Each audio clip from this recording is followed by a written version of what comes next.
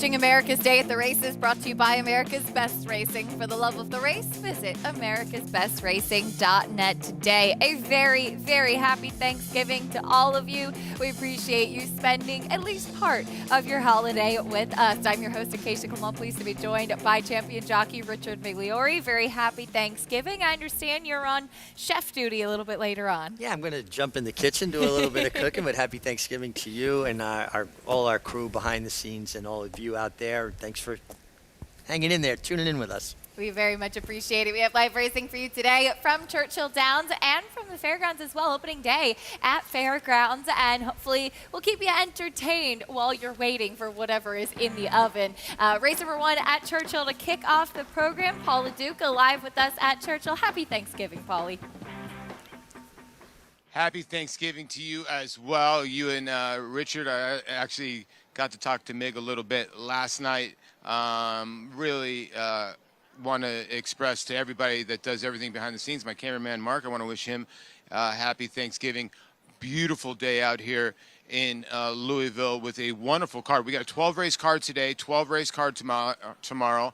Highlighted today, obviously, by Played Hard in the Fall City. We also have the Cardinal, a grade 3, a mile and eighth on the turf. The Lika, your favorite there. Then tomorrow, the Miss Revere. And then, obviously, the Clark with Rich Strike is now your 2-1 morning line favorite. Actually, not your 2-1. I think 2-1 morning line favorite, yes. And West Willpower is 5-2 second choice. On to race number one.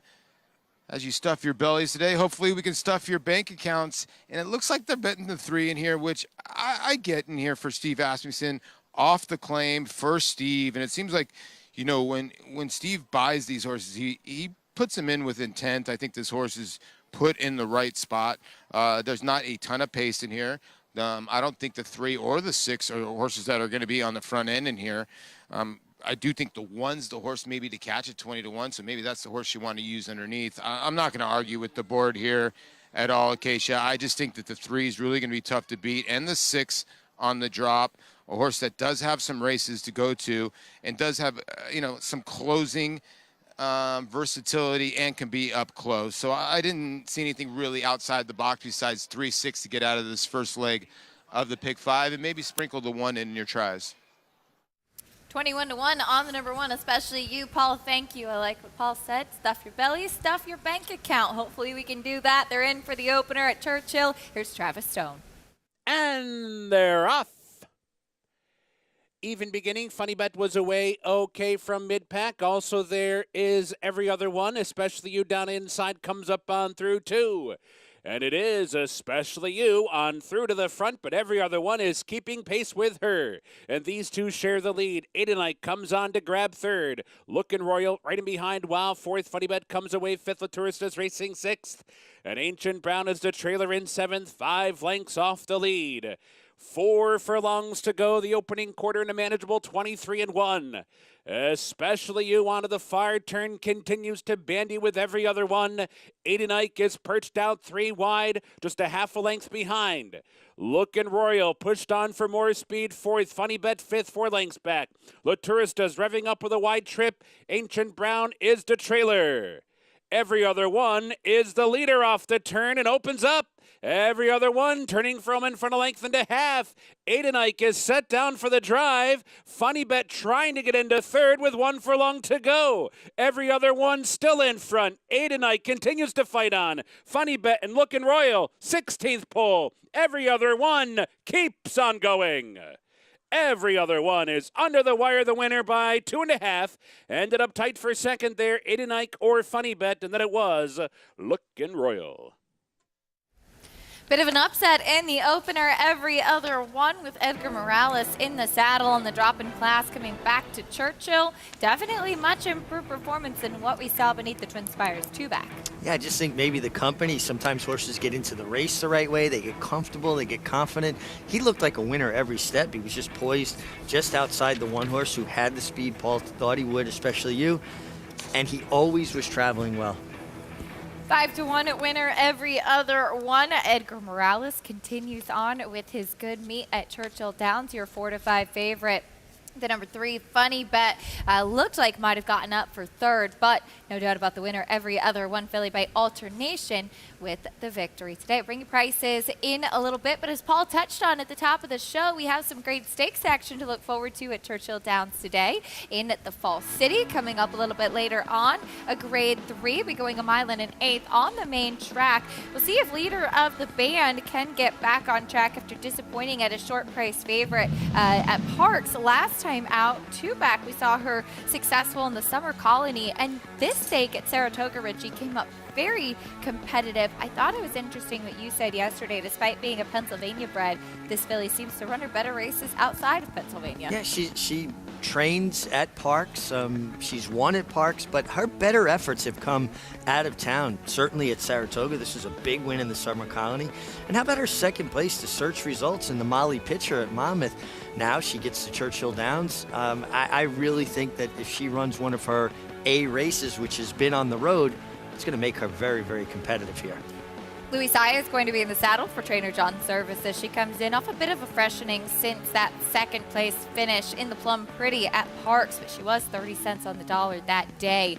We'll see if she can get back to the winner's circle today. Her main competition, though, is the 4-5 morning line favorite. That's Played Hard, who we saw winning the Grade 3 Locust Grove 2 starts back, then last time third behind the likes of Malathot in the Grade 1 Spinster.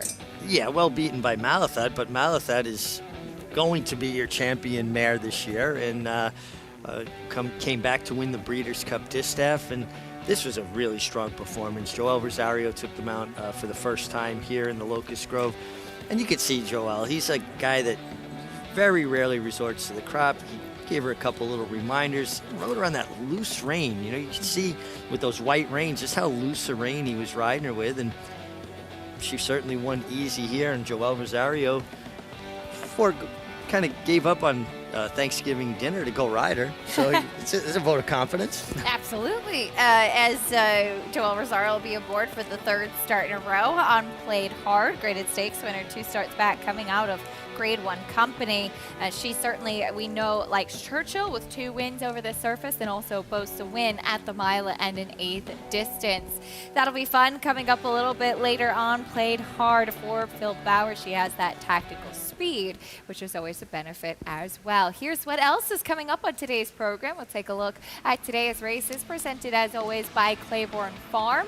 We have races 2 through 12 still to come at Churchill. Do note they're off the turf at the fairgrounds today, so no turf racing today at fairgrounds, but do have the Thanksgiving Classic as the feature this afternoon. Be excited to show opening day from fairgrounds. You can join Naira Bets today, play all of the action on our program and a whole lot more while earning up to a $200 deposit match bonus. Sign up with promo code MATCH200 and you could earn up to a $200 deposit match right after your first deposit. Bet any track, anywhere, anytime. Don't forget to join now at NairaBets.com for your $200 deposit match. Race 1 at Churchill Downs is in the books.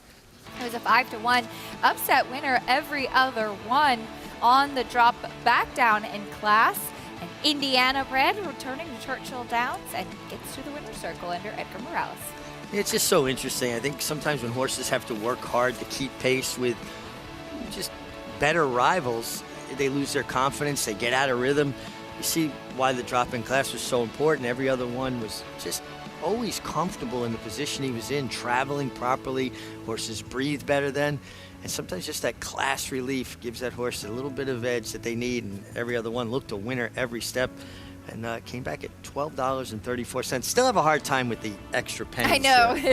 Yeah, definitely not a return that you're used to saying. This roll off the tongue as well. But Funny Bet, your 4-5 favorite, she was able to get up for second over A tonight. 5-1, Every Other One filly gets the win in the opener. Here's what's coming up in race 2 for the 2-year-old fillies at Churchill, a mile on the main track. It's a maiden claiming for $20,000. Couple of scratches in here. No surprise, though, the number 6, Good, Better, Best, is a short price right now on the board. First off the claim for for Chris Hartman. Not easy to claim off of Brad Cox. We'll see how that filly does. We'll also preview the Kentucky Derby winner, Rich Strike, who is set to return to his home track tomorrow in the Grade 1 Clark, looking to add another Grade 1 to his resume. Grade 1 winner and track record setter Lee. Like their sire, his runners have excelled on both dirt and turf, including these standout performers. Poppy Flower is kicking in. Poppy Flower with the momentum. Nagarok, they come on for the finish, and it is going to be Nagarok. Out of a Galileo mare, this dual surface star has sired juvenile stakes winners on both dirt and turf. Lee, standing at Claiborne Farm.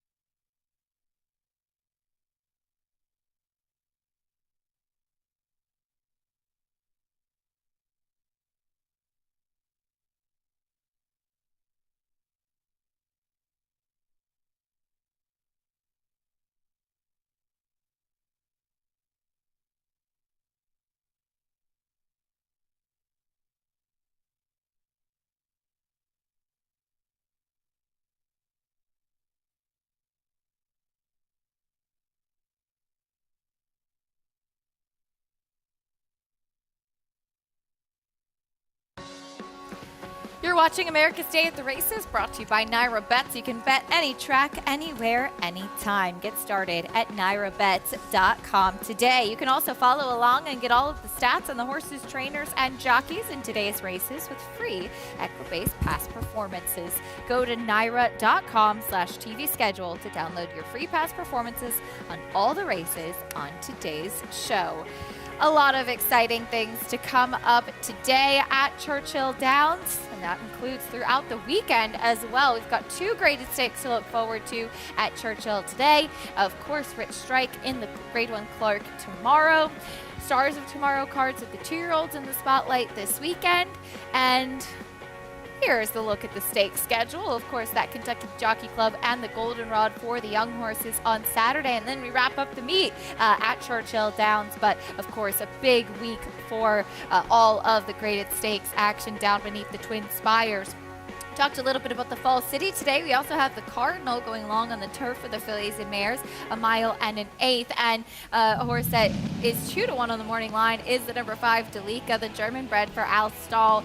She's just amazing, Richie. She wins going a mile and 3/8. She's won sprinting. She's coming off of a Grade 1 win, 3 starts back in the Beverly D, going 9 furlongs. Such a cool mare. And she likes the lead, and she will fight you for it too. She was collared here in the Beverly D, and she battled back, and she's just tenacious when she makes the front. And like you said, so versatile. The distances vary, and she just shows up and does it every single time. And she's shown an affinity for Churchill Downs. 3 wins, 3 seconds from 7 starts there. Coming off of a 6th place finish last time out, the Fall Harvest at Keeneland, prompting the pace that day. But she's just had so many good races, winning even at Kentucky Downs 2 starts ago in the ladies' turf. Al Stahl was saying how it was such a intrigue to go and race there because it's $1 million bonus if there's a Grade 1 winner in the field, and she ended up winning that race. Look at what she's earned: 9 for 30, $1.2 million in the bank. Delika, excited to see her. Some of her competition, though, adventuring for Brad Cox, who comes off of a 4th place finish through the DQ of the 2nd place runner in the Grade 1 EP Taylor. Prior to that, she won at Kentucky Downs Marathon, going a mile and 5/16. Yeah, and this was the Grade 1 E.P. Taylor, and she was involved early, and she has a lot to say about how this race is going to run because she possesses speed as well, very similar style to Dalika, and they both have to respect each other, and that's when you see horses tend to hook up more. Now, when you have a long shot that has a lot of speed, you don't mind backing off them, but you have to respect your other rival. You're going to stay close to them and could lead to a faster than normal pace. Will be fun to see those two going head-to-head. Joel Rosario will be aboard Adventuring. He rode her to victory in that ladies marathon we just watched at Kentucky Downs 2 starts back. Tomorrow, though, you have the Grade 1 Clark at Churchill Downs, which will feature the return of Rich Strike after we just saw him run in the Breeders' Cup Classic. And it is interesting, Richie, a conversation we've had about the spacing between the races for Rich Strike. He ran second in the Lucas Classic, then did contend in the Breeders' Cup Classic, finishing 4th. Now he comes back relatively quickly into the Clark, which had been the year-end game plan for him all along. Yeah, just 20 days. He didn't run back in the Preakness reportedly because they felt like it was too quick back. That was only 14 days off this huge effort in the Kentucky Derby where he worked out an incredible trip and an incredible ride by Sonny Leone in the Derby. Eric Reed wins the Kentucky Derby with a horse they claimed out of a maiden $30,000 claiming race. He's certainly the horse to beat. This isn't the deepest Clark field we've ever had. I'm a little bit interested in Proxy, Joel Rosario. I know he's coming off a layoff, but I think he's got races certainly good enough to contend here. Yeah, definitely an interesting race. You've got West Will Power to the outside as well for trainer Brad Cox, who does come off of back-to-back victories, including the Grade 2 Fayette last time out. Will make things interesting. Let's see if Rich Strike can add another Grade 1 victory to his resume after that 80-1 shocker this past May in the Kentucky Derby. And we've gotten to see him run quite a bit this year, too, which has been fun as he's been able to validate that Kentucky Derby performance. Yeah, and I think it's very satisfying that he validated that effort. You know, you just hate to think it was a complete fluke to win, you know, our most famous race. He's shown that he is a horse with a lot of ability. He should be undefeated at Churchill Downs. He should have won the Lucas Classic. As great as Sonny Leone rode him in the Kentucky Derby, I thought it was an ill-judged ride in the Lucas Classic, picking a fight with Hot Rod Charlie. But if Hot Rod Charlie was in here, he'd be a lot of the story, wouldn't he? Yes, he would. Absolutely. Well, we'll see if Rich Strike can do it again. We'll see if he can win the Clark tomorrow. More on that a little bit later. Coming up next, we have the second at Churchill Downs, the 2-year-old fillies. There is Good, Better, Best, currently 3-2 on the board. That collected filly making her first start for trainer Chris Hartman. We'll talk about her chances, meet the rest of the field, get some thoughts from Paul, and kick off the early pick 4 at Churchill Downs.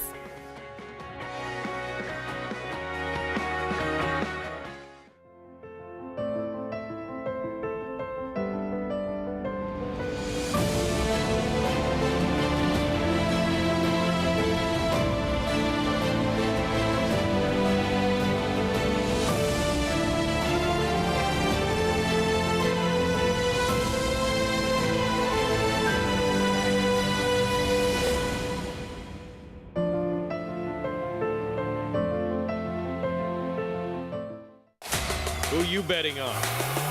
How about an app created specifically for horse racing? Naira Bets. We specialize in thundering hooves, fist pumping, and boosting your bankroll with robust weekly promotions. And offer betting tips from actual horse racing experts. Bet all day and night, nationwide. Get the action and thrill of horse racing with Naira Bets. Giddy up. Game of Silks is coming this December. War Dancer. The momentum continues with recent stakes winners on turf and dirt. Dancing Buck going wire to wire in the Grade 3 Belmont Turf. Dancing Buck has opened up on the field. It is Dancing Buck by a half dozen lengths. And 2-year-old filly War Saichi with a wire-to-wire win in the Ladyfinger Stakes. War Saichi asserted her authority immediately out of the starting gate, and she has not relinquished the lead. War Dancer, the #1 third-crop turf sire in North America. Proud to stand in New York. Racetrack Television Network brings you every race, from every track, on every screen, every day. With monthly packages starting as low as $5, RTN gives you great value and access to more live HD streaming and race replays than anyone. Visit RTN.tv today to sign up and watch on almost any device, including Roku and Amazon Fire. RTN has packages that start at $5 per month.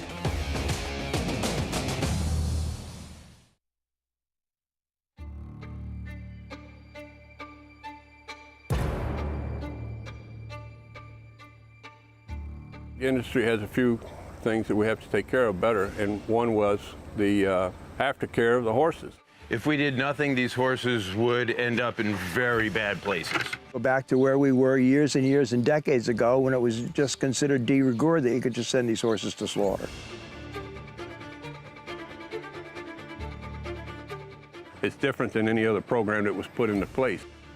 I remember that meeting at Belmont Park. It was a dream. It is a first line of defense for those who are concerned about what happens to the equine athlete after he's done racing. Without the TAA to provide that oversight, there would be a big void in terms of making sure that we have this ongoing safe environment for our off-the-track racehorses. We started with some 21 organizations across the country, and now we're up to over 82 facilities throughout the country and giving away almost just under $25 million. It's the one shining accomplishment that we have that we can point to say we really do love our horses. Just the word aftercare has become part of the discussion, has been part of the vernacular in a way that it was not when I started this position around the start of 2013. It's a daunting task that the TAA and its accredited organizations have taken on. And that's why the industry itself has got to fund it. Every time I turn around across the country, you know, the TAA staff is there, and they're shaking hands and they're kissing babies, and they're doing the blocking and tackling right that needs to be done. We have a social responsibility to make sure that thoroughbred aftercare is also #1 on the list.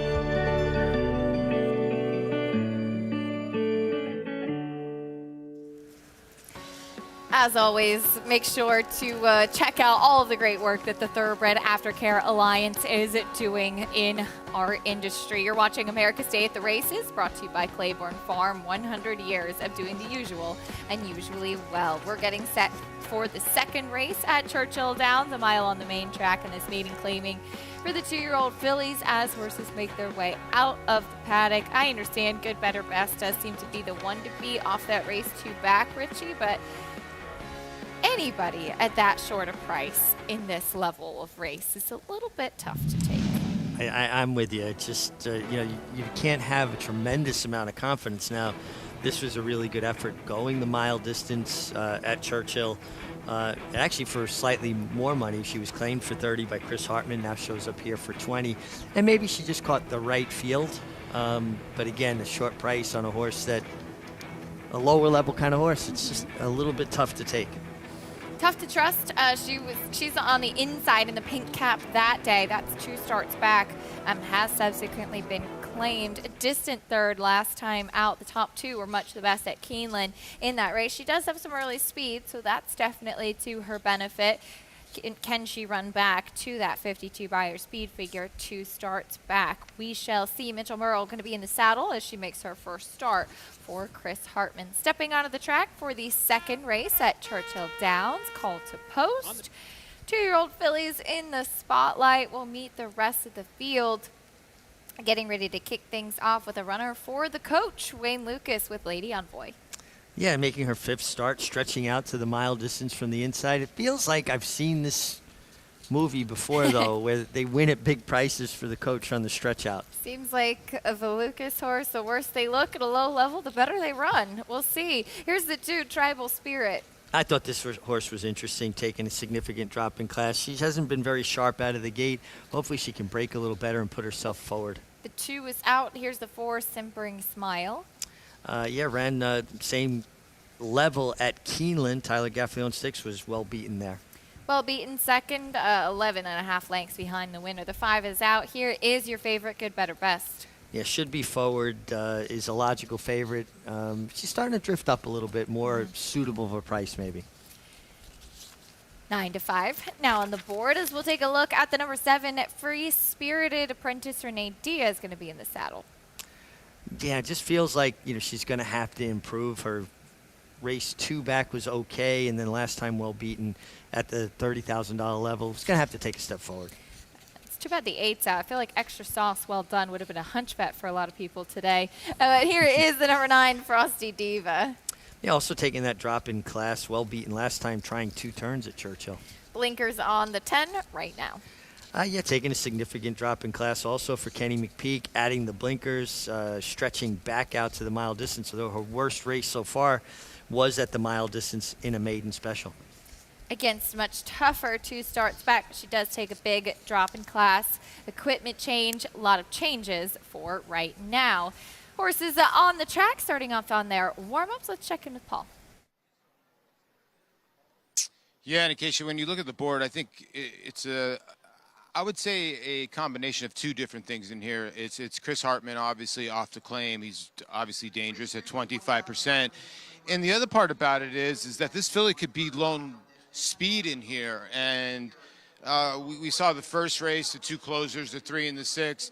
Edgar Morales got the jump, and those horses just couldn't catch up. The 4 was just much the best in race number 1.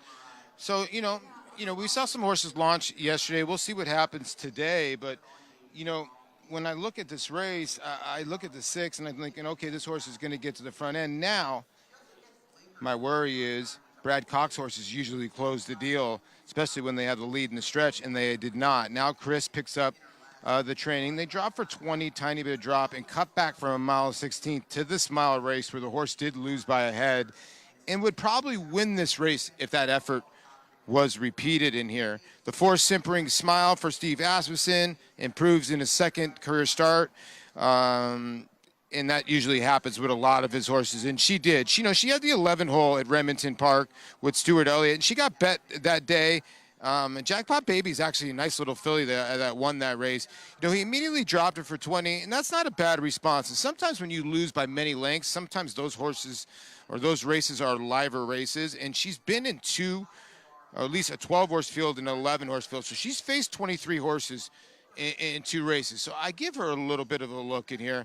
The 2 Tribal Spirit, I'm along with here with Mig. I think that if she can get out of the gate, that's been her issue here from Michelle Lavelle, a filly here by Connected. Cotton Candy Andy, they took the blinkers off Tribal Spirit last time. And she was a little bit more involved, but again, she just broke flat-footed. She needs to just get out of the gate in one piece. The One Lady Envoy is kind of the same in here, which could land the 4. If you look at the 1, 2, and 4, they are all not great gate horses. And that's why I think the 6 could maybe just walk to the front end.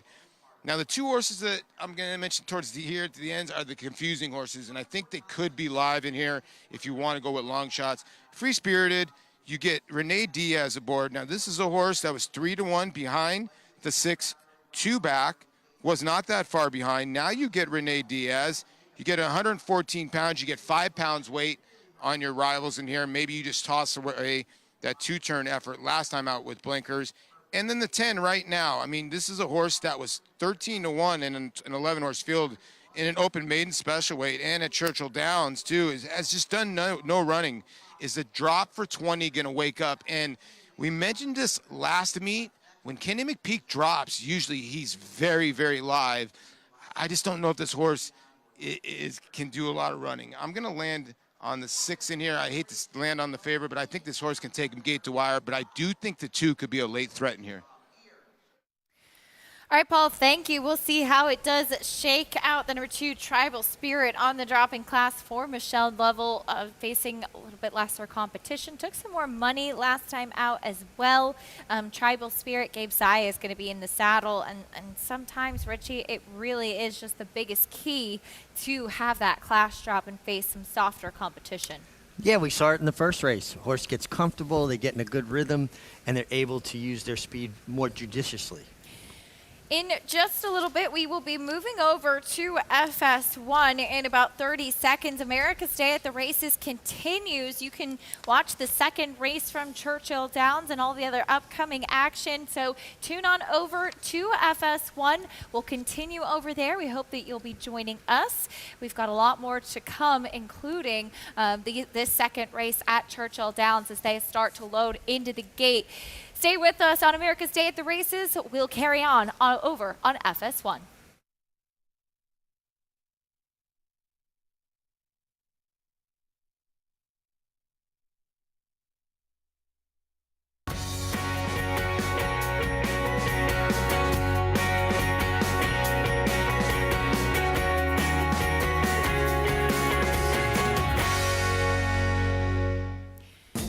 You're tuning into America's Day at the Races, brought to you by America's Best Racing. For the love of the race, visit americasbestracing.net today. A very happy Thanksgiving to all. Acacia come alongside Richard Migliori, Paula Duca live with us at Churchill Downs as well. We're continuing our show here on FS1 and very happy to have you all with us, and a very happy Thanksgiving, Richie. Happy Thanksgiving to you and to all the people out there, and certainly our crew behind the scenes who work tirelessly to make these shows what they are. We're very, very grateful for our whole team for making all of these shows possible. And thank you for tuning in and spending at least part of your Thanksgiving afternoon with us. We're getting ready for the second race at Churchill Downs. It's a mile on the main track, a maiden claiming race for $20,000. The 2-year-old fillies, everyone looking for the first win of her career.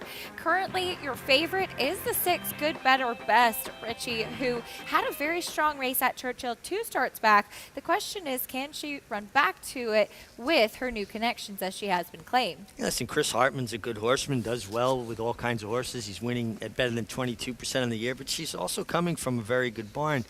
And I agree with what Paul said. It's unusual to see a Brad Cox horse not kind of seal the deal, finish it when she was right there, although she did fight it out gamely 2 back. Brief Speed going 2 turns last time, now gets back to the 1-turn mile at Churchill, which was her best go.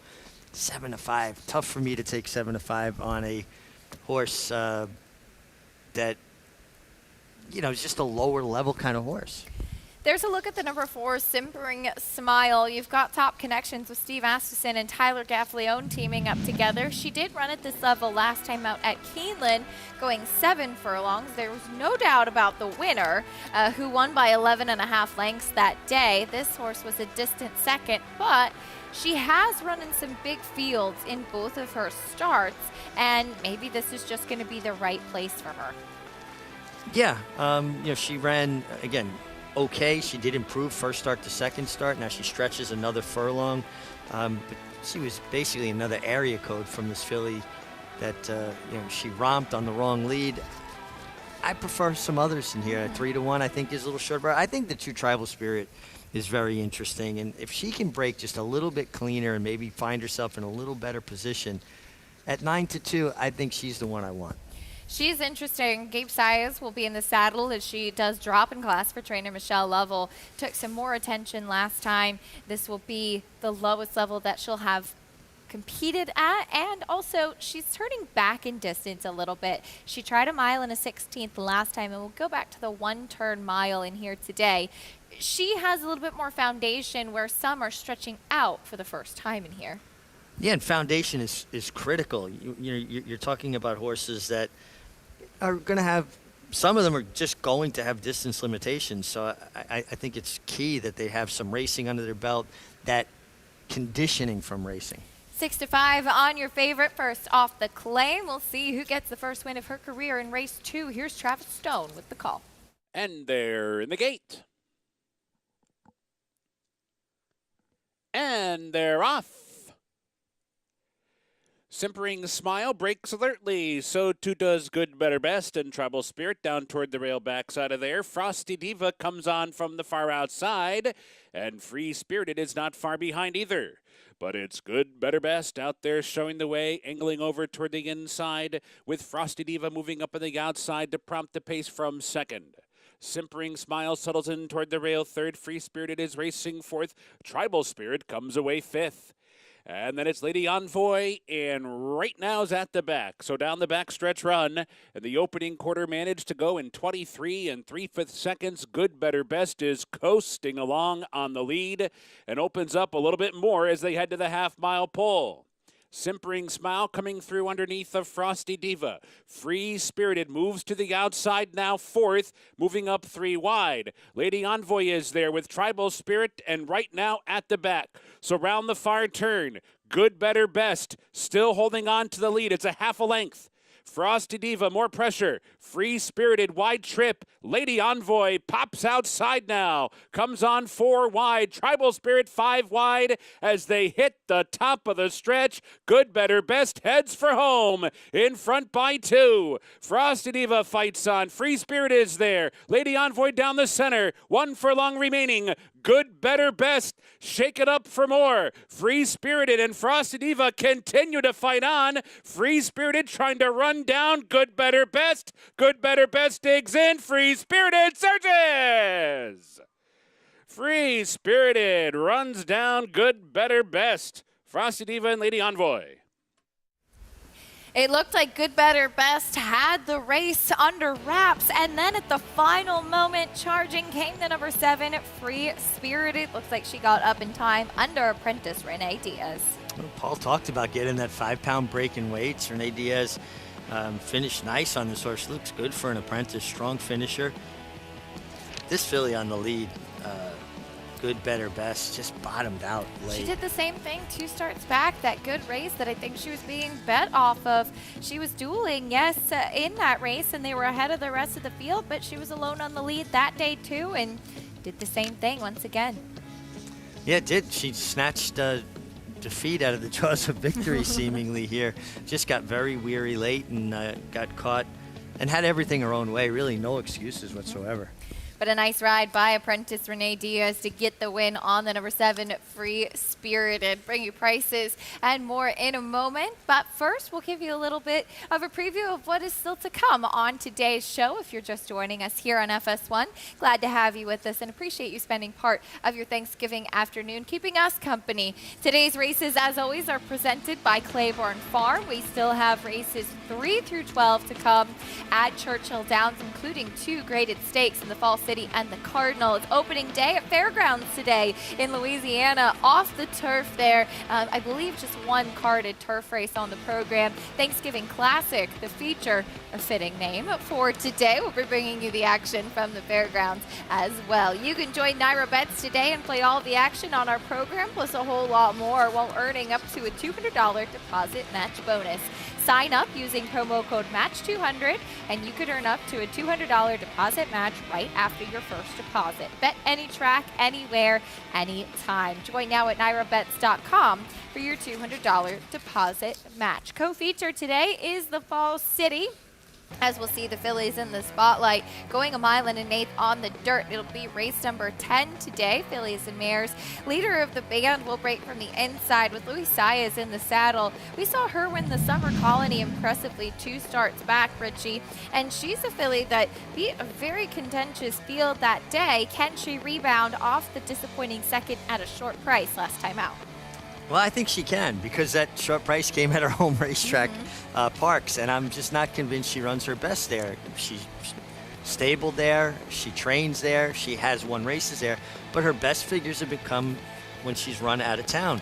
The Summer Colony that we're watching here from Saratoga was a terrific run and a good figure. The Molly Pitcher previous to that. Search results would have to be your favorite here, wouldn't she? Oh, absolutely. Yeah, I think a slam dunk kind of favorite here. So I think leader of the band getting away from her home track at Parks and coming to a different venue. And we know John Service can win at Churchill Downs. Horse named Smarty Jones. Absolutely. Played Hard, perhaps the biggest competition. In fact, she's 4 to 5 on the morning line, which is interesting. The good thing about Played Hard, Richie, is yes, she was a graded stakes winner 2 starts back in the Locust Grove, faced the likes of eventual Breeders' Cup Distaff winner Malathot last time in the Grade 1 Spinster, but she has a lot of natural early speed, which I think is her best weapon. I agree, and I think she's got the right rider in Joel Rosario. And you're watching the way Joel was riding her, kind of a loose rein. You know, some horses just respond nicely, especially horses that maybe their breathing can get inhibited if you get in their mouth too much. I think Joel is a guy that really allows horses to kind of run up underneath him. And obviously this filly responded beautifully to his handling in the Locust Grove. Played hard, 4-year-old filly by Into Mischief. Joel Rosario, who's been aboard her last 2 starts, will be aboard again today for trainer Phil Bauer, who we saw have a terrific summer at Saratoga, a young trainer with a big future and some good quality stock in his barn as well. Played hard, picking up that Grade 3 Locust Grove win 2 starts back at Churchill Downs. An impressive victory over some nice company too, the likes of Crazy Beautiful in second. She's in good form right now, and you'll see that short price on the morning line. 4 to 5 morning line. I do think Leader of the Band is the horse to beat, though, and if I get anywhere close to 9 to 2, that's where my money's going to land. I like your theory about her getting out of park. So it'll be fun. That's the Fall City. Coming up a little bit later on, we'll go as race number 10 on this 12 race card on Thanksgiving Day at Churchill. Race 2 in the books. It went to the number 7 Free Spirited apprentice rider Rene Diaz has been making a name for himself in Kentucky. He's standing by with Paul. Yeah, I am standing by here with Rene Diaz, who, how long has it been since you've had your meniscus? About 6 weeks. So 6 weeks, you tore your meniscus. For a lot of people don't know, he had a bad spill, and it looked a lot worse, Rene, and I'm kind of blessed that you just got away, baby, with a torn meniscus. Oh, I'm just blessed to be back, doing what I love. I know you got the biggest smile on your face, and you know, when you have an injury like this, what does it take to get back? I think the hardest part is mentally, because you're watching the races or you're around people that's in the industry and you see the horses that you've been working win. But thank God, I thank my agent and God for keeping me motivated and always having a positive mind towards everything. I'm just glad to be back. Well, you got a great smile on your face. Where are you going to go from here, Rene? The plan is actually Sunday night, I'm actually taking my tech to Arkansas, Oaklawn. Okay. Hopefully we start working some horses early and get the ball rolling. We'll be there together. Hopefully I'll be interviewing you in the Oaklawn Winter Circle and maybe a couple more times before we finish this meet. So happy Thanksgiving for Rene Diaz. He gets his W on one of his first rides back off a serious injury. I don't think he stopped smiling that entire interview. So great to see Paul Rene Diaz and just what he was saying. Mentally, it really is the biggest challenge to overcome an injury and come back strong, and obviously he's done that. Yeah, and you could, that smile told it all, but it's really hard, especially when you're a young rider and you've put so much effort to accumulate business and you're riding nice horses and you're working nice horses, and now you're on the sidelines and they have the audacity to continue to run races without you. It's got to be the worst feeling. $21 winner, Free Spirited, able to run down your even money favorite, Good, Better, Best. Congratulations to Rene Diaz. We look forward to seeing him throughout the winter at Oaklawn Park. We'll be bringing you coverage from Oaklawn on America's Day at the Races throughout the winter as well. But a jockey that's had plenty of injuries, also had a lot of wins. Irad Ortiz, he's had a tremendous year. In fact, tied with Garrett Gomez for the most stakes wins in a year. He'll have the opportunity this weekend to break that record.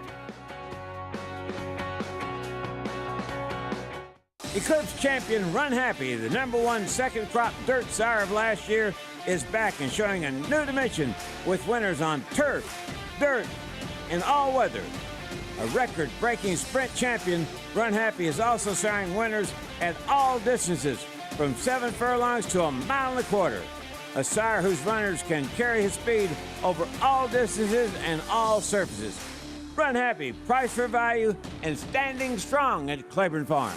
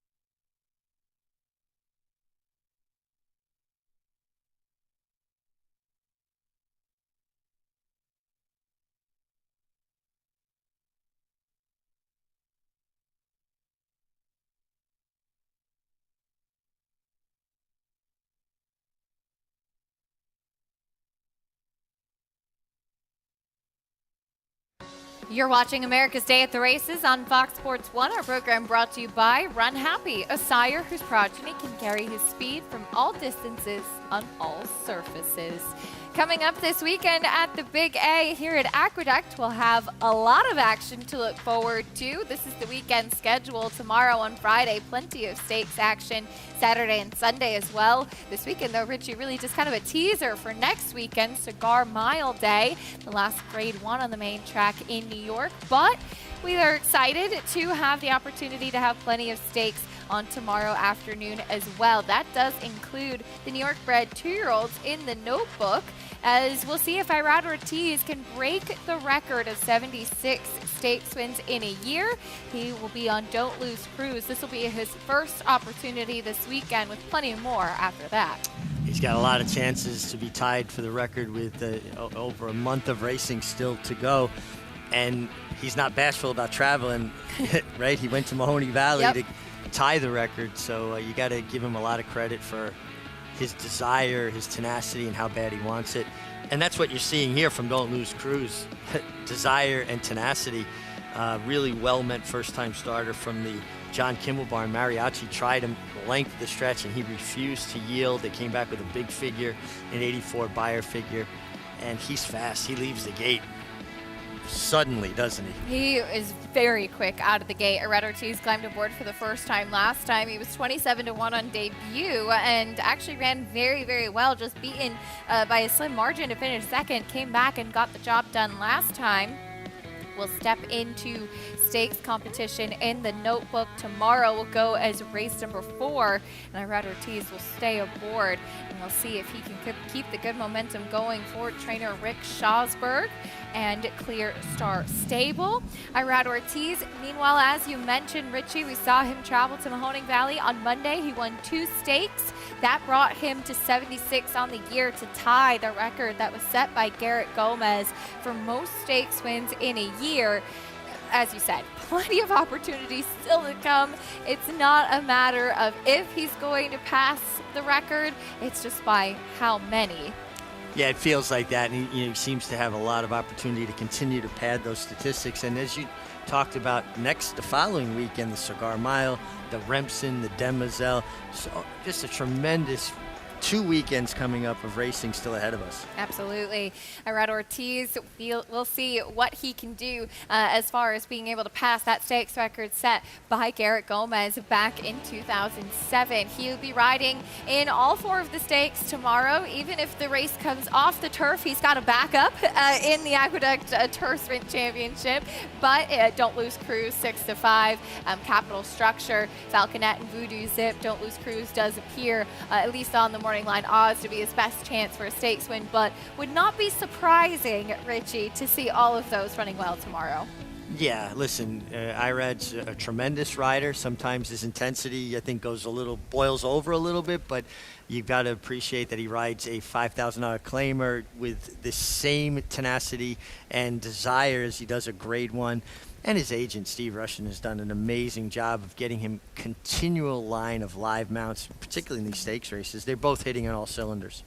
Riding a lot, has had a tremendous year. Of course, we saw him winning the Belmont Stakes this year with Mo Donegal, 76 stakes wins on the year and counting. As we turn our attention back over to Churchill Downs, horses in the paddock as we get ready for race number 3. We're going a mile and 3/16 on the main track, a distance race on the dirt coming up. We look forward to the 3rd from Churchill. There is Bandit Swanson. More on his chances after this.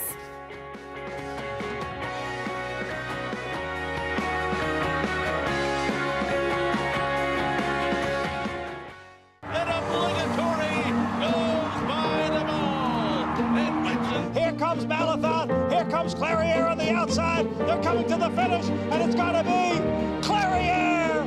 Nest, much the best. She won by better than 10 lengths.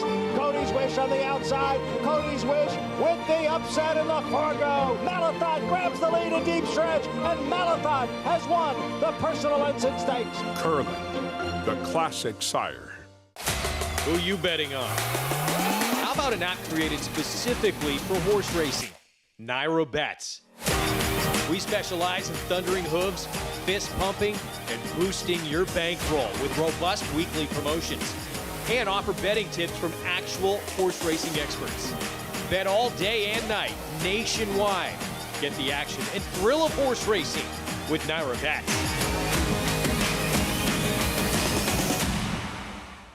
Giddy up. Game of Silks is coming this December. Union Rags, proving Lane's End's tried and true stallion making formula. A formula that leads to success for our partners and our stallions. He's a leader in his sire crop by graded stakes winners and Grade 1 winners. He's a commercial standout with multiple $1 million sales and a 6-figure yearling average. And with 4 full books bred at 50 and 60,000, he has even more exciting progeny in the pipeline. Union Rags, a stallion that stands above the rest. You don't have to be a multi-millionaire to get into this game. You can have a few $1,000s and have fun with it. But with the bonds, you're actually going to win. I've had the opportunity to win multiple races. In fact, this year I won 2 times in one day, which is almost unheard of to be able to do. This is going to happen with them. You will get into the winner's circle in Saratoga. You will walk that horse in, and you will stand there and look at the crowd, and the bonds will take you there and get you into that winner's circle. And it won't cost you a lot of money.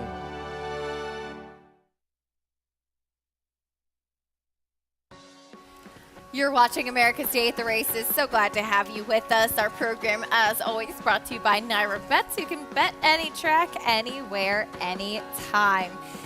And you could get a $50 bonus when you bet every day with Naira Bets this holiday weekend. Bet every day, starting today until Sunday. And as long as your bets add up to $500, you'll get a $50 bonus, win or lose. Get the full details, and don't forget to opt in at NairaBets.com now. We continue on with our live racing action in a moment, but a celebrity sighting at Churchill Downs. Kentucky Derby winner Rich Strike schooling for tomorrow's Grade 1 Clark, and we've seen them do this consistently with him, Richie, that they'll bring him over to the paddock, whether it's at Churchill, in Saratoga when he ran in the Travers, get him acclimated to the scenery, and doing it in between races allows there to be a little bit of a crowd and a buzz as well. Yeah, people come out, they get to see the Kentucky Derby winner on Thanksgiving. That's kind of a nice treat, isn't it? And he's a horse that really holds his condition. He looks terrific. I really like what I'm seeing from him, after a pretty arduous campaign. Absolutely, as he comes off of a relatively quick turnaround, at least by his standards, off of a 4th place finish in the Breeders' Cup Classic, trained by Eric Reed, who's standing by with Paul. With winning training here of the Kentucky Derby winner, Rich Strike, who is schooling in the paddock here for the Clark, Eric Reed. Eric, he looks tremendous here in the paddock. Thank you. He's done really good since the Classic, and he's home now, so he's happy to be walking around here. He needed it, though, to get ready for tomorrow. He's pretty wired up. We were talking before. When he had went to Saratoga to run in the Travers, it was almost like he was in a little wonderland. And he's now back home, and he's so calm. And you told me looks like he's been chomping at the bit. You told me you haven't done much with him since the Breeders' Cup Classic.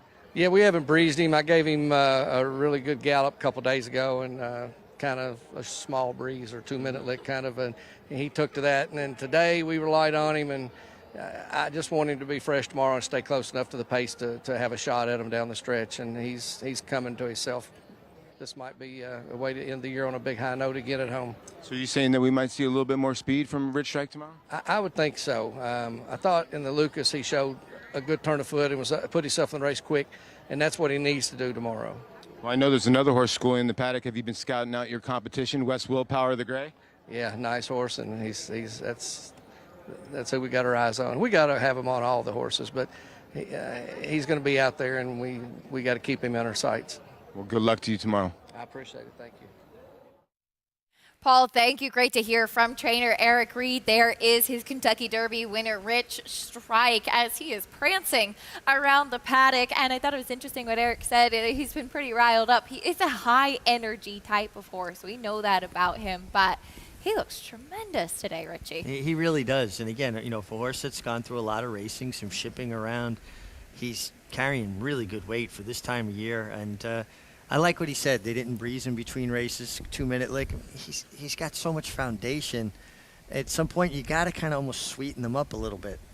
Explain for those tuning in what a 2-minute lick might mean as far as training versus an all-out breeze. So an all-out breeze is when a horse is going to go 1/8 of a mile, somewhere between 12 and 13 seconds, sometimes even a bit faster. A 2-minute lick is exactly that, 15 seconds to each furlong.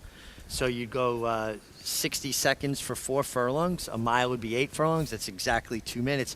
And you have some riders that are so good at it and have such a good clock in their head, they will deliver a perfect mile in 2 minutes.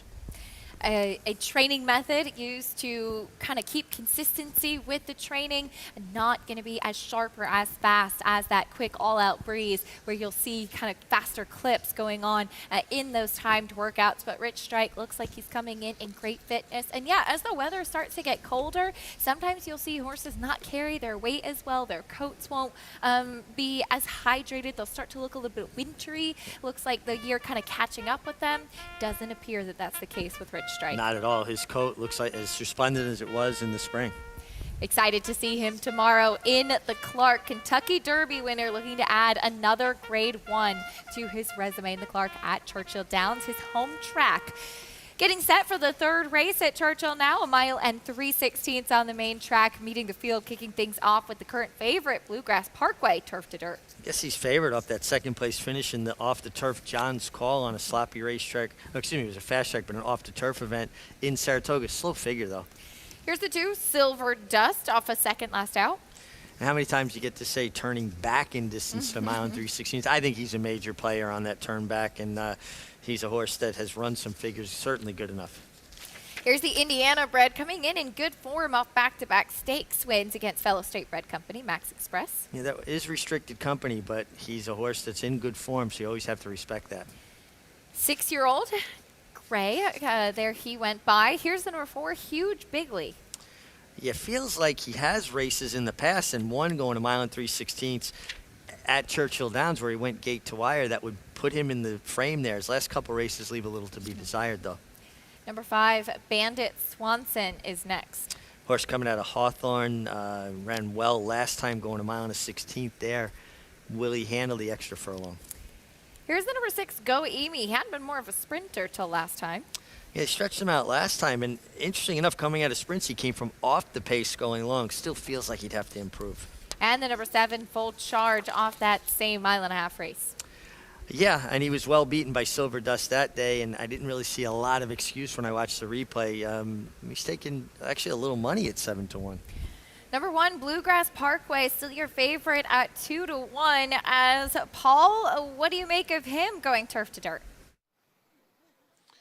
Well, this is another confusing race. We've already had a couple upsets here at Churchill, and in the payoffs here, the last couple days have been unbelievable. We had a jackpot payout, and again, another difficult field. When you look at Bluegrass Parkway, I get it. This horse is a 6-year-old gelding that's tried the dirt one time. Now, I get it. It was a second-place finish. It was a 69 buyer. It was at Saratoga. It was 2 starts ago, and that was in August. It was an okay race against Girl Dad.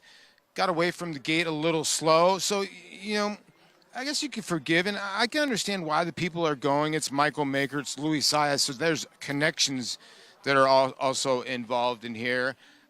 The 2 horses you can see on your screen, Silver Dust, has just been feeling himself since he's been gotten on the racetrack. He's been running around crazy, warming up, and he looks like he's set and ready to maybe set the pace in here, get to the front end. I would think the other horse in here would be Huge Bigley.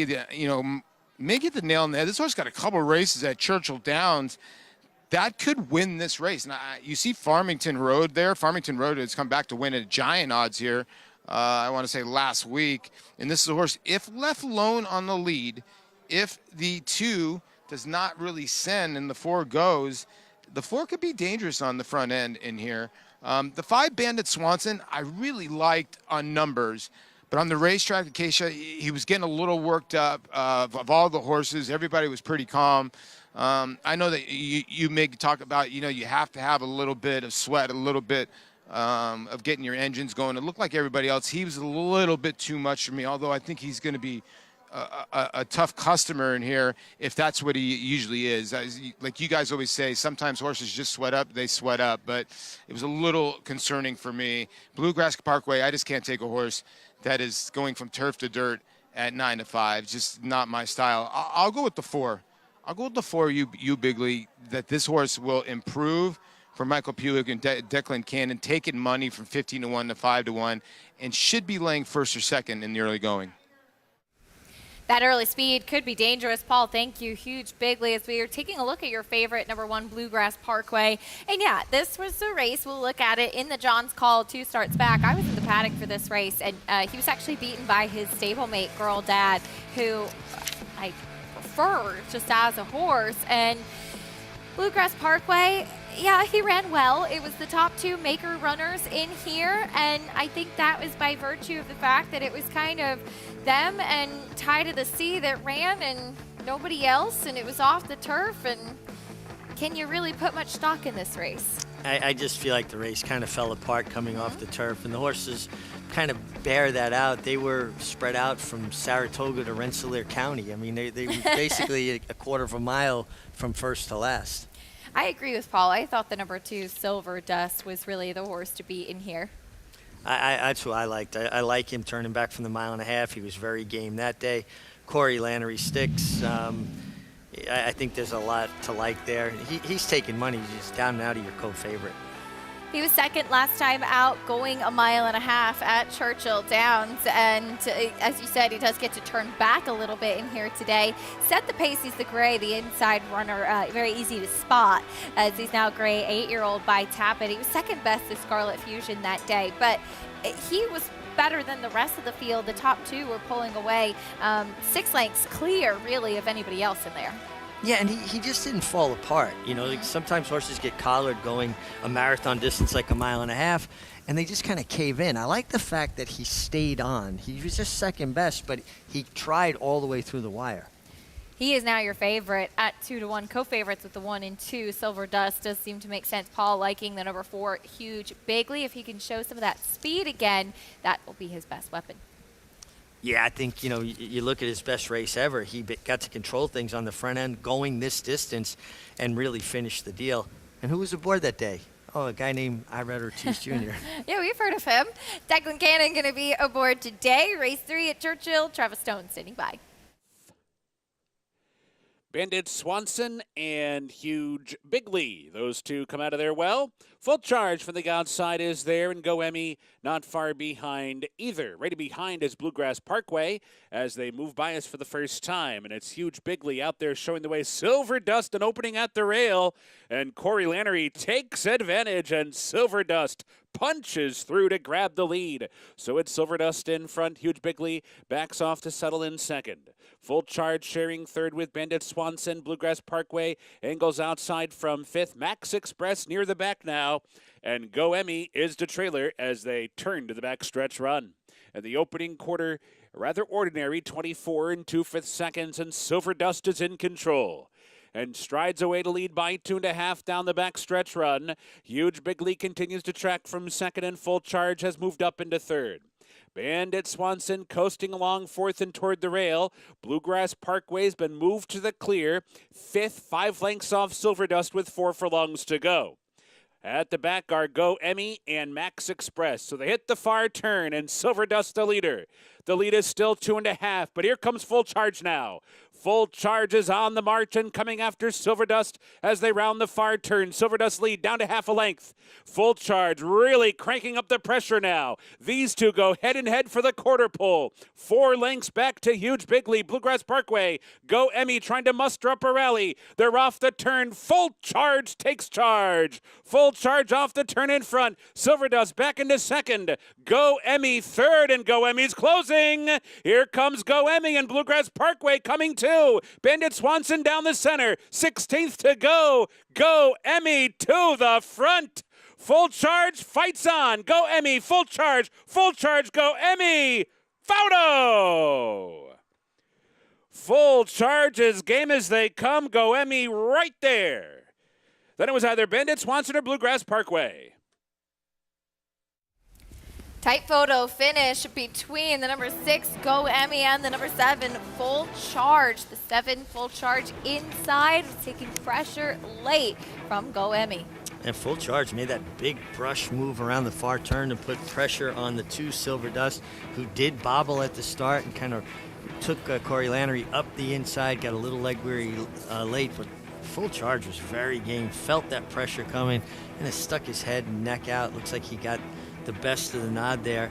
That kind of an awkward lead change by the 6, Go Emmy, right in here. He's going to get on his right lead, but he really kind of lost a little bit of momentum. He almost bobbled there just a little bit. Kind of steps in a little bit. Yeah, and it just looked like it kind of thwarted his forward progress just a touch.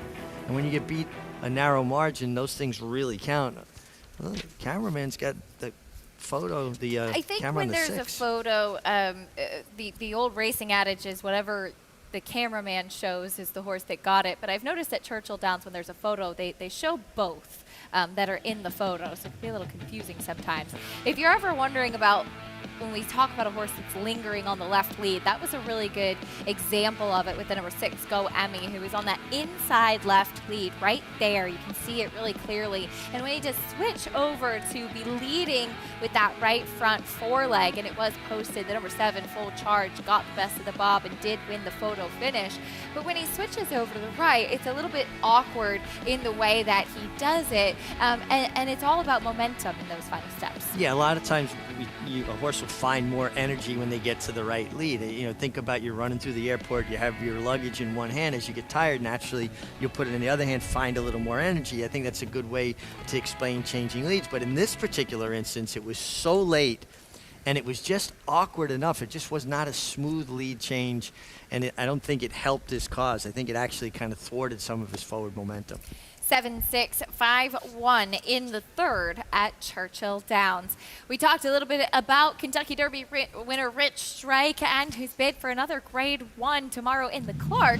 Some big competition. You even heard trainer Eric Reed mention will be the runner to the outside, West Will Power, who's coming off of a win in the Grade 2 Fayette. That's over Folsom and Last Samurai. So top 3 finishers from the Fayette coming into this Clark, and they'll be the big main competition for the likes of Rich Strike.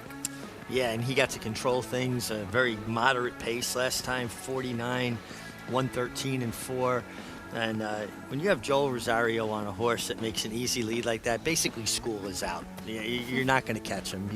He makes the lead because horse is just doing it so well, so easily. He gets Luis Saez, a terrific front-end rider, a guy who is aggressive as Joel Rosario winds up on the 1, Proxy, who's coming off a bit of a layoff, hasn't been seen since a 3rd place finish in July against Olympiad and American Revolution.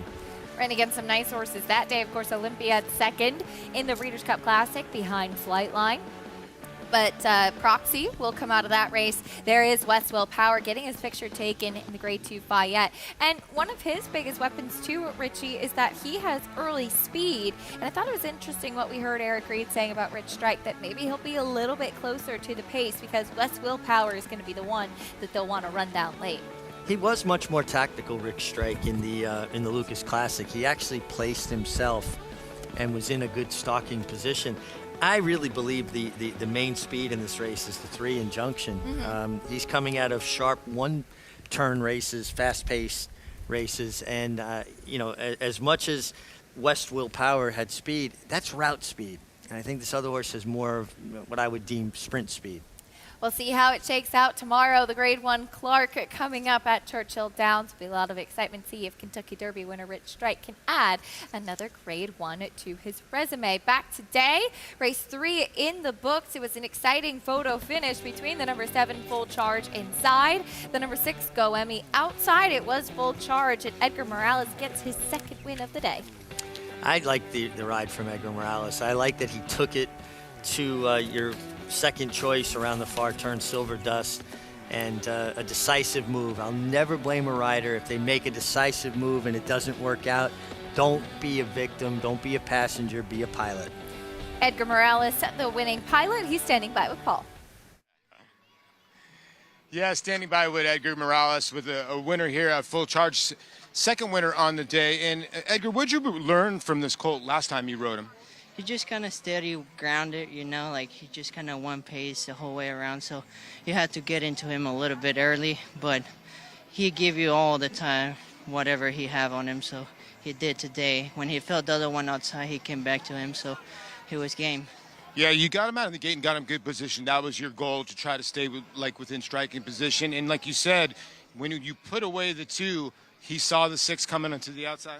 Yeah, I mean, I was trying to be not that wide on the first turn, but then the 2 got through the rail, and I think it worked perfect, because if not, you know, I'll have to be on the lead, and I didn't want to be on the lead, but he did everything really good. When he felt the 6 outside, he came back to him, and he just came all the way. So. Well, congratulations. Hopefully you get a hat trick on the day. Can't go without asking you, Saturday, the Goldenrod, who's your filly for Tom Amoss? You got to be happy to be on her. Yeah, both of them, Curly Jack and Hoosier Philly, they're doing really well. So hopefully we get it done today. So. Congratulations, Edgar.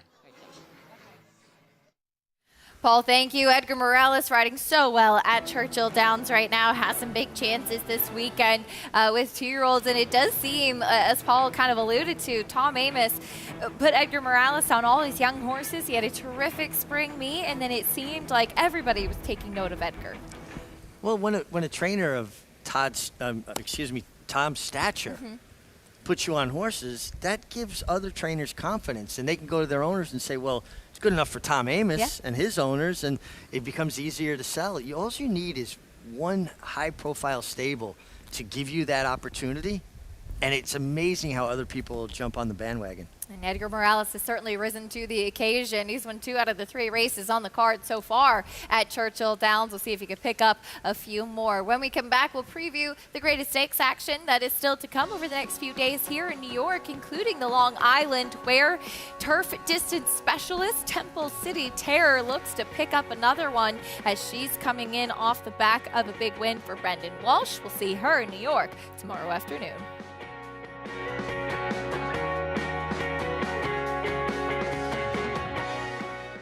I've been impressed with the volatiles overall. We've had several at the farm, and then we had several ship into us at the sale. And they've been impressive physicals. They have some size and scope and nice clean necks, good angles to their shoulders, and just athletic and physically imposing horses. Volatile is fast. Wins by 5 lengths on the wire.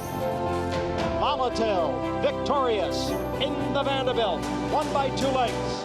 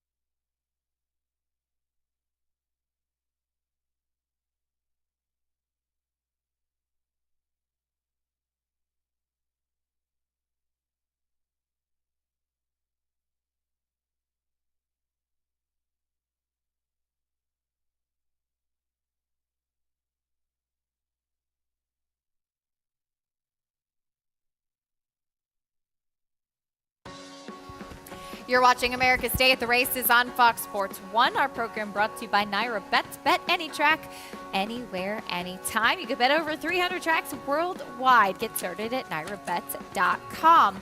Coming up tomorrow at Aqueduct is the Grade 3 Long Island. Richie and I were just discussing how the Long Island is run at Aqueduct, not at Belmont. Used to be run at Belmont, you said? Yeah, years ago it was, but all things change. Temple City Terror, as she seems to win everywhere, coming off of a win in the Dowager at Keeneland last time out. And since Brendan Walsh, her trainer, stretched her out to going these longer distances, she really has flourished. Yeah, stamina is certainly her strength. A mare that gets a lot of air, turns back an eighth of a mile from the Dowager. Big run in the Flower Bowl up in Saratoga, going a mile and 3 furlongs. And she really relishes the distance, and she performed well on less than firm ground too. And I got a feeling we're going to have a little bit of give in the ground. Yeah, very good point. We'll see how she does handle the surface on Friday. Temple City Terror, the one to beat, but you do have the top 2 finishers coming out of the Grade 3 Weah last time out. That's Rocky Sky and Capital Structure, both for trainer Chad Brown. Rocky Sky got the win. It was actually her first win stateside since coming over from her native Ireland. Yeah, and that was on yielding ground. There was a lot of give in the ground this day. They ran a mile and 3 furlongs in 2:21, so that's significant give in the ground. She got first run on her uncoupled stablemate Capital Structure, who was grinding towards the end. But again, if we have give in the ground and there is some rain in the forecast, I would give the edge to Rocky Sky, because she seems to be the one that has the best form on demanding ground. Maybe she really appreciated the Weah last time out on that yielding turf course during the Belmont at the Big A meet, as of course she had that form over in Europe where the turf courses that she would have been running on a little bit more cut than what we typically would see here in the United States. Yeah, some of the ground that we would call good to soft, they would call good to firm. So and the times reflect that, but I think this was a true yielding track last time because the time reflects that. It just was a slowly run race because of the ground. Capital Structure in second. We'll see if she can turn things around. Chad Brown sends out a third horse with California Queen in there as well. A little bit later on in the card, we'll also see the Comely, where we'll get a chance to see 2 fillies that did, or excuse me, yes, this is on Friday, Grade 3. We will see 2 fillies that both ran in the Kentucky Oaks. One of them, Kathleen O, making her first start since the Kentucky Oaks. She won the Gulfstream Oaks 2 starts back. This was in April, but that was off of a 4-race win streak. In fact, went undefeated into the Kentucky Oaks. Yeah, and went off at 4.5 to 1 in the Kentucky Oaks. Was very well fancy there. Only beat 4 lengths to Secret Oath and your 3-year-old champion filly Nest, who was second. She was beating less than 2 lengths to her. Hall of Fame conditioner Shug McGaughey's horses tend to get better with racing, with age. He develops horses over a period of time, and this is a very, very talented daughter of Upstart trained by the late, great Rick Violet. Kathleen O, her first start since the Kentucky Oaks. I'll be really excited to see how she's developed into the latter part of her 3-year-old season, given, as you can see, early on this year, very lighter, feminine type of filly. Let's see what she has in the second half of her year. One who's been running consistently, though, is the number 5, Nostalgic. It seemed like she really started to turn things around last time out when she finished second in the Turn Back the Alarm. She was kind of the true closer of that race, Richie, and almost got to Battle Bling. Yeah, and listen, Battle Bling is an older mare. This is her first try against Elders. She ran well. Her 2 best races, to me, are her runs at Aqueduct, when she won the Gazelle and this good run here in the Turn Back the Alarm. Feels like she's a little inconsistent, though. Yeah, she is. She can run a big one and then kind of give you a couple that you're not so sure about, but if she runs her A race, she certainly has more recency than Kathleen O. She does. It'll be an interesting matchup. 2 fillies that did run in the Kentucky Oaks, returning to the Big A. And on Friday, we also have the Aqueduct Turf Sprint Championship, 6 furlongs on the turf. And we will see top 3 finishers coming out of the Belmont Turf Sprint Championship, which was run last time. But there was no catching Dancing Buck, who just broke so sharply, was several lengths ahead of the rest of the field the entire time. And I know there'd been some conversation about even trying him in the Breeders' Cup. We do see him back here off of an impressive victory. I mean, he flashed real speed last time. I mean, he's a horse that has shown speed at times, but not the kind of speed he found last time in the Belmont Turf Sprint. And that was on ground that was labeled yielding. Now, they ran 9-3, so I question just how soft it was. But again, something to think about, particularly tomorrow if we do get some weather. Because this time of year, once the turf gets a little bit wet and has a little bit of cut in it, it's not going to repair. The grass isn't going to rejuvenate as much. You know, colder nights, shorter days, less sunlight. But this was a huge effort from him, and if he can repeat this, they're going to be chasing him again.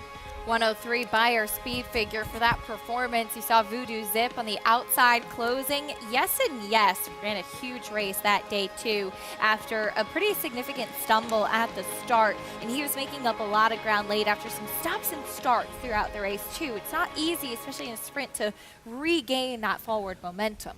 Yeah, you have less margin for error in turf sprints, and it's hard. Horses aren't like cars. You can't hit the accelerator and then hit the brakes and expect to get that kind of momentum going again. We'll see if he could get a cleaner trip tomorrow. Dancing Buck will try certainly to wire the field once again.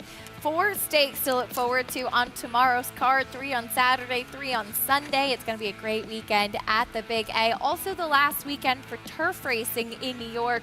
Only the scheduled stakes will be run on the turf. The other condition races will be run on the main track, but we will still get a chance to see the stakes races scheduled for the turf run on the grass for a few more days. Yeah, and the fact that you only have stakes on the turf, more likely that they'll be left on because this is the last we're going to see of it for a while. They don't have to worry about saving it for another day. Race 4 at Churchill Downs, our next order of business. We'll talk a little bit more about it as horses are in the paddock. There is Chasing Rainbows. First off the claim for trainer Mike Maker. More on him and the rest of the fields after this on America's Day at the Races. Nobody taught me how to be fast.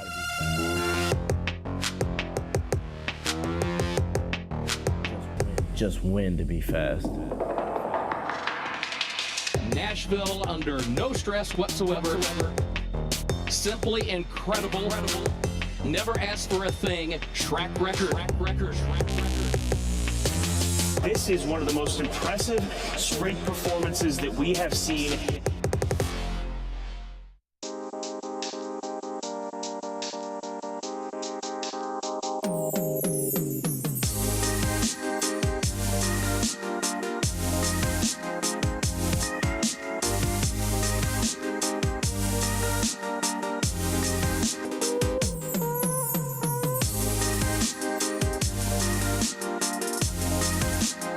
Stay fabulous.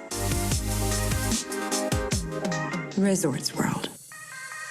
Giddy up. Game of Silks is coming this December. The level of racing that he's achieved is extremely rare. Anybody who's witnessed Mitole running sees a level of ability that doesn't come along that often. Mitole's a monster! Mitole wins the sprint! Oh, what a horse he is! Mitole, he did it again! Wins the mid-mile! The only thing to be better than one Mitole is a few Mitoles. The mighty Mitole, who won the Fargo by 3.5 lengths, the new stakes record. Now more than ever, it's time to get with the program. When shopping for your next race prospect, consider that New York Breds start with an advantage. Our New York Breds run for serious green. At Saratoga Race Meet, New York Bred maidens run for up to $88,000. New York Bred allowance horses run for up to $100,000. And New York Bred owners can collect awards of up to $20,000 per horse per race. So get back with the program. Seriously. We're back on America's Day at the Races. Acacia Kamal, Richard Migliori, and Paul LaDuca. Glad to have you with us on this special Thanksgiving afternoon. Very thankful for all of you spending a little bit of your day with us. We're getting ready for the 4th race at Churchill, 7 furlongs on the main track. We'll meet the field, Richie, starting off with Drive for Fun. I know that's something you and I definitely do not do. No, we drive for necessity, not fun. But a horse that certainly has races good enough, and Rusty Arnold, real good old school horse, one of the leading trainers of all time at Churchill. Here's the number 2, Carbonite. Making his second start of the claim, dropping back down to the $40,000 level, takes the blinkers off. Number 3, French Composer, cuts back in distance. Cut back in distance, started the career strictly sprinting. Feels like they have to get a little bit faster. Next will be your current favorite, 5-2 on Chasing Rainbows. Yeah, certainly races good enough. Last time at Keeneland, don't know what happened, was a poor run there. Was claimed by Mike Maker, adds blinkers. The 3 races prior would all make him very competitive Yep. in this spot. 7-2 on the number 5, Mia Comet. And you get Joel Rosario, his first mount of the day, and he's turning back in distance as well. Also taking a little bit of a drop in class from that starter allowance company for Ron Moquette.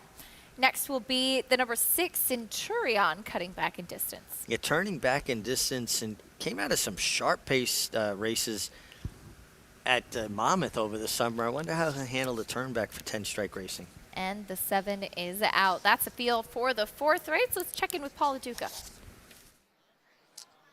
Yeah, I have a little 6-pack here for the 4th race, and it will start off another pick 3 here today. Remember, we still have 12 races on the card, so plenty of action left here in Louisville, Kentucky. A tremendous crowd here. Happy Thanksgiving to everybody out there enjoying their meals as well as some of the clubhouse levels. This is another tricky kind of race to me. Drive for Fun, the 1 for Rusty Arnold, looked phenomenal on the racetrack. I mean, looked composed.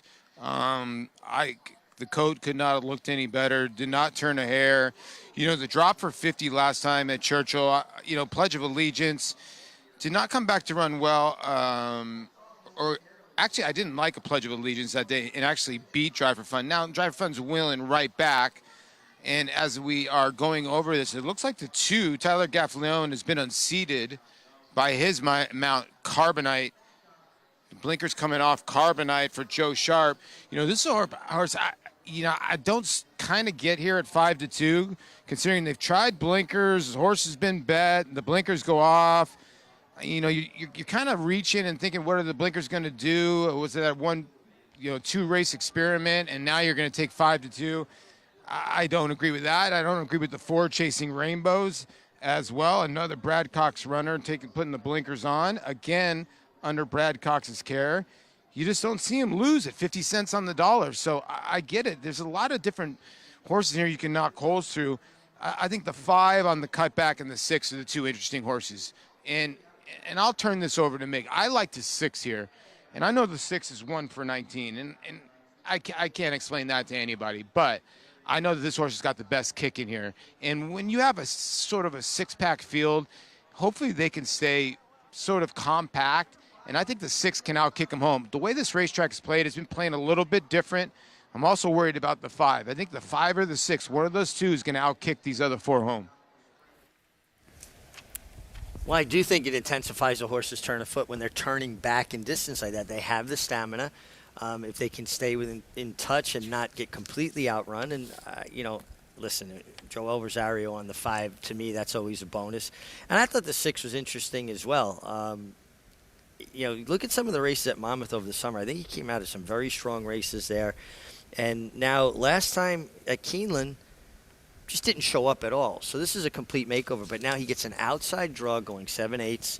We talk about it all the time. 1-turn races, outside position is definitely an advantage. We saw the number 2, as Paul had alluded to, Carbonite. It looked like he just spooked a little bit, and Tyler Gaffleone did a great job. He kind of jumped off a little bit on his feet as his horse did end up unseating him, but he was able to hold on to his mount too, which was very well done. One of the outriders came over, give him an assistance to get a leg back up. Yeah, sometimes the smartest thing you can do when you realize, I'm going to come off of this horse is let yourself come off and land on your feet. This way you can at least hold on to them. Sometimes you get yourself in more trouble trying to be a hero, hanging in there too long, and then if you get thrown off, now the horse is loose, and you've got a late scratch and potentially a dangerous situation. Number 1, Drive for Fun. Got some good marks from Paul as far as his appearance on the track. Does come off of a 2nd-place finish at Churchill Downs last time out. As a 3-year-old and at the start of this year as well, he was running some gaudy numbers with that 84 Beyer speed figure for his maiden win. And he comes off of a good race, but can he run back to those numbers perhaps? If he does, he's going to be very tough to beat. Now, his best races have come at Churchill Downs. Win in a 2nd out of 3 starts with good figures. 2 back at Keeneland, he was chasing a very interesting prospect in Strobe out of the mare Flashing. who subsequently came back and lost, but he certainly has kind of pointed out he's a horse with a great deal of ability. He needs to find one of those better Churchill Downs races that he had earlier in his career. I like how you got that pedigree in, Strobe, out of Flashing. I saw what you did there. Well, you know, I'm a big Flashing fan. My last Grade 1 winner I ever rode, so I had to give her a little bit of a respect. It's a clever name, too. I like that. Flashing Strobe, Yeah, right? Pretty good. Well done, Yeah. well done. Drive for Fun, out of Driven by Distorted Humor. I see what they did there. We're getting ready also for the opener at Fairgrounds, opening day in New Orleans. Today, horses are on the track. You see that on the right side of your screen. We will have the first race from Fairgrounds in a little bit as they get ready to kick off the action, always historically kicking things off on Thanksgiving Day. Yeah, tradition, long-standing tradition at the Fairgrounds to start on Thanksgiving Day. And in a city, New Orleans, that is such a food-driven culture, seems kind of appropriate, doesn't it? Yeah, absolutely. I've always only been to Fairgrounds once. I flew in on my off day when I was working at Gulfstream to interview Steve Asmussen with Gunrunner was running in the Pegasus World Cup. So I flew in Monday night.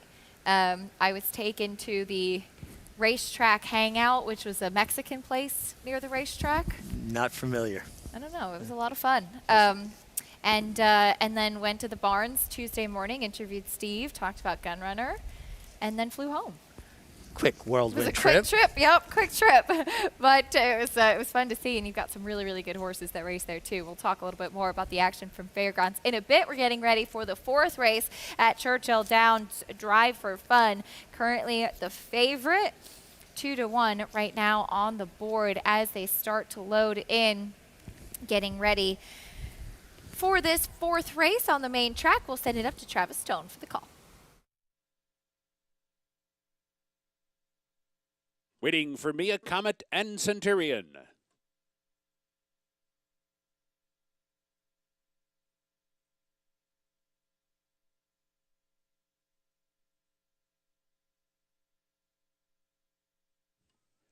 They're in the gate.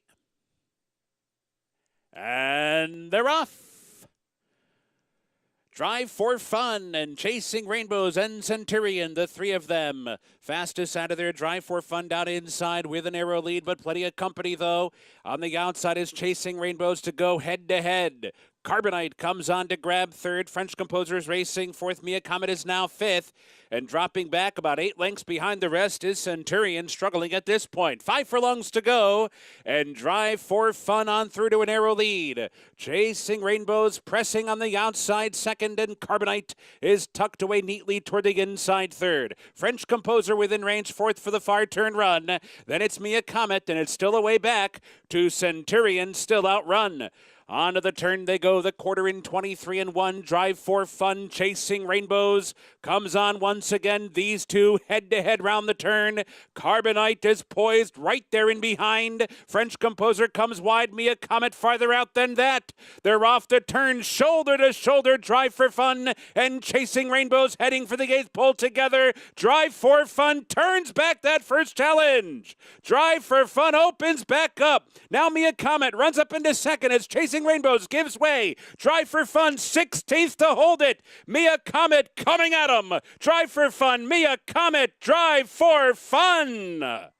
Won it on the wire. Mia Comet has to settle for second. It's tight for third. French Composer are Chasing Rainbows. Drive for Fun able to hold on under Brian Hernandez. Was able to run back to some of those fast races that he had, holding off Mia Comet. Broke sharp from the rail. Brian took full advantage of that, and this horse found one of his better races for trainer Rusty Arnold here. Had to hold off a stiff challenge from the 5, Mia Comet, who had dead aim and just held him at bay the length of the stretch. Looked like it was 1-5 and a photo for third. Drive for Fun digging in, able to hold on, trained by Rusty Arnold. Brian Hernandez in the saddle as this one gets the win in the fourth race, second win of his career. Big effort from the number 5, Mia Comet. Joel Rosario, who has some big mounts coming up a little bit later on. Busy day. Joel has gotten a lot of frequent flyer miles this year. Yeah, he really does travel quite a bit. His agent, Ron Anderson, and Yeah, Comet, lugging in just a little bit, not the easiest ride through the stretch. Over at Fairgrounds, we take a look at the field for the opener. 6 furlongs on the main track. This is for the Louisiana Breds to kick things off. 9-5 on the number 7 Arctic Rose. Now, these 2 races did go off at the same time, so here's what happened moments ago. Track announcer John Dooley with the call of race 1 at Fairgrounds. 6 furlongs, main track fast. Great to have you with us on Thanksgiving Day. They're in the gate. Away and running at the Fairgrounds. Counterfeit broke sharp.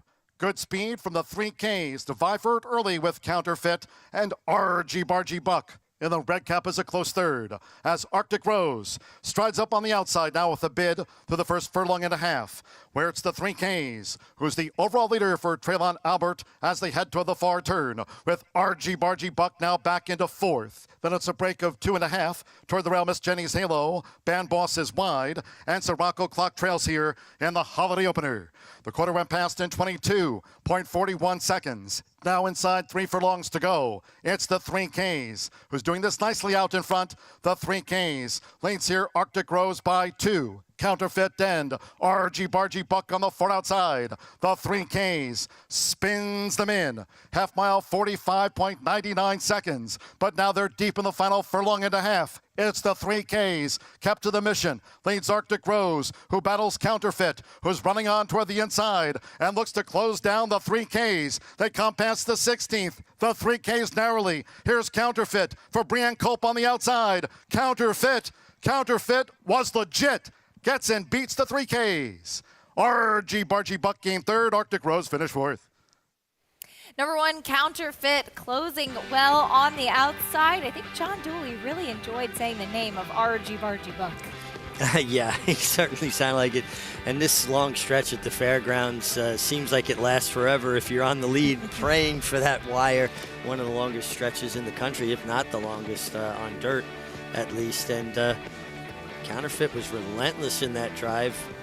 And if you liked Counterfeit, you got the money. I see what you did there. Back over at Churchill Downs. I was waiting for something of the sort. Back over at Churchill Downs, the number 1 Drive for Fun, victorious in the 4th race under Brian Hernandez Jr. This one was able to withhold in that stretch, hold off the number 5, Mia Comet, who was closing and pressing throughout all the way down to that wire. Yeah, and he was very game. And I think we've seen a very fair racetrack at Churchill Downs. We've seen horses close on the outside to get the money, and we've seen now horses go wire to wire along the inside. And you see Mia Comet just giving Joel Rosario a little bit of a hard time, trying to lug in a little bit, but the 1 Drive for Fun straight and strong to the wire under Brian Hernandez. $5.70 winner. 153 in the 4th at Churchill Downs. We have a nice 2-year-old maiden special weight coming up next at Churchill. Some more live racing action from Fairgrounds as well. We'll also look back on a true New York legend, one who raced 69 times and really captured the hearts of a lot of fans. Evening Attire, we'll talk a little bit more about his story after this.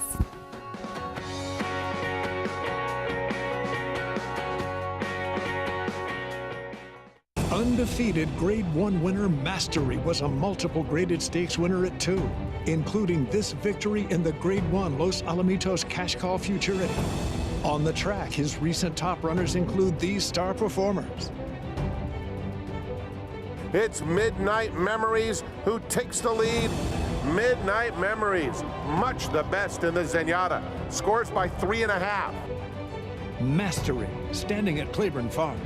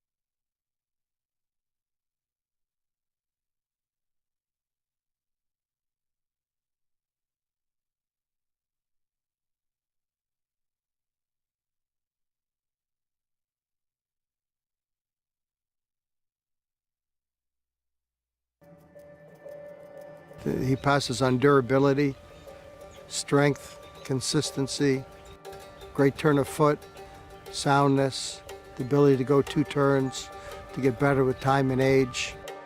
Really all the things you'd look for in a racehorse. And it's all Curlin in the race of the year for Horse of the Year. It's Curlin in an absolutely stylish performance. Two-time Horse of the Year Curlin had another banner season in 2021. He was the leading sire of Grade 1 wins with 5 and Grade 1 stakes horses with 9. Curlin is truly a classic sire.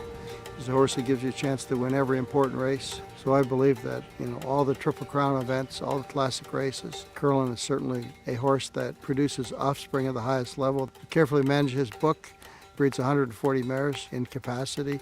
He breeds many of the finest mares in America, some of the finest mares in the world. He's followed through every year with multiple Grade 1 winners and really good horses. And it's a vintage performance by Vino Rosso. I think as good as he's been, the next 3, 4, 5 years will be his best yet.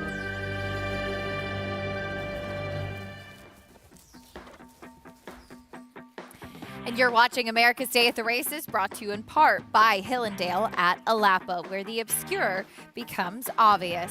The first race at Fairgrounds on their opening day is in the books. The Louisiana breds were in the spotlight. It was the number 1 Counterfeit who was cutting back in distance to get the win, coming out of a key race, second off the layoff. Brian Culp in the saddle for the first race of the Fairgrounds meet, a $12 winner, able to run down that pace setter, the number 3, the 3Ks, 1-3-2 in the opener at Fairgrounds. More live racing in a moment, but as promised before the break, we look back on a truly tremendous racehorse. Sometimes these runners just really capture the heart of the public, and a horse like Evening Affair, who raced 69 times, a Grade 1 winner, well known here in New York, did exactly that. Not many horses enter the starting gate on 69 occasions, but there was only one Evening Attire.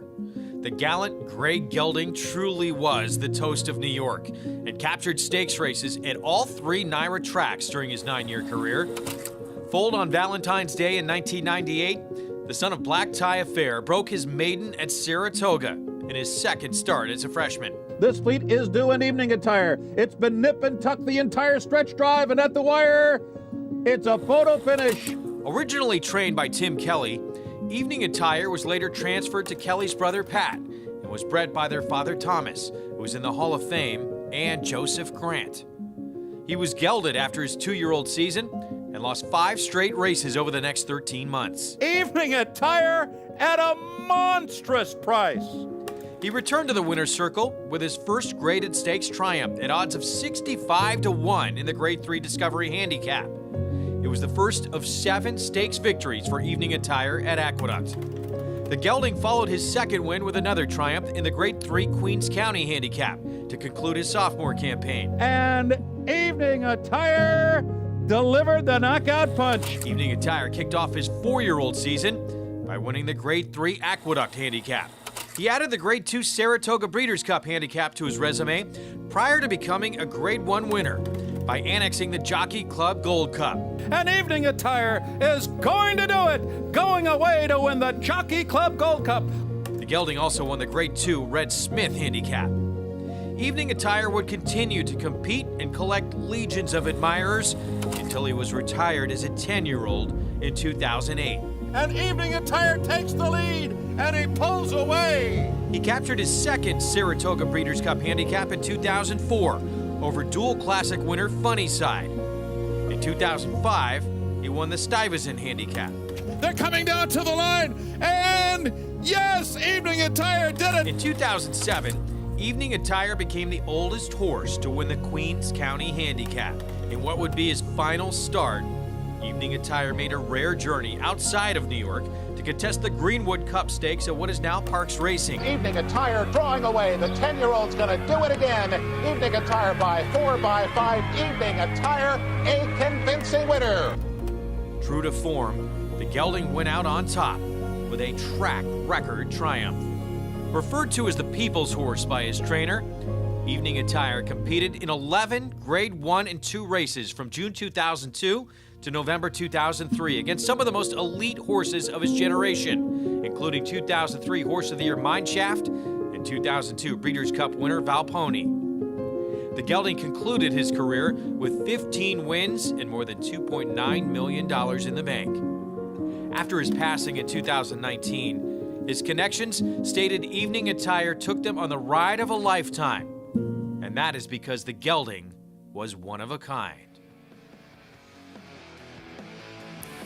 Evening Attire, just for success by Black Tie Affair. 69 starts, went out a winner, Grade 1 winner. A horse obviously very well known in New York and just one that always showed up.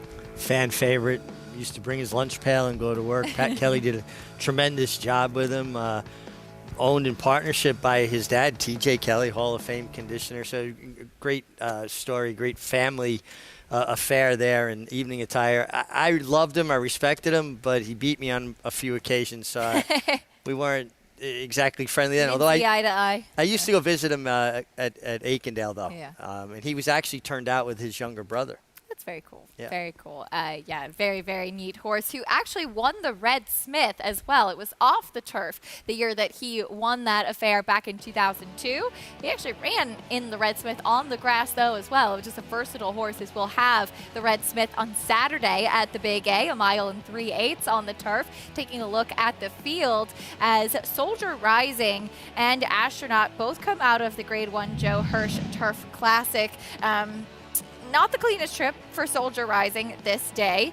He's a horse that ran a big third, his career best by or speed figure behind his stablemate Two Back in the Sword Dancer. Looks for his first graded stakes win stateside here on the Red Smith. Yeah, and listen, the Joe Hirsch Turf Classic is a little bit of a tougher race than this is. I mean, Warlock Goddess kind of puts the field there, but it's about trips and who's going to get the right kind of trip around in a 3-turn affair. I mean, it's about saving ground on at least 2 of those 3 trips. I don't know just what happened, but my laptop, my iPad just completely shut off on me while I was looking at past forms. So I apologize. You were just thinking about the Thanksgiving menu. We know what it is.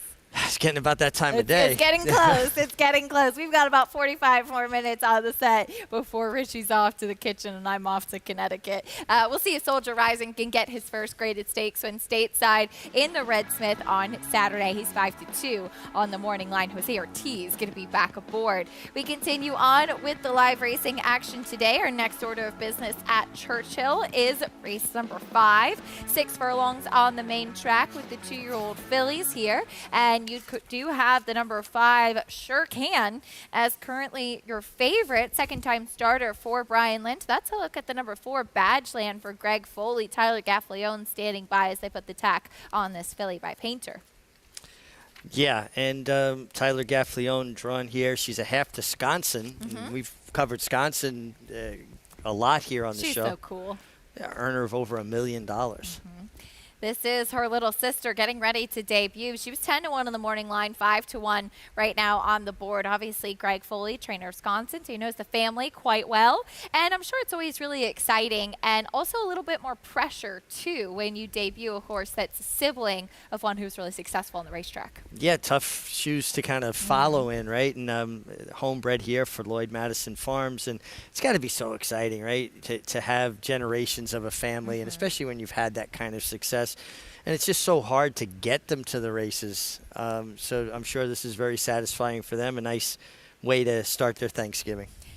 Number 6, American Fairy Tale, is there on the screen now. She's a second-time starter for Ian Wilkes. Didn't do much running on debut, but she is 7-1 versus the 40-1 that she was in her first race. Well, Ian Wilkes horses tend to get better with racing. Now, she's going to have to improve drastically because she really didn't show a lot and didn't take a lot of money.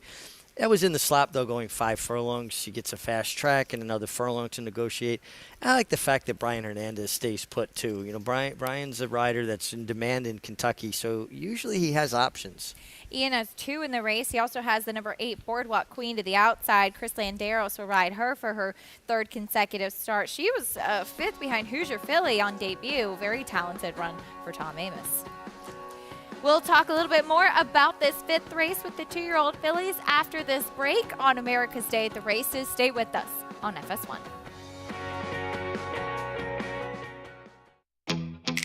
Yes, there's family. If we say La Troyenne, you'll get the picture. And of course, form.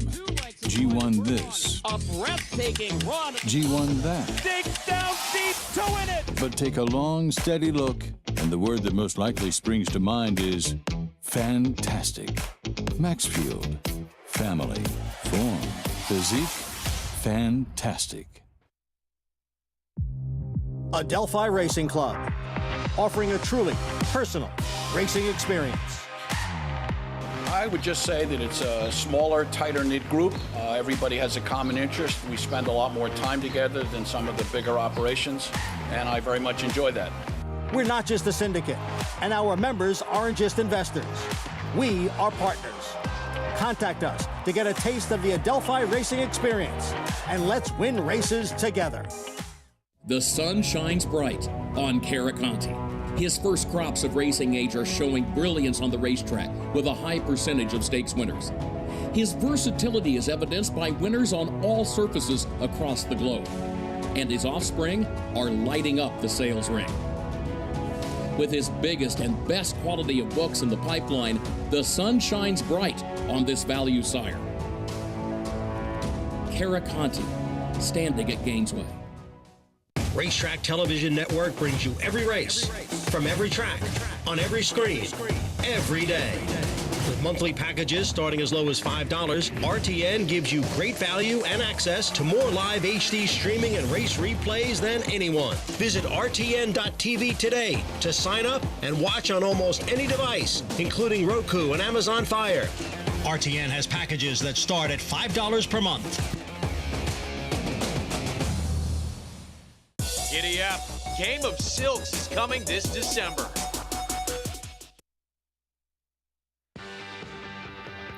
You're watching America's Day at the Races. So glad to have you with us on this Thanksgiving afternoon. We're getting ready for the 5th race at Churchill Downs. 2-year-old fillies in the spotlight. Some nice pedigrees as well. Currently 2nd-time starter Sure Can is 5-2. We'll meet the field kicking things off with Dioro Street. It's a little fresh out there on track.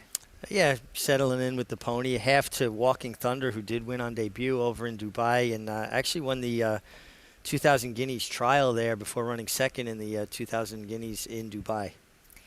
The 3 is out. Here's the number 4, Badgeland, that sister to Sconson. A nice dainty filly here by Painter, half to Sconson, $1 million earner, homebred too. Number 5, Sure Can, 5-2, 2nd-time starter. Yeah, taking all the money here. Grand Am to Regally Appealing. Really nice multiple graded stakes mare. 4th on debut for Brian Lynch. Here's 2nd-time starter for Ian Wilkes, American Fairy Tale. Yeah, expect improvement from an Ian Wilkes runner. Did catch slop first time at a big price. Here is the number 7, Ruthless Rua. Rusty Arnold looks for another win. Yeah, flash speed going 6.5 on debut. Took no money that day, taking money today though, and so Rusty Arnold just win the last race. Looks for his own little rolling double here. 3-1 on that one, as we'll check out the other Ian Wilkes runner, Boardwalk Queen. Yeah, showed interest in the first start where she closed really well. And then last time in the slop just never got on track where she did take money. Outside draw, and you get Chris Landeros, Ian Wilkes' son-in-law, aboard. That's the field for the 5th race, this field of 2-year-old fillies. Let's check in trackside with Paul. Yeah, another contentious race here in race number 5 here at Churchill Downs. If you're alive in these pick 5s, you're alive for mammoth payoffs here. And the shortest one right now is to the 5, Sure Can. Now, this is a horse that was bet first time out with Julien Leparoux on preview day, the first preview day, Stars of Tomorrow. Stars of Tomorrow 2 will be on Saturday. And this horse ran okay. It was well meant first time out. Had a wide trip, sort of got left, and was kind of spinning her wheels in the center of the racetrack that day, where I didn't think that's where you really wanted to be. That racetrack towards the end of the day kind of got really tiring. I know that she ran in race number 2, but I think she's got obviously a big shot here. Ruthless Rua, the 7 in here. Rusty Arnold going to look for back-to-back races. Now, she lost to Twirled last time out. Twirled ran second by a nose at Kentucky Downs. That runner that beat her by a nose came back to win the Matron, and then Twirled went on the dirt and came and won by about 9 lengths. So when you look at Ruthless Leah, you're looking, okay, 6 by 12, but it was only, 3 lengths behind the second place finisher, and Rusty Arnold's horses are running well. And I would think Distorted Humor have a mine shaft mare. Cutting back to 6 might be a little bit confusing because you'd think you'd want to go a little bit longer, but maybe this is where they wanted to land in here. The 8 Boardwalk Queen, Acacia made a good point, a good little effort first time out, closing into Hoosier Filly, and Baby Got Backspin. Baby Got Backspin, a little disappointing yesterday, but still a talented filly in this race. The horse on the board's taking the money is the 2 in here. Dioro Street for Robertino Dioro. Giovanni Franco in the irons. Word has it this horse has been very, very good in the morning. Issue's going to be out of the gate. Doesn't have to beat much. And we can't forget about the 4 in here, Badgeland, a first-time starter. That's half to Sconson. And Sconson, we all know, now going to head to the breeding shed and probably be a heck of a broodmare. But I'll tell you what, she loved this racetrack. Maybe her half-sister will love it too. Let's see if it runs in the family. It'll be fun to find out. Paul, thank you, Badgeland, with that big pedigree for trainer Greg Foley. Sconson, so tough on the racetrack and so consistent. Absolutely. Just a hickory mare, showed up every time, and now she'll go off to the breeding shed, and her little sister will try to take the torch and run with it. Absolutely. I loved that we always got a chance to see Sconson and Bell's the one as Badgeland. A little fresh there. It looks like she just got a little wind under her tail. A little buck. Tyler Gaffleon just laughing about it. Well, you want to know you have a horse underneath you. You don't want them sleepy going to the gate. No, she's not asleep, that's for sure. She'll be fun to watch here. Your favorite, though, Sure Can. She did run pretty well first time out, finishing 4th. Certainly room for improvement as Edgar Morales looks for his 3rd win on the day. Yeah, Edgar Morales is really somebody that's starting to catch a lot of attention. Picked up a big outfit with Tom Amos, and it seems like people have fallen in line looking for his services, and rightfully so.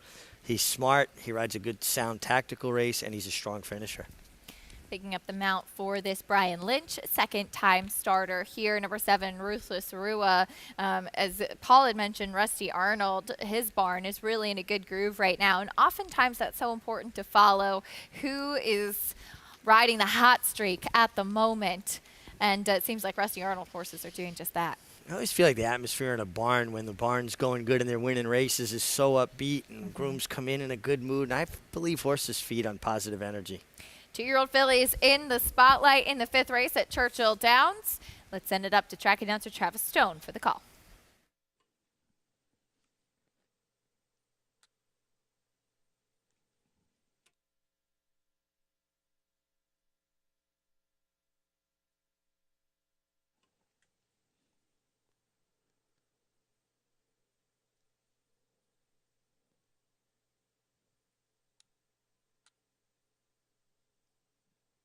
They're in the gate.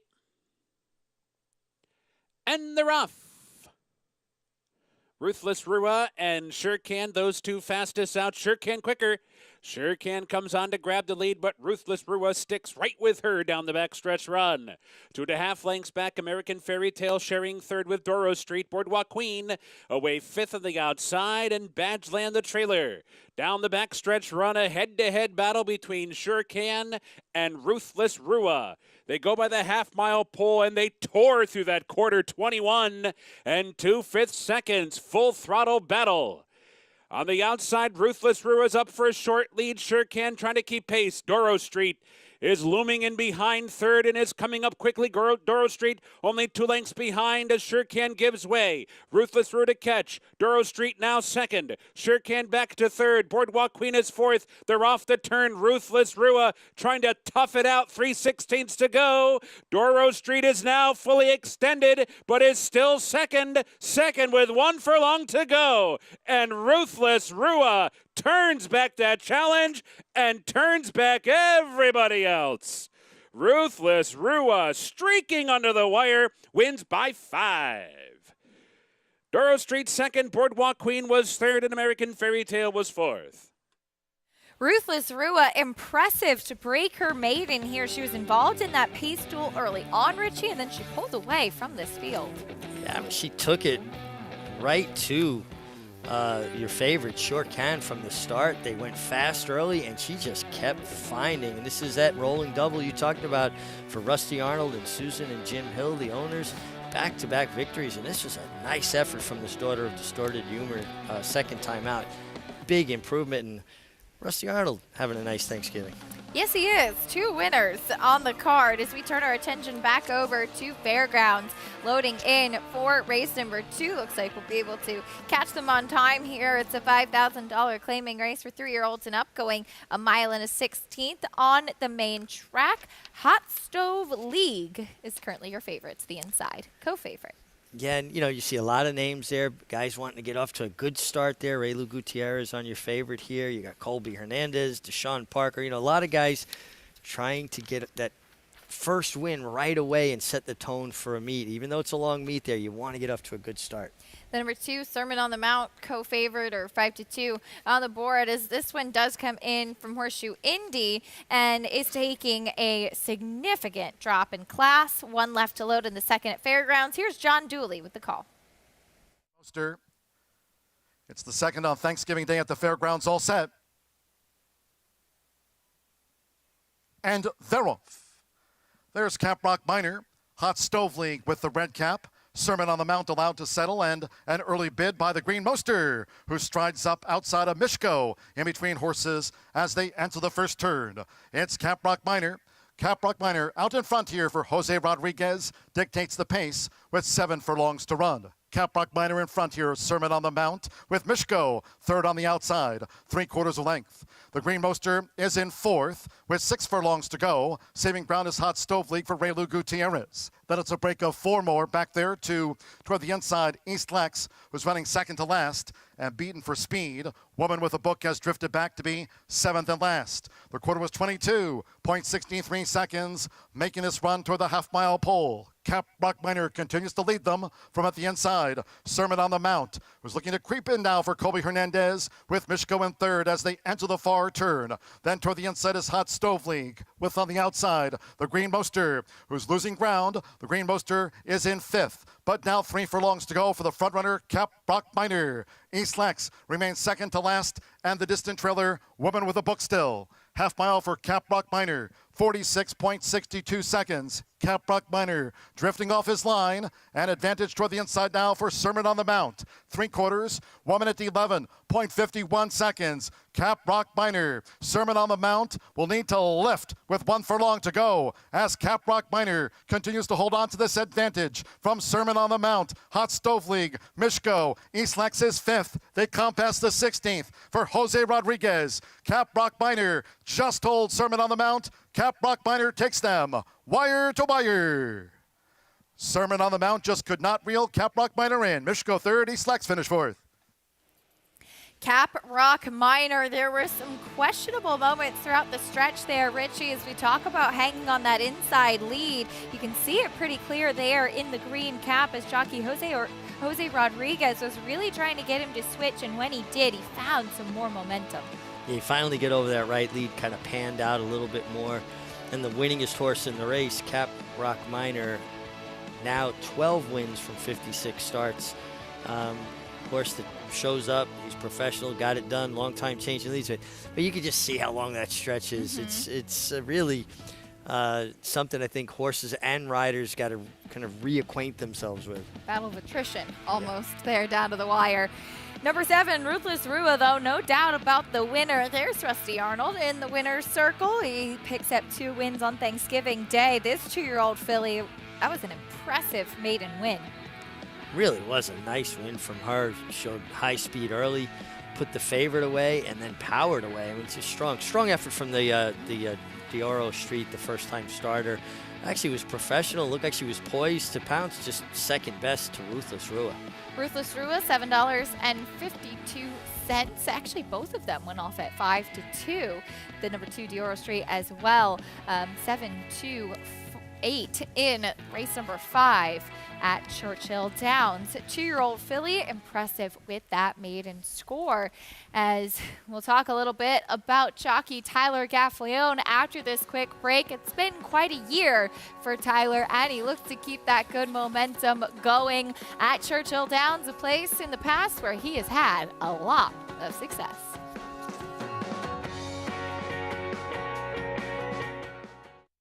Eclipse champion Run Happy, the #1 second crop dirt sire of last year, is back and showing a new dimension with winners on turf, dirt, and all weather.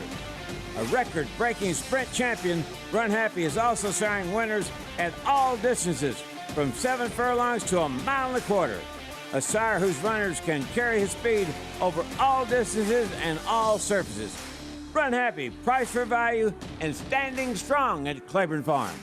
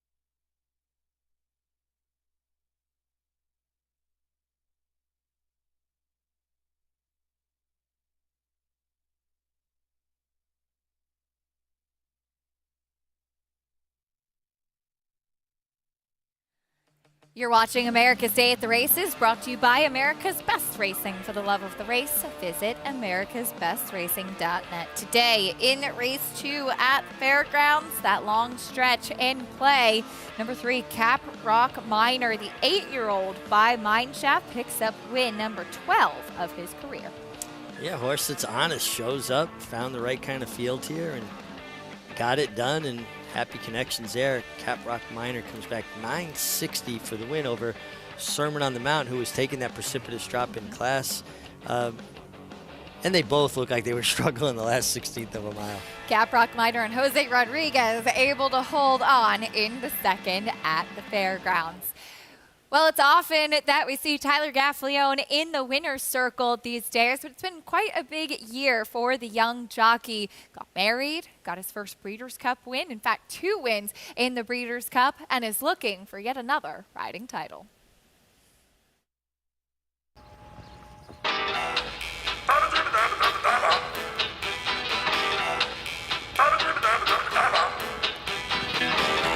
love the horse. I love being around them.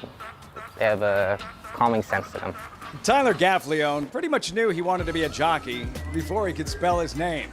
No, just the way that set up early. Tyler Gaffalione. I remember 3rd grade, I think I finally perfected it. I used to get a couple of the letters mixed up. Tyler felt he was destined to become a 3rd-generation jockey, following in the footsteps of his father and grandfather. I remember my first pony when I was 5, I believe, was Chipper Jones. I named him after my favorite baseball player, and he didn't really like me, but we developed a relationship after a while, and he taught me a few lessons, but I need to learn them. I was born in '94, and I think he rode maybe a year or two after that, and I think he called it quits. He got in a pretty bad spill at Delaware. He taught me everything I know. He used to spend hours with me on my equicizer. I'd ride a few pretend races during the day, and at the end of the day, Dad, come see what I learned today, come see what I worked on, and he was just so supportive of me. Never pushed me to do anything I didn't want to do, just supported me, and just gave me all the love in the world. Gaffalione established himself early on as a top jockey in Florida. However, it would be aboard War of Will in the 2019 Triple Crown that would put Tyler on the map nationally. Tyler Gaffalione has War of Will, 4th at the rail and 4 lengths off the lead. A similar trip to the Kentucky Derby, right behind the pacemaker. Just a pure happiness. He's a very special horse to me in my career. He taught me a lot, not only about this game, but about myself. Even to this day, I still get chills watching the race. It doesn't even seem real. But it's War of Will coming down to the 16th pole in front. In front by 2 lengths late. A late charge from Longshot Everfast on the inside 2, but nothing stood in his way. War of Will won the Preakness. The Spa is one of Tyler's favorite places. It had extra meeting in 2022.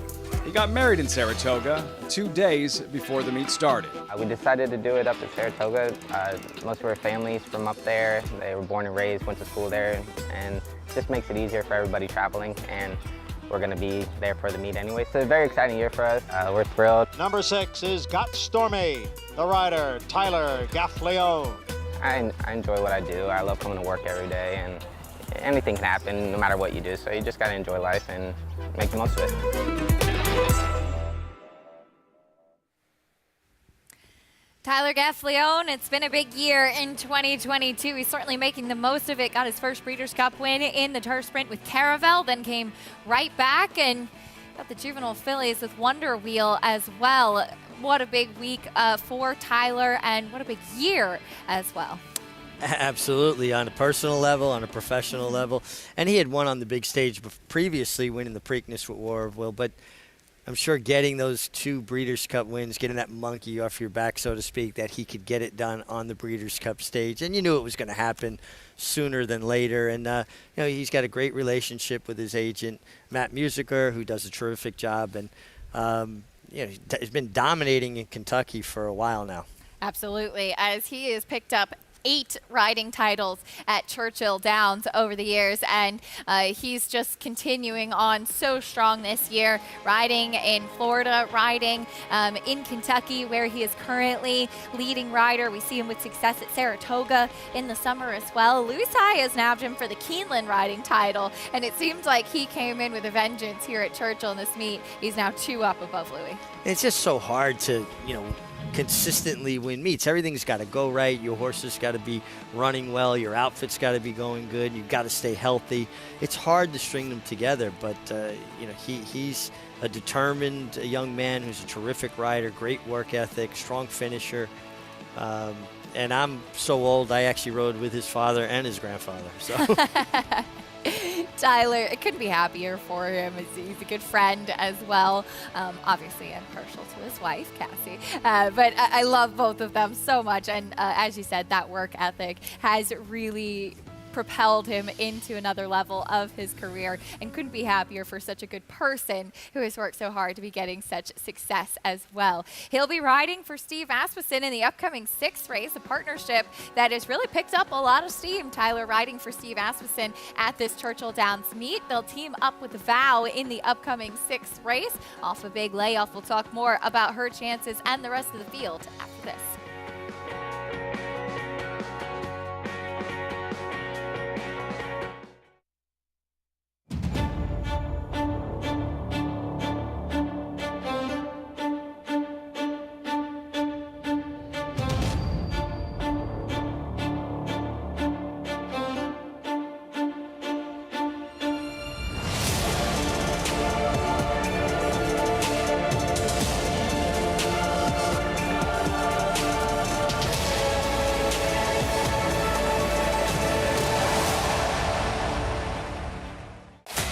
Who you betting on?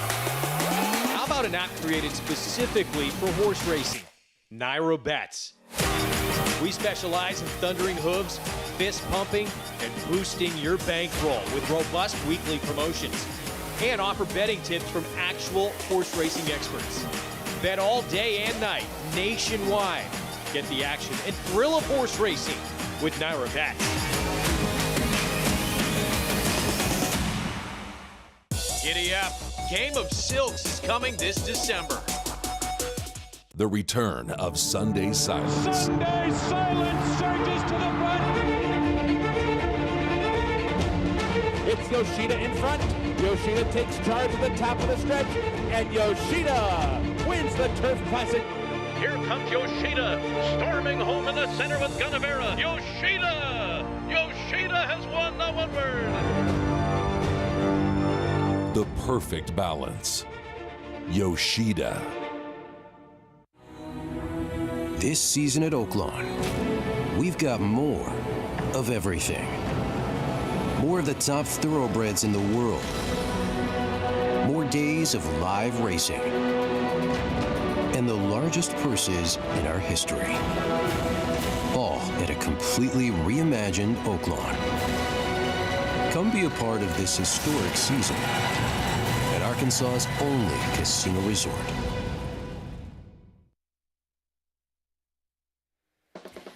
Welcome back to America's Day at the Races, brought to you in part by Claiborne Farm. 100 years of doing the usual, unusually well. We're getting ready for race 6 at Churchill Downs. 6 furlongs on the main track. It's a maiden claiming for $75,000. Fillies and mares, 3-year-olds and upward. We talked about Tyler Gaffalione before the break.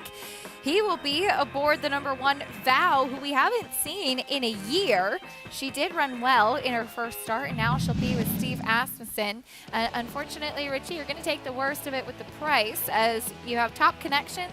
She's owned by My Racehorse, and she's taking a big layoff coming off of a big effort last year. Yeah, ran extremely well on debut, going 5 furlongs. Had that long layoff. I'm not that concerned with Steve Asmussen getting horse ready. She ran for $150,000 maiden race then. Now it's 75 inside, but she has some speed. And Tyler Gaffalione, who I enjoyed that feature. I like how much he enjoys his job. Mm-hmm. Working hard, and it's paying off. And as we heard Paul talk about a little bit yesterday, with Steve Asmussen maybe kind of not exclusively riding Ricardo Santana. Ricardo's still riding now more horses for him, but he's opened it up. He's been riding a lot of different riders, and it seems like he's really kind of settled on reaching out for Tyler Gaffalione at Churchill for a lot of the big runners.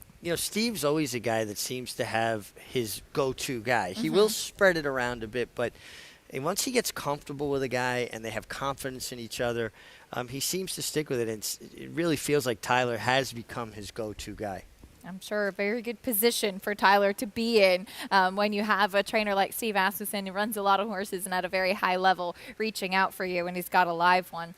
There's a look at the number 4 Markswoman, filly by Gunrunner, who, as we get ready to wrap up, which is kind of crazy to say, wrap up 2022, the year that Gunrunner has had as a freshman sire with his now 3-year-olds on the racetrack and his 2-year-olds as well. It's just been absolutely tremendous. Of course, a horse trained by Steve Asmussen. Yeah, remarkable. This sire he's become so quickly, and the runners that he's thrown, and now the price that he can demand for a stallion service. And Steve's got to take some great pleasure in that as well. Listen, I'm sure all he wants to do is beat Gunrunner with Val right now, but I'm sure it makes him very proud seeing Gunrunner's success. Gunrunner, a horse of the year. We saw trained by Steve Asmussen. And it's interesting, too. I always find that conversation of good freshman sires interesting, because Gunrunner was a horse that was always good, but he really flourished and got better when he was 4 or 5 years old, and yet he's had such precocious runners on the racetrack. Yeah, it is pretty interesting, because his 4-year-old season is when he really kind of came to the fore. I mean, his 3-year-old, when he won the Clark, was kind of his coming out party, I thought, but it's so interesting, the genetics of this, and seeing what horses do when they go to stud. Stormcat, who was not sought after, even as well bred as he was, being out of Terlingua, but then I think he bred 16 mares his first crop and got multiple stakes winners. And next thing you know, he's the Storm Cat we've come to know. Gunrunner, who again kind of had that flourishing and coming out party as a 4-year-old, but he did win first time out at Churchill in September. In fact, love seeing his progeny on the racetrack. And a daughter of Gunrunner is the number 4, Markswoman. We'll kick off the post parade though, starting with the daughter of Union Rags, trained by Steve Asmussen, ridden by Tyler Gaffalione. Here's Val. Yeah, showed ability in her first start back a year ago, and comes back with a new trainer and taking money. Looks good on the racetrack. 8 to 5, your favorite right now. Here is Story Hour for Ian Wilkes. Yeah, dropping down to the $75,000 level. Kind of mixed feelings here because some of her races are not very good. Hasn't done too much running as of yet. Burnt Match runs on the main track for the first time. Yeah, it gets to the dirt now. Is going to have to really turn it around from that debut. 15 to 1 on the board. Here's the Gunrunner filly, Markswoman. Has shown speed in both starts. Turns back to the 6 furlongs after giving the mile a try. 6 to 1 right now with Mitchell Merle in the saddle. Here's the 5, Little Sister Sue. Little dress rehearsal for Eric Reed, Sonny Leone here. Actually, he's run okay. He's going to have to improve, though. Number 6, I Do What I Do is next, drop in class. The drop in class could be key. It's a significant drop in class from maiden allowance or maiden special weight races to maiden claiming, and she should break sharper this time. She had a little trouble leaving the gate last time. The top 3 finishers from that race all came back to win, too. Here's the number 7, Delight of the Nile. Speed of the speed here, Luis Saez, and dropping down for the first time for the maiden claiming tag. Comes out of that same race, won by You're So Silly. Here's Midnight Tango, cutting back. Cutting back and also making that drop in class tired going a mile. Maybe the 6 furlongs would be better for her. Bow to None on the outside. Would have to turn it around in a big way. Well beaten both starts in Pennsylvania. That's the field for the 6th race, this maiden claiming field. Coming up in a little bit, we're going to have our 2 graded stakes in the program at Churchill Downs, the Fall City and the Cardinal. The Cardinal goes as race number 11, a mile and an eighth on the turf, as we'll get a chance to see Delika, the very versatile German-bred mare for trainer Al Stahl. We saw her winning 2 starts back at Kentucky Downs. This is 3 back, winning the Grade 1 Beverly D. She's won sprinting, which is kind of what she was starting out. Then she was winning races going a mile and 3/8. She can kind of do it all. Yeah, and I think she likes the lead. I remember going back, we were covering it was a night card, the Kirtana last year, when she opened up a huge margin and hung in tenaciously all the way to the wire. And what she did there in the Beverly D, I mean, she was collared and fought back, and I like horses that'll fight for it. Here is Adventuring, the number 6. We're taking a look at her win in the ladies marathon. 2 starts back at Kentucky Downs, going a mile and 5/16. We saw her crossing the wire 5th, elevated to 4th in the Grade 1 EP Taylor after that. Yeah, and Joelle Rosario gets the mount back. She's been showing a bit more speed recently. I think she holds the key to how this race is run, with Delika being just inside of her having speed, but she's in very good form for Brad Cox. Exciting to see those 2 go head-to-head a little bit later on in the Cardinal, a Grade 3 affair going a mile and an eighth on the turf. That'll be race number 11 of 12 today. Back here live, we're getting ready for the 6th race on the program. Maiden claiming coming up here, 2 to 1 on the number 1 Vow. You mentioned, Richie, Steve Asmussen, so good with getting horses ready to roll off the layoff. But the fact of the matter is, too, she's only run once, and it was a year ago. She was a 2-year-old. She could be a much different horse now. Yeah, can mature a lot, grow up a lot. She also races with Lasix for the first time. Sometimes it makes a difference, sometimes it doesn't. But, the fact that she's taken the money she has tells me that she's been impressing in the mornings. 2 to 1 on the number 7, Delight of the Nile. She does seem to be the main speed in this race, and she's taking that key drop in class. You'd imagine Luis Saez will be sending her. She's 2nd off the layoff.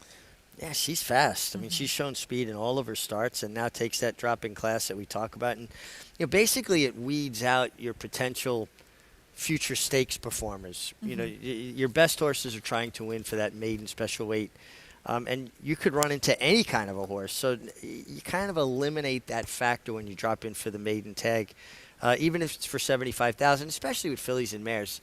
Very hard to risk a horse that may go on to stake success that's a filly or mare, because it enhances their value so much that they'll far supersede what the claiming price would be.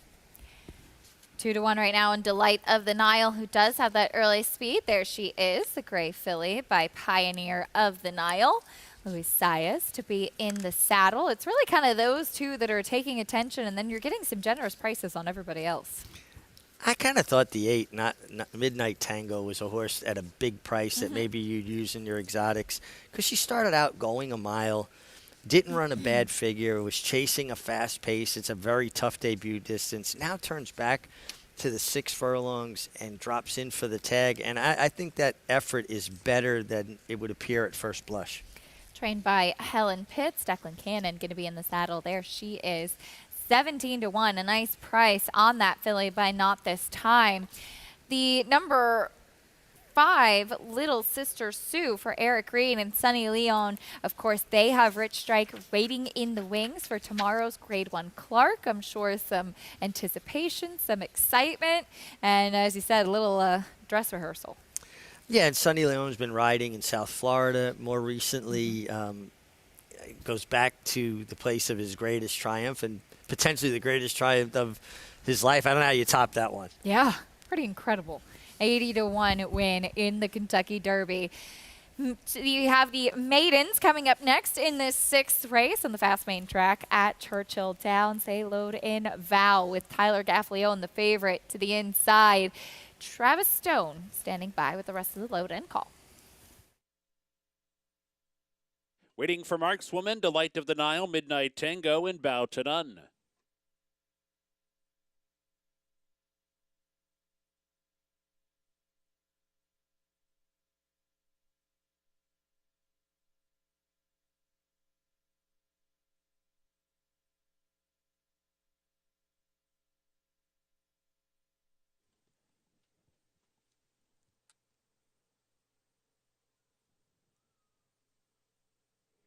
They're in the gate.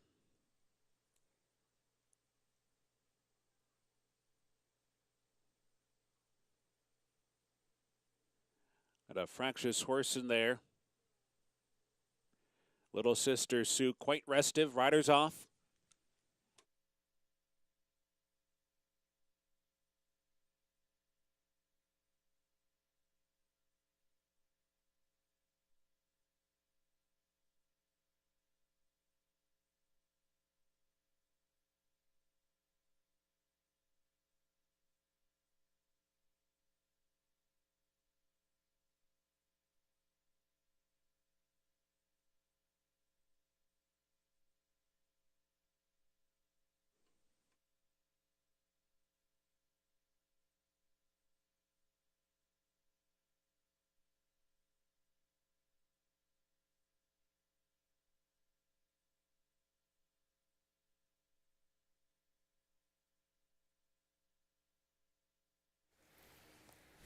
Number 5, Little Sister Sue, acting up in the starting gate. They've backed her out, it looks like, Richie. Tough to see much from our angle here.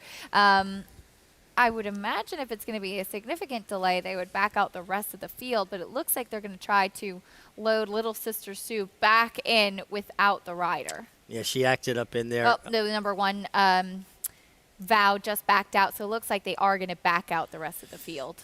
Yeah, which is the right thing to do. You've got these fillies on go, on rev, if you will, and then there's a long delay. You've got to let them take a step out, catch their breath, reset. You don't want that tension building till someone else acts up and then creates more of a problem. When you have a situation like this, because it can be a very tense moment, as you said, with the horses anticipating the gate opening, and these are young, inexperienced fillies as well. What can you do as a rider to keep your mount relaxed, but still know that it's almost game time? Well, you've got to stay really relaxed yourself. Horses will feed on your energy, and they've taken the 5 out. She is a late scratch, Little Sister Sue. But now, when you get out back behind the gate, I would kick my feet out of the stirrups, let them feel my leg around them, and kind of get a little more comfortable. And then when you're getting ready to go back in and you put your feet in the stirrups, get your hold again, they're going to get back into that frame of, all right, it's go time. Yeah, you see Tyler Gaffleone on the number 1 Vow doing exactly that. He's kicked his feet out of the irons, just trying to keep her a little bit more relaxed. She's jig-jogging a little bit there, and now they will load back into the gate, and now you have to get them rebalanced to break. Yeah, get them squared up. You want a horse alert, that's focused, but not over the top where they're shuffling their feet. And it's so important for a rider to feel that balance, that a horse is square, distributing weight evenly on all 4 legs. Those are the horses that are going to break the best. Late scratch of the number 5, Little Sister Sue, loading back in for the 6 at Churchill. Let's go back to Travis Stone.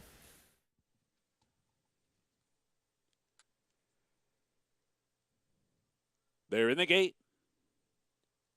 And they're off. Good beginning for Delight of the Nile and Story Hour. Those 2 fastest out. It Do advancing on in between. Bow to None comes away 4th. Markswoman is back into 5th. Vows down inside 6th. Midnight Tango in 7th. And the early trailer is Burnt Match. The early leader is Delight of the Nile. And she steps out to lead by 2.5 lengths, heading for the far turn. It Do's on the chase in 2nd. Story Hour tucked away toward the rail. 3rd, just 2 lengths behind. And then it's Bow to None, who's wide on the track, passed inside by Vow. Vow's up into 4th within 3 lengths of the lead. Markswoman starting to pick it up as well. 5 lengths behind Delight of the Nile, who heads for the quarter pole. It Do's right there. Story Hour is going to try and come through toward the rail. And there's indeed an opening for Story Hour, and Brian sends her on through. Story Hour cut the corner beautifully. Heads for the 8th pole in front by 2. Delight of the Nile gives way. Vow's trying to muster up a late bid. It Do is 4th. Story Hour is 1st. Vows into 2nd. 100 yards to catch Story Hour. Story Hour keeps on going. 20-1 on the wire. Vow was 2nd. Delight of the Nile was 3rd. It Do was 4th. Story Hour up the inside, ready to go off the layoff, not having run since February for Ian Wilkes. Nice ride by Brian Hernandez. Nice rail skimming ride by Brian Hernandez. Homebred that turned it around in a big way here. Ian Wilkes had her ready.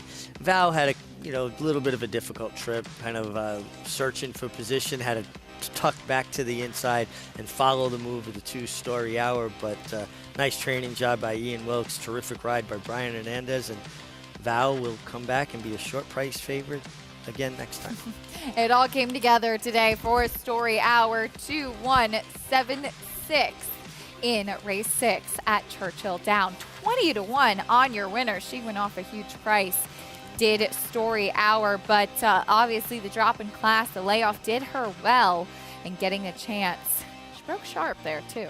Broke sharp, a little bit to the outside. Brian was able to correct her and take that rail position right away, and so nice when that hole presents itself and you've got a handful of horse take advantage of it. Story Hour with the win at Churchill Downs. We turn our attention back over to the fairgrounds, getting ready for the 3rd race. Louisiana bred maiden special weight coming up next for 3-year-olds and upward. We'll be sprinting on the main track, going the 6 furlongs. And taking a look at the field, there they are, getting ready for race number 3. That's a look at the number 2, Relic Hunter, off the layoff. We'll see if that Colt by Munnings can build off of that 2nd place finish and if he's ready to go off the bench. You know what? I'm keep on looking at the jockey colony, and there's a lot of names there. It looks like they've got a full colony, maybe like 30 guys or more. And it'll weed its way out who gets off to a good start, who may then eventually migrate over to Oaklawn Park when they open. But there's a lot of riders in this room. Jareth Loveberry going to be aboard, your current favorite for Ron Faucheux, as that one is 2-1 right now on the board. The number 7, Go Brother Go, Raylu Gutierrez on that one. We saw this gelding debut and run quite well at Louisiana Downs. How does that form transfer over here? That's the question. I mean, it is Louisiana bred, so you would think that, potentially it would be a lateral move more than anything else. And everybody's trying to put their best foot forward, get off to a good start at a new meeting. A couple of first-time starters that, fairly well bred, the 4 and the 5, both from trainer Sam David. out of mares that won or stakes placed or won restricted Louisiana bred stakes.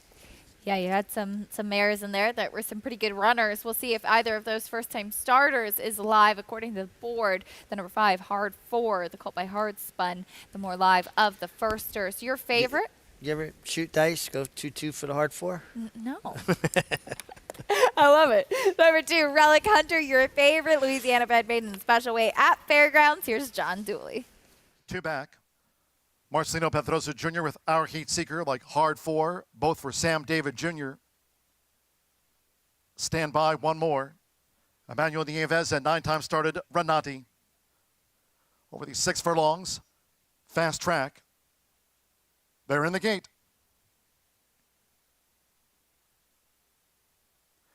And they're off. And Our Heat Seeker broke just a beat slow.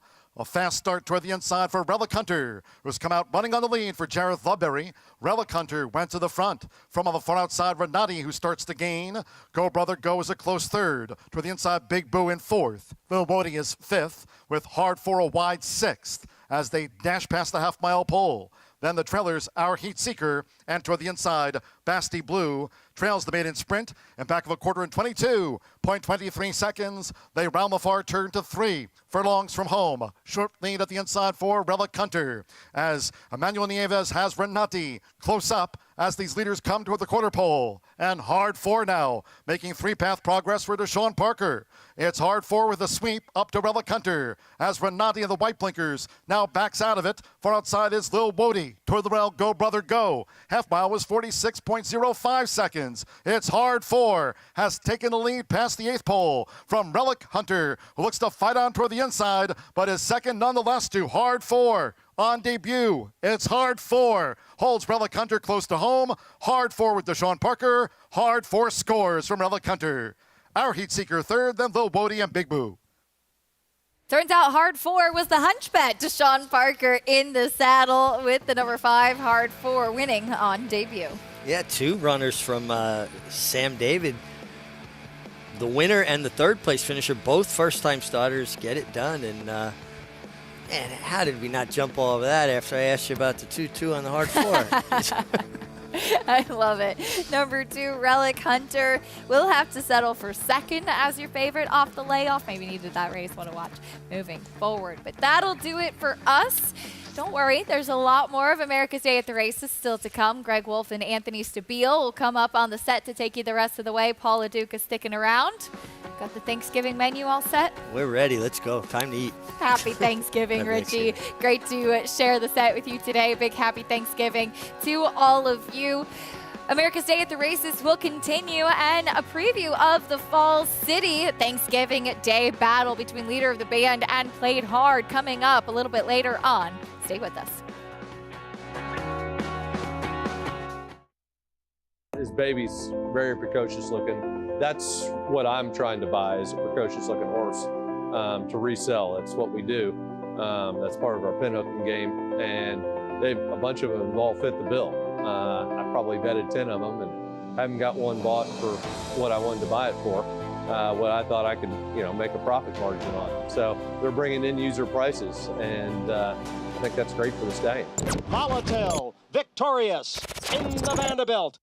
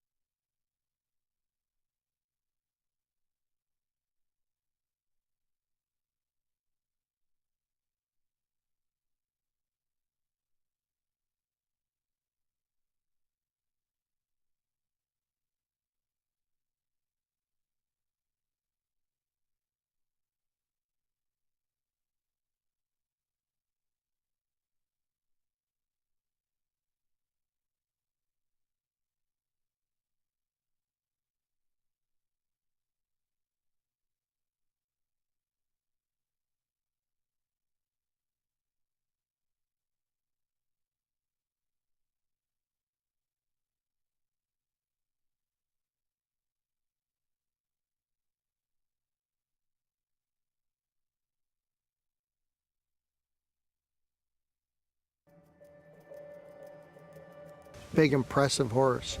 Very masculine, lots of bone, big white blaze on his face, really catches your eye.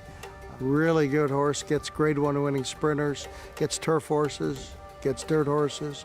They can be 1 turn, 2 turns, long, short in between. Great commercial horse.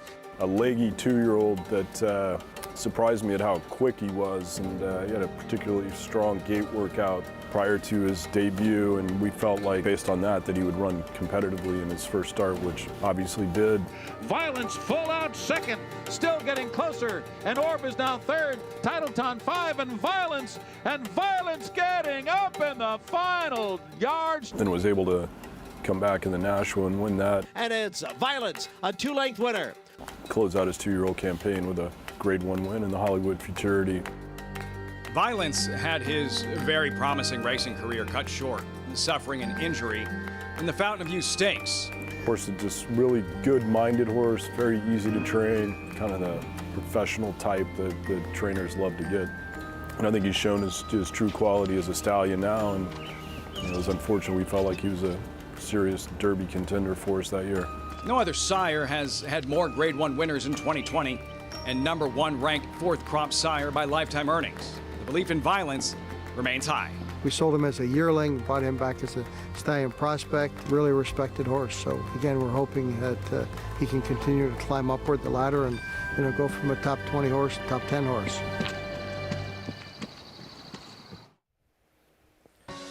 Good to be with you, continuing live coverage of America's Day at the Races. It's presented in part by Hillendale at Alapa, where the obscure becomes obvious.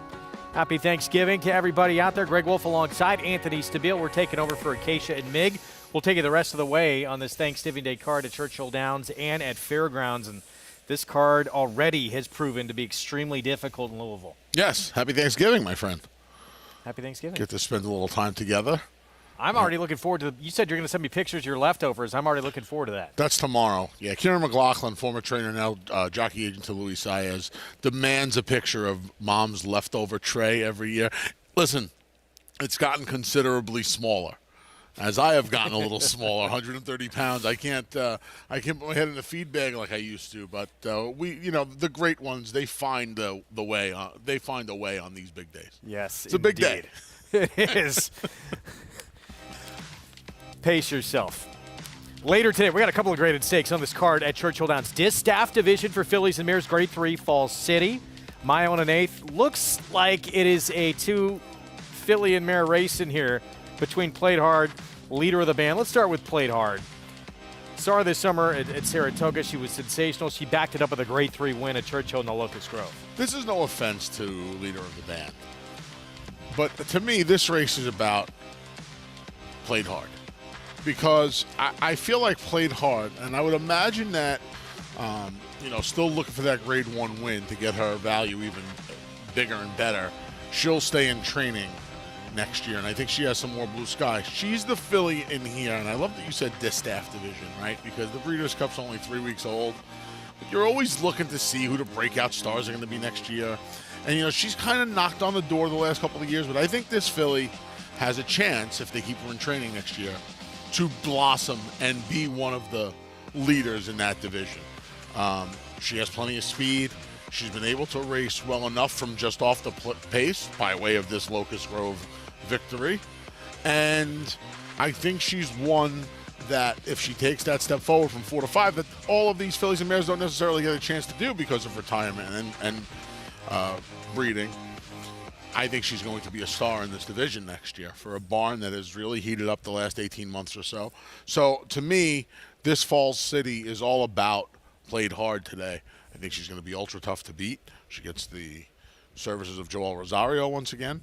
And as far as I looked about half a dozen times. Malathat's not here today. So, I think her chances are highly greater than they were last time. That's who Played Hard. Yeah, had to deal with in that spinster, and they were pointing her to the distaff before that 8.5 length defeat to Malathat, and then they decided to back off. Meanwhile, Cardinal Stakes on the turf, mile and an eighth, Grade 3 will follow that Falls City. And Talika, we've heard this name a lot over the years, still going strong for Alstall, 6-year-old mare who can get it done a variety of ways. She's amazing. I remember a couple of years back, Al Stahl was still sprinting her. And my former radio co-host, Bobby Newman, and I were talking about how he has an option to keep her sprinting. She's won, I believe, Greg, from 5.5 furlongs to 1.5 miles. That's incredible. In her career. I mean, absolutely remarkable. You cannot find horses to do that. And, you know, talking about Played Hard, staying in training next year, hopefully as a 5-year-old, Dalica is going to turn 7 in about 5.5 weeks. So, you know, it just goes to show you the success. She's a millionairess now. That a bulk of that bankroll happened this year. And I think it just goes to show you what happens if you leave these horses in training, regardless of sex, and the good things that could happen. She's Hickory. She's Hickory. I like a little bit of a price in there. We're going to be covering this race. I'm going to hold on to it for a little while. All right, yeah, she's made $700,000 this year, Dalica. Adventuring next door for Brad Cox, the 6. Both those two want to be forward. This was a surprise. Ian Wilkes, Story Hour. 2 starts where she finished a race. She actually walked off 2 starts ago. She did not show a lot of ability.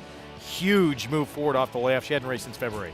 You don't see a lot of Ian Wilkes horses lead fields into the stretch, right? A lot of these horses come from behind. That's just, I don't know if it's the program, if it's the type of horse he gets. That's just how these horses run. He now gets this horse home at a big price today, 20-1 on the button. A little higher, 46 cents over 20-1. And yesterday had that first-time starter when we were on the air, who took every dime on the tote board, was forward throughout, and led the field into the stretch. So, unlike that one though, they knew about yesterday. They knew about yesterday. No one knew here. Well, she had disappointed enough where she had kind of, you said, you know, she didn't finish a couple of starts back. Far different story than the first start yesterday. I thought this race incredibly difficult. It kicks off the Derby City 6. Conditioned $50,000 claiming race, 3-year-olds and up who have never won 3 or who are 3-year-olds. And the only 3-time winner in that field is Brondo on the outside. That's the 9 in here, but there are a lot of ways to go. Ollie Meister, the 3, your current favorite. Yeah, 2-1. Chris Hartman off the claim. Mitch Murrell rides. We'll talk more about this field to kick off this Derby City 6 when we come back on America's Day at the Races.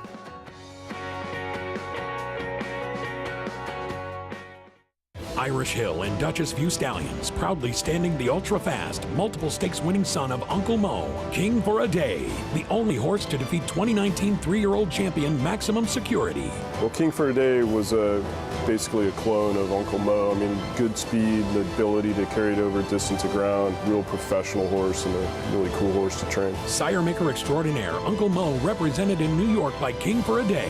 Visit IHDVStallions.com to book your mare today.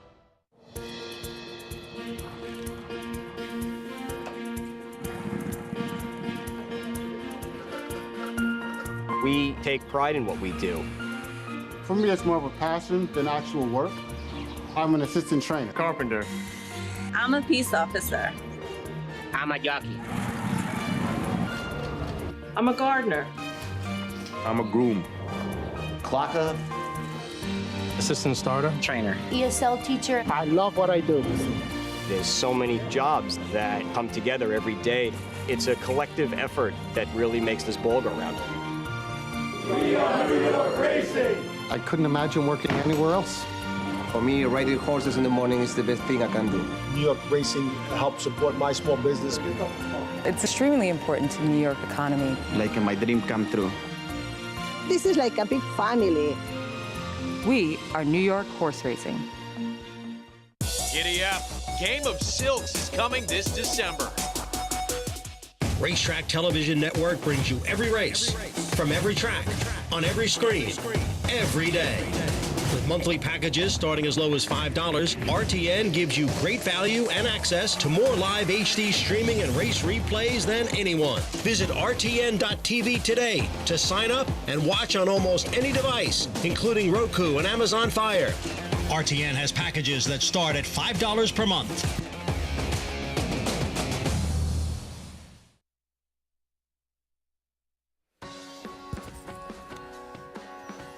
Back with you on America's Day at the Races on our FS1 coverage under the Twin Spires at Churchill Downs, getting set for the start of the Derby City 6 wager. 6 furlong sprint, $50,000 claiming race for 3-year-olds and up. And the current favorite, as we told you going to break, that 3 Ollie Meister for Chris Hartman, coming off pretty dominant win at 6.5 furlongs, moves to a new barn now, was just claimed last race. Let's take a look at Ollie Meister in that win. It was at Keeneland, was close to the pace, set just off the leader, and then just found another gear in the stretch. He baffles me a little bit here, Greg. This horse ran back on a little over 3 weeks last time and galloped off of the worst effort of his career against better, going longer. Okay. Now, he doesn't run for another 6.5 weeks, yet he's on the raise. More often than not, when you see a horse get claimed and not come back in the month, they don't run on the raise. They run at the same level or on the drop. So the time away is a little puzzling in a bad way, but the raise in class is puzzling in a good way.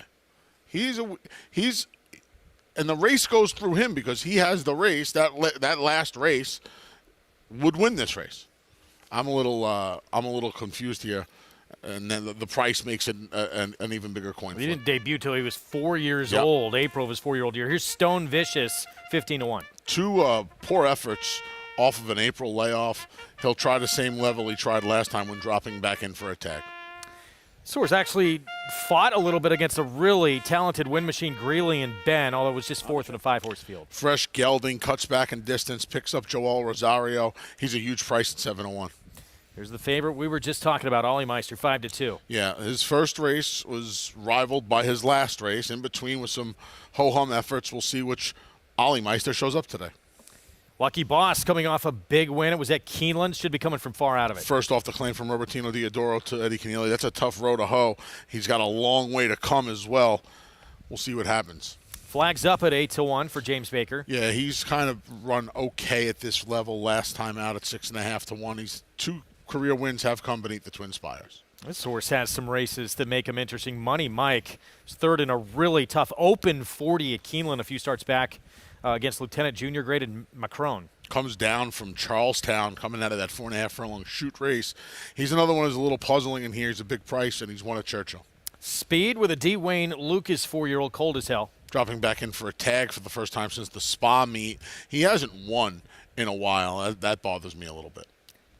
Red Label, 12-1, had the lead in the stretch going 6.5, second off a layoff, and cuts back to 6, so may last a little longer today. Lucky Boss was claimed from Diodoro. Diodoro took this one out of a pretty fast first 3/8 of a mile last time anyway.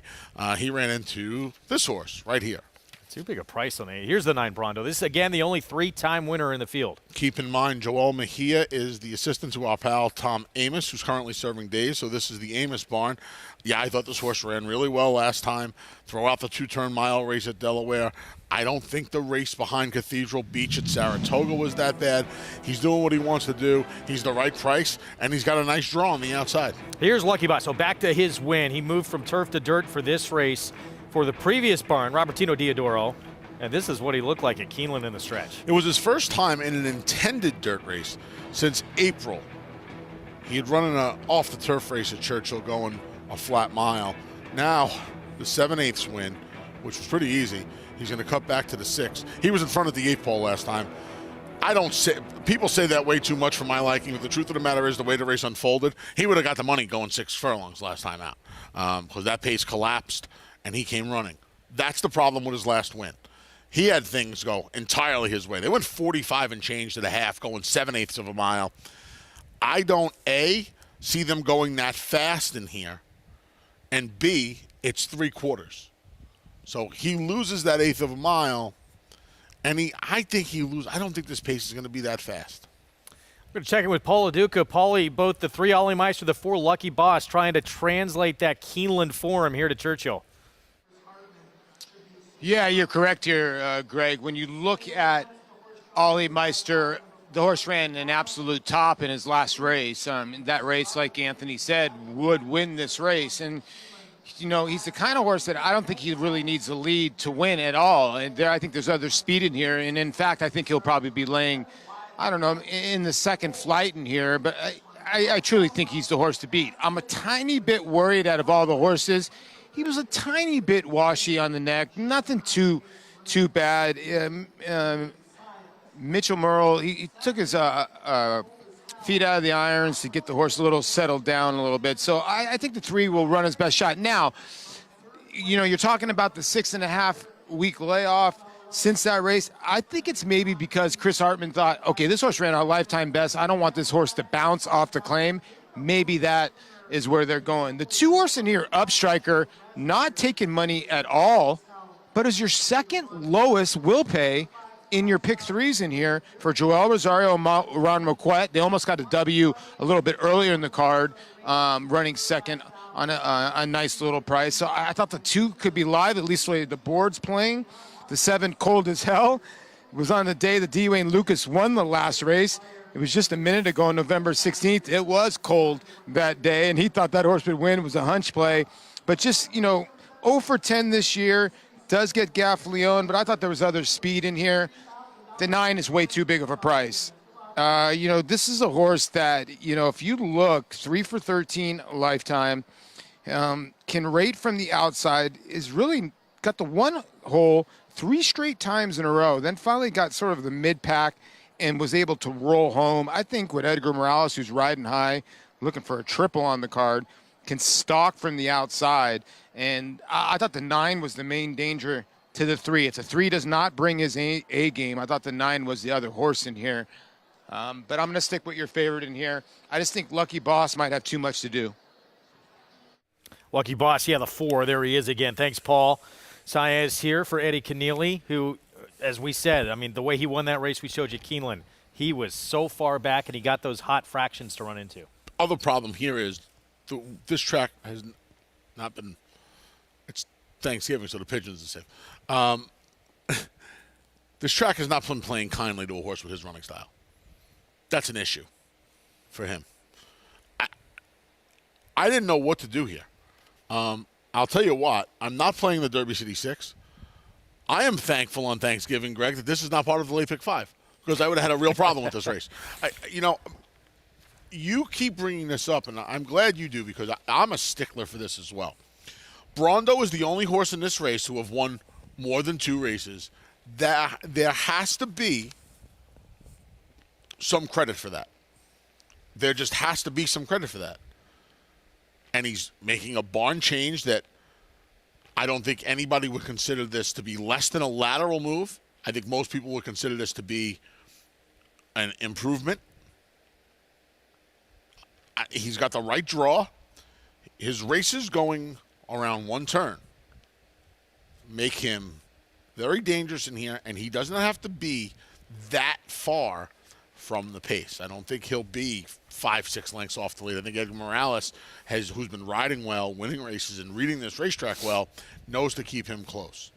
I will say this to the 9, though. And, yeah, you're right. It should mean something. But by the same token, one of those wins on synthetic, maiden 30 victory. That's fine. Which some of these horses, like the 3, broke their in against straight maidens. But I'll tell you this. They're conditioned claimers. But as a 3-year-old, he beat conditioned claimers in the first third of the year. He beat them in April, the last day of April. There's something to say about that as well. It's a tough race. I didn't play it either, but I would have had to use I thought outside of the 1, I thought anybody could win this race. I would have probably went 2, 3, 9. Now, 3 did make a really good appearance. Paulie high on Ollie Meister's chances as well. Public backing that one for Chris Hartman off the claim. And can keep pace certainly early on. Should not be too far off the lead early. Let's go to Travis Stone, start of this Derby City 6. They're in the gate. And they're off, and Lucky Boss caught a flyer, but Cold as Hell quickly comes up from the outside, and Cold as Hell hustled out there to grab the lead. Brondo comes up from the far outside. Stone Vicious is right there, too, down at the rail, pressing for the lead. In tight is Upstriker, had to tap on the brake several times there, is back into 4th and still in tight. Lucky Boss is racing 5th. Money Mike is now 6th. Ollie Meister toward the inside 7th. Red Label second to last early and flags up the trailer. Far turn run. run. Brondo pressing Cold as Hell for the lead. The opening quarter goes 21-3. There's 3 furlongs to go. Lucky Boss is hovering 3 wide and coming on. 3 of them across the track to the quarter pole. Money Mike's not far behind. 4th within 2 lengths of the lead. They come for the top of the stretch. Brondo, Cold as Hell, and Lucky Boss stacked across as they turn in. Cold as Hell cut the corner, short lead. Lucky Boss down the center. Brondo's there. In behind is Money Mike. Ollie Meister's picking it up. Ollie Meister weaving through the pack and popping outside. 1/16 to go. Cold as Hell, Brondo. Lucky Boss. Here comes Ollie Meister. Mitchell Murrow navigates all sorts of traffic to score. Cold as Hell, followed by Flags Up and Brondo. Ollie Meister, much the best in this spot. Mitch Murrow, Chris Hartman off the claim. It's a big run from this horse. 2-1. I grabbed my phone to bet Brondo 4 times in the last 3 minutes, and something was just telling me, no, he's too wide, he's too wide, he's too wide. The favorite was so much the best in here, it's not even funny. He was much further back than I thought he was going to be, number one. He had to do his major running in the 4-path, 3-path. He did a good job saving some ground, Mitch Murrow, but he had to get this horse running. And, Greg, it's like a no-passing zone outside. Brondo tried to get by, Cold as Hell, he couldn't. Lucky Boss came with the menacing move, he couldn't. And, in fact, Flags Up, Corey Lanery, where else, married to the rail. He winds up getting the show, though, by just staying inside and picking up the pieces along the inside. It's so hard to pass on the outside. It makes the favorites win that much more impressive. Close for third. It did look like the 5 Flags Up. We'll make it official in a moment. Ollie Meister, though, your favorite, starts off that Derby City 6 as we head to Fairgrounds. Race that was meant for the grass. They're off the turf today, so this allowance optional claiming race stays at a mile and 16th, but moved to dirt. Held together well. Just one scratch out of the race. You could say this race might be more competitive on the dirt than it was on the turf. Here's the field. Seductive USA kicks things off. Does have that inside post. Yeah, all turf here. The source has 4 dirt races hit the board 1 time on a wet track. And Freedom Factor entry mate's going to break 4th from the outside. Marcelino Pedroza rides. Yeah, they kind of got him covered in here, right? One's on the rail, the other one in the middle of the pack. You mentioned Pedroza. This horse has 3 wins on the main track. Burning Bright, Jimmy Grand, Norm Cassie off the claim. Remember when this horse won an allowance race at Belmont off the turf back in May of last year and thinking he'd be okay? He's 0 for 4 since with a lot of layoffs in between. 4-1, Raylo Gutierrez on, it's a rider change actually. Jamie Terrio, I believe, on the 4. Yeah, uninvited guest. Yeah, uninvited guest comes in, shows some speed on turf, on dirt. This horse has a win on a wet track as well. Adam Beschizza on Runaway Harry. Mike Stidham off the claim. You don't see Mike Stidham claim too many. In the last 2 calendar years, he's 3 for 6 off the claim, though. This horse stretches out off a sprint try at Keeneland. Treasury returned to a very big number last start. 3rd off a May layoff. First effort was not good at Monmouth. Race at Keeneland last time showed some speed and tired late. Jack O'Rose, Mike Stidham runner, coming off a win at Delaware in September on turf. Another Mike Stidham in here. This horse's better races, in my opinion, have come on the turf, and his better races overall have been going long. I can't believe this 9 is 10-1 in here. Main track only entrant, just put up an 88 buyer at Delta Downs. Absolutely crazy price on this horse. I'm with you. Barn wins at 25. I am not familiar with Sarah Delaney. Barn wins at 25%. This horse got beat to a stakes horse in Dreamer's Disease in that Delta Mile last time out. 17-1 on the 11. Job Security's been off since September of last year. We skipped over that 10 Rising Empire. Brendan Walsh runner adds blinkers. Yeah, that horse had a promising future, and he's kind of fell apart the middle of this year. He has faced some real monsters. monsters. Stage Raider. Yep. He's faced some hard knockers like Militarist, Candy Typhoon. He gets a pair of blinkers today. We'll see what Raylu does from the outside draw. That's Raylu Gutierrez, for those of you uninitiated with Mr. Gutierrez. Yeah, he's on the 10. He was named on the 4, and that's why Jamie Terrio takes over on the 4 with that surface switcher and Rising Empire getting in. So, this board tells you this is a tough race here. 7-2 favoritism, Burning Bright, Norm Cassie, who wants to be forward in this spot. Wasn't able to last for $50,000 at Keeneland, but this horse has some races that make him very dangerous. I can't mess with this horse, Greg. This horse is the 3-1 favorite. This is the reason to bet the race. This horse being the 3-1 favorite. his first race off the year-plus layoff, and it was a year and 10 days, was good. He kind of dueled on the front end, got some separation, had every right to get tired. The horses around him, Fat Man to knock around Stake Horse. What happened the last two? Well, that race, the second race was a 1.25 miles, which very few horses want to do. He didn't run a half mile. mile It was in that a slop, day. and it was off a long layoff where he ran his eyeballs out. You know what the big problem there is? He had plenty of time between races, and prior to that dirt race, his best dirt race was going 1.25 miles on a sloppy track. I can excuse that second start. Okay. Last time was bothersome, too. He was in for a tag for the first time. I think that race 2 back was the telltale sign. He can win here, but there's other pace in here, and he is an awful price. That other horse we both like on the outside. How is this 9? How is this 9 horse? How is this horse 9-1? This horse is 9-1. From August to October, Sarah gave the horse a sprint race to tighten him up. Now, that's 2 turns to 6.5 at Delta. So it's a little different going 6.5 around the 2 turns. He then goes the 2 turns around the mile. Natural progression out to the mile on a 16th. Gigantic price. And he's a main track only. He's a dirt horse running against mostly turf horses. I don't get that price. I'm with you. Interesting 4-year-old is a 6-time winner. It's a difficult race. That too.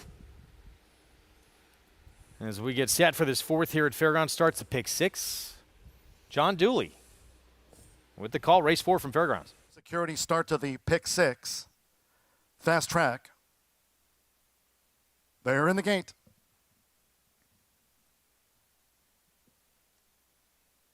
And they're off. And there's Treasury, who strides to the front straight away for Deshaun Parker. Runaway Harry toward the rail. Jackaro's flashing speed, and Dustum strides up and gets position in the 3-path as they enter the first turn. It's Treasury. So Treasury leads. 7 furlongs to go. From Jackaro's, Runaway Harry, Dustum 4th on the outside. Then Rising Empire now gains 5th as they go to the back of the track. Uninvited Guest is a settled 6th. Well, racing 2 clear from Burning Bright, who's next, as they go up the back of the track. Following Burning Bright after 3/4 length New Year's Surprise. Royal Blue with the red halves and a white cap, while racing 3 clear from the teammates. Seductive USA in front of Freedom Factor, heading toward the half-mile pole, and Job Security is last of 11. 24.01 seconds for the lead part. They have just over 4 furlongs to run. And Treasury continues out in front. Treasury leads Dustum through a half-mile in 47.43 seconds. They round the far turn. Treasury looking to make every yard here for Deshaun Parker in front of Dustum, who's second on the outside by 5. Rising Empire being driven from 3rd. Jackaro's has lost ground in 4th. Uninvited Guest. New Year's Surprise in 6th. Then farther back to Seductive USA with Runaway Harry and Burning Bright. Treasury first to face the Thanksgiving Day crowd. 3/4, 1:11.44 seconds. It's Treasury with 1 furlong to go. Dustum charging up alongside Treasury. And these two set for a final 16th battle, while well clear from Rising Empire 3rd, from Uninvited Guest in 4th. It's Treasury and Dustum on the outside for Alexander Castillo, who just has the advantage. It's Dustum, and Dustum has prevailed by a half length over Treasury. Dustum, we both liked. We could not believe the price. Abel Castillo, Sarah Delaney, 7th win of this 4-year-old's career. You want to tell them, or should I? Don't do it. I'm embarrassed. Neither of us bet. I don't want to speak for you. I didn't bet because this horse was dead as disco on the tote board. And to me, he made so much sense. 7-1. And they're betting these other horses that are, listen, this is going to come off as very pompous. They bet a horse in here down to 5-2 that couldn't outrun me down a hill today. I looked at this horse early on when, first started handicapping, actually the other night, and said this is a must-use. If it came off the turf, yeah. We put nothing. It's a dirt horse running in a turf race. You got to actually bet him to make money. Race 7 at Churchill. Ollie Meister starts as Derby City 6 as the favorite. Back-to-back wins now, cutting back to sprinting. Yeah, nice effort. Really nice effort. Like I said, you see him get outside of horses here. He saved some ground throughout. You want to be inside. That's just the way the place has been playing for a while. But he really had a nice turn of foot here. You don't get too impressed. At least I don't by 53 lives. These beaten claiming types. But that was a nice effort today. I wonder if he went to a new home. 109-1 as well for the 6 furlongs. For that caliber, it's a good time. Yeah. 3.75 finish. I thought that race was incredibly tough. Winds up the favorite, gets the win. It works out that way sometimes. Race 8. Mile and a 16th, an allowance optional claiming field coming up. Powder River, Norm Cassie on the rail with Florent Giroux.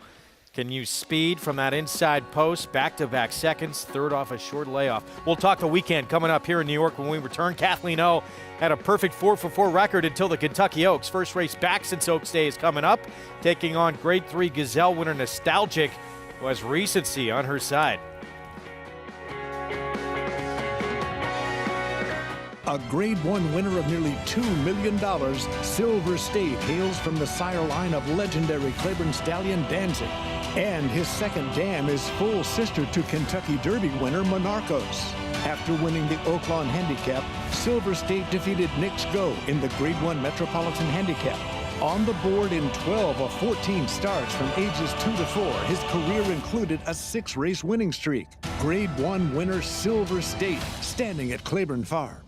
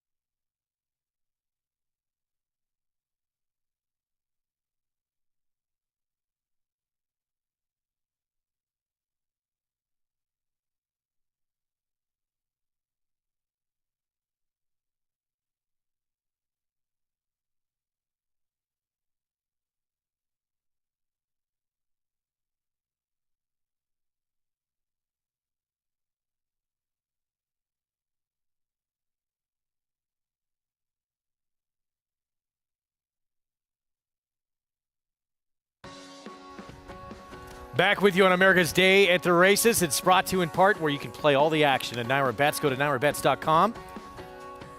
Get that $200 deposit match sign-up bonus when you enter this code for new members, Match200. And bet any track, anywhere, anytime, including our Friday card when we get back to action racing in New York on Friday. Grade 3 Cumley for 3-year-old fillies at 1 1/8 miles. And we're going to see the return, as we told you, going to break of Kathleen O. Brought that perfect 4-for-4 record into the Kentucky Oaks this year, including a couple of graded stakes wins. Wound up 5th behind Secret Oath and Nest in that race. This will be the first race back for her since then. Yeah, she didn't embarrass herself in the Oaks here. She has taken that Gulfstream Park Oaks back on April 2nd and doing it rather easily. This was her 4th consecutive win, like you said, Greg, to kick off her career undefeated. Shug McGahee has had a ton of success bringing back his stars here at the Big A. He's used races like the Discovery and the Comely for a while. Some of these races have different names now and are in different places on the calendar, but he's used the Big A as a launch pad for a lot of his stars. And I would assume that she's ready to roll. She's got to go to 9 furlongs off the May layoff. That's always a little bit of a tough ask, but she's handled everything they've thrown at her so far. At the time she finished 5th in the Oaks, she ran into Secret Oath, who was on a roll. She ran into a budding star in Nest.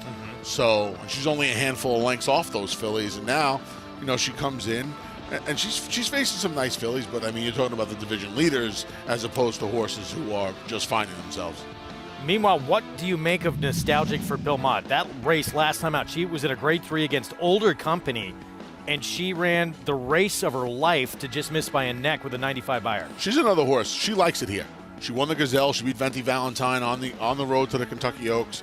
To here, the Battle Bling looks like she's home Jerome here, and she winds up holding on, but Nostalgia just keeps on coming at her. She's the kind of filly that you probably can't throw enough distance at her.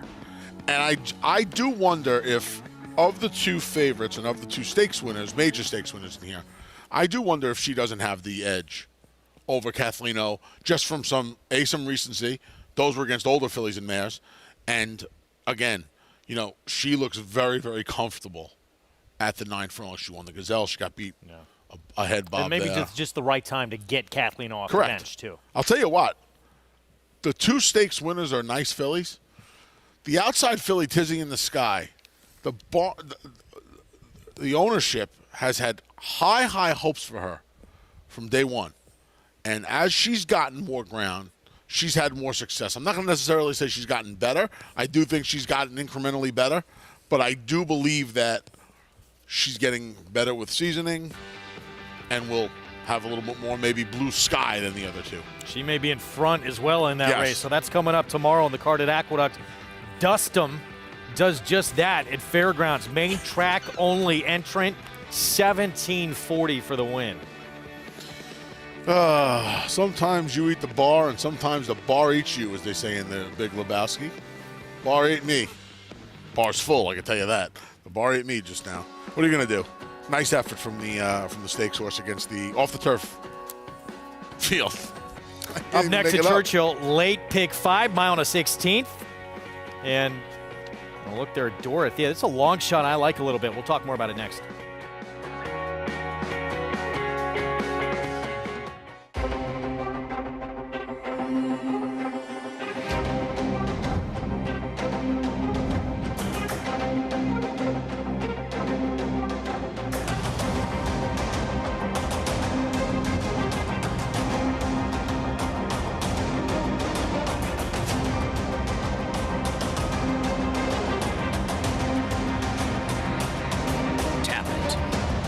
Standing at Gainesway.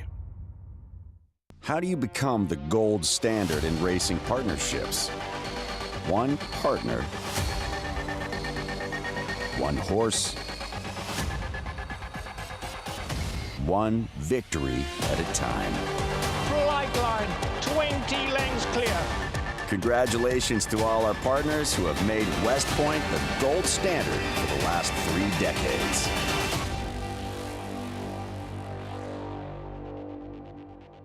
The Factor, a top 10 General Active sire in 2020. His progeny include Grade 1 winner Sistron, Grade 1 winner Noted and Quoted, Grade 2 winner Factor This, and Grade 2 winner Charmaine's Mia. With dozens of 6-digit yearling sales, he's a proven sire on the track and in the sales ring. The Factor, a leader of his generation, standing at Lane's End.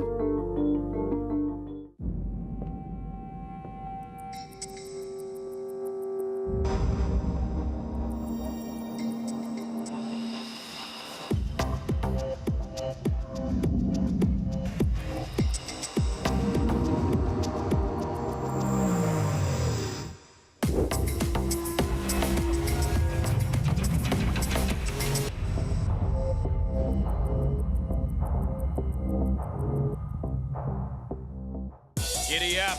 Game of Silks is coming this December.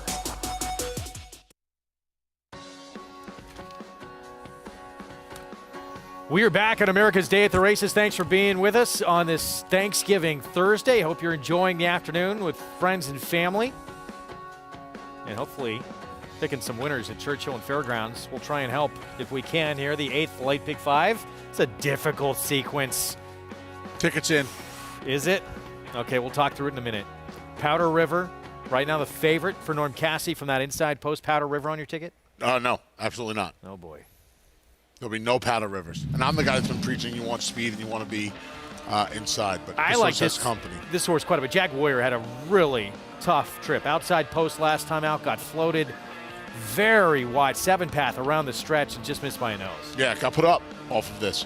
and should have gotten put up off of this. It would have been 2 consecutive victories. We're talking about a filly that's kind of turning around. Daughter of 2011 Preakness winner Shackelford has really gotten good for Dale Romans. She won going the 1-turn mile at Churchill. She got put up going this 7 furlongs at Keeneland where I don't think anybody disputes the fact that she would have gotten the job done. Yeah.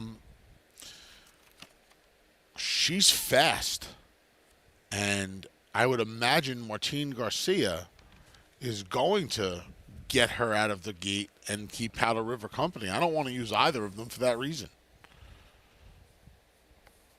Well, here is Powder River. So 5-2, still the favorite from that inside post. 2 back. Churchill earned a very big figure in a runner-up finish. Had the lead going a mile and backed up to second. Has finished second or third in her last 8 starts. Has not won in over a year and a half.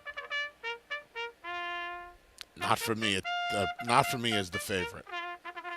Next door, Temper Time, who had a big win at Keeneland back in April, was forward in that race. They ran her in the La Troyenne, and the wheels came off the bus. She has not come back to that. Now she's in for an $80,000 tag today.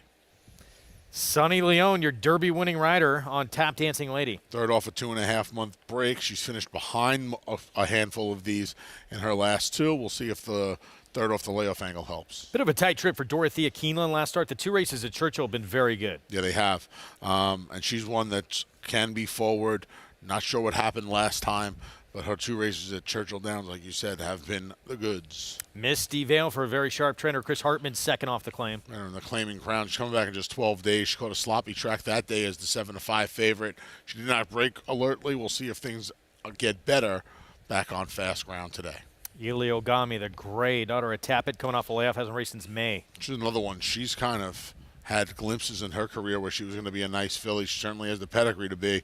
See if she can get it together at the end of her 4-year-old year off this May layoff. Microcap, good comeback race off a short layoff Churchill and then didn't fire at Keeneland. Yeah, not sure what happened last time out. There's no apparent excuse. She's been in for the tag for a while. Got the job done at Churchill. Last time she was here before that layoff in June. Here's Jag Warrior. Showed you that race at Keeneland where she got put up. Now going to try and get a mile on the 16th. Yeah, 2 turns for the first time. Not a great post the way the track's been playing, and the pace scenario doesn't work out too well for her as well. That's a big price. Princess of Cairo on the outside for Mike Puich. Yeah. Off the board in the spinster, as you would imagine. She ran okay last time, but I still think she's a cut below these. Late pick 5 on this Thanksgiving card begins in this race. Coming up, let's go to Louisville. Paul LaDuca joined by Hall of Famer Gary Stevens. Yeah, thanks, Greg. I am joined by Hall of Famer Gary Stevens here. Gary, glad to be with you here on Happy Thanksgiving to you as well, you and your family. Yeah, happy Thanksgiving to you and everybody out there watching today, enjoying the great racing with us. Yeah, so we got a pick 5 in front of us that is very, very difficult. We got to start with this race number 8. I would think Played Hard is probably going to be your most singled horse in the pick 5. Powder River right now, the one taking a lot of money. I know you're interested in a little bit, and so am I in the 9 Jaguar. I'm more than a little interested in Jaguar. I don't mind the post position.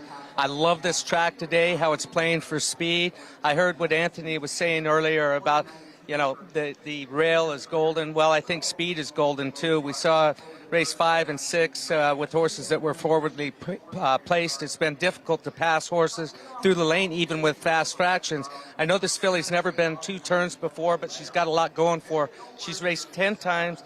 Martine Garcia has won 2 on a row, one of them by default. Obviously, with the rough trip coming off the turn and her last out being packed out wide, a deserved winner. But she's only 3 years old. So at this time of year, this is when the 3-year-olds need to start stepping it up with the older horses. And she looks like a filly that's on the improve. I know Powder River has speed down on the fence, but the way it's been playing all day long, we've seen some horses that are hooked early, and they're still keeping on with their task. Yeah, you make a good point. Now, Powder River, the one, taking a lot of the money. Now, she's 0 for 5, but she's been knocking on the door. What do you do with a horse like the 5, Misty Vale, or the 6, Illigami? You know, Rusty Arnold looking for his 3rd. Misty Vale, you know, Chris Hartman dropping a little bit. They seem a tiny bit dangerous, those two. Well, I'd definitely throw Misty Vale with Chris Hartman, Mitch Murrow, in there right now. They're both having a terrific meet as a team, Mitch Murrow and Chris Hartman. And look, if the speed duel does happen, it's going to set up for a filly like Misty Vale. The one thing I'll say that people out there should know that racetracks do change throughout the day. As the sun starts going down, they can either become deeper or tighter. But from what I'm seeing today, we've got a tight racetrack. Seen some horses duel through some fast fractions and continue to run on. Yeah, and another horse in here, Greg, Microcap. I mean, the 7, I just want to mention him. He's got a couple really good races here at Churchill, too. So another wide open race here at Churchill Downs. And good luck if you're alive in the Derby City Pick 6. Good luck if you've hit anything today. It's been bombs away. And good luck if you're starting this Pick 5. Yeah, tough sequence here coming up. Includes both those graded stakes races. Falls City, where we talked about it earlier, leader of the band, Played Hard. Most believe it's probably between those two. I know you like Played Hard quite a bit in that race. And in that Grade 3 Cardinal, since Pick 5's coming up, tell us the long shot you like. I like Past the Plate in the Cardinal today. I think her last race, she's never put up the fastest figs in the world. But I think that last race off the layoff maybe showed some signs that another one, as she's now in the end of her 5-year-old year, she's another one. She's always shown glimpses of being okay. And I feel like she ran well enough in the Modesty and then that long layoff, and she came back and she fired a good shot off the late October layoff. She's going to be a big price. And those two favorites, look, Dalika and Adventuring are nice fillies. But, they're not exactly Lady Eli and my sister Charlie. So I'm not too concerned about having to try to dethrone them in this Cardinal. So Past the Plate's the play. I went 5 deep in the last. That was a wild race for me. The next race is a little bit of a push back on the Asmussen. Speaking of the devil, the number 3. I use the 2 Asmussens. The other one draws in off the AE list, Commerce Comet, and I use the 7 Cravensworth, the Ron Moquette Firster, with Joel Rosario in the boot. He'll be a price, too. Good luck in this Pick 5. It begins here. Fall City, Cardinal, part of it. It's still Powder River the favorite, but 3-1 favorite from that inside post for Norm Cassidy. Let's go to Travis Stone. They're in the gate. And they're off. And Powder River breaks alertly from the inside post. Dorothea is there. Temper Time punches up on through. And Jag Warrior is there to the far outside. First turn, and it's Powder River.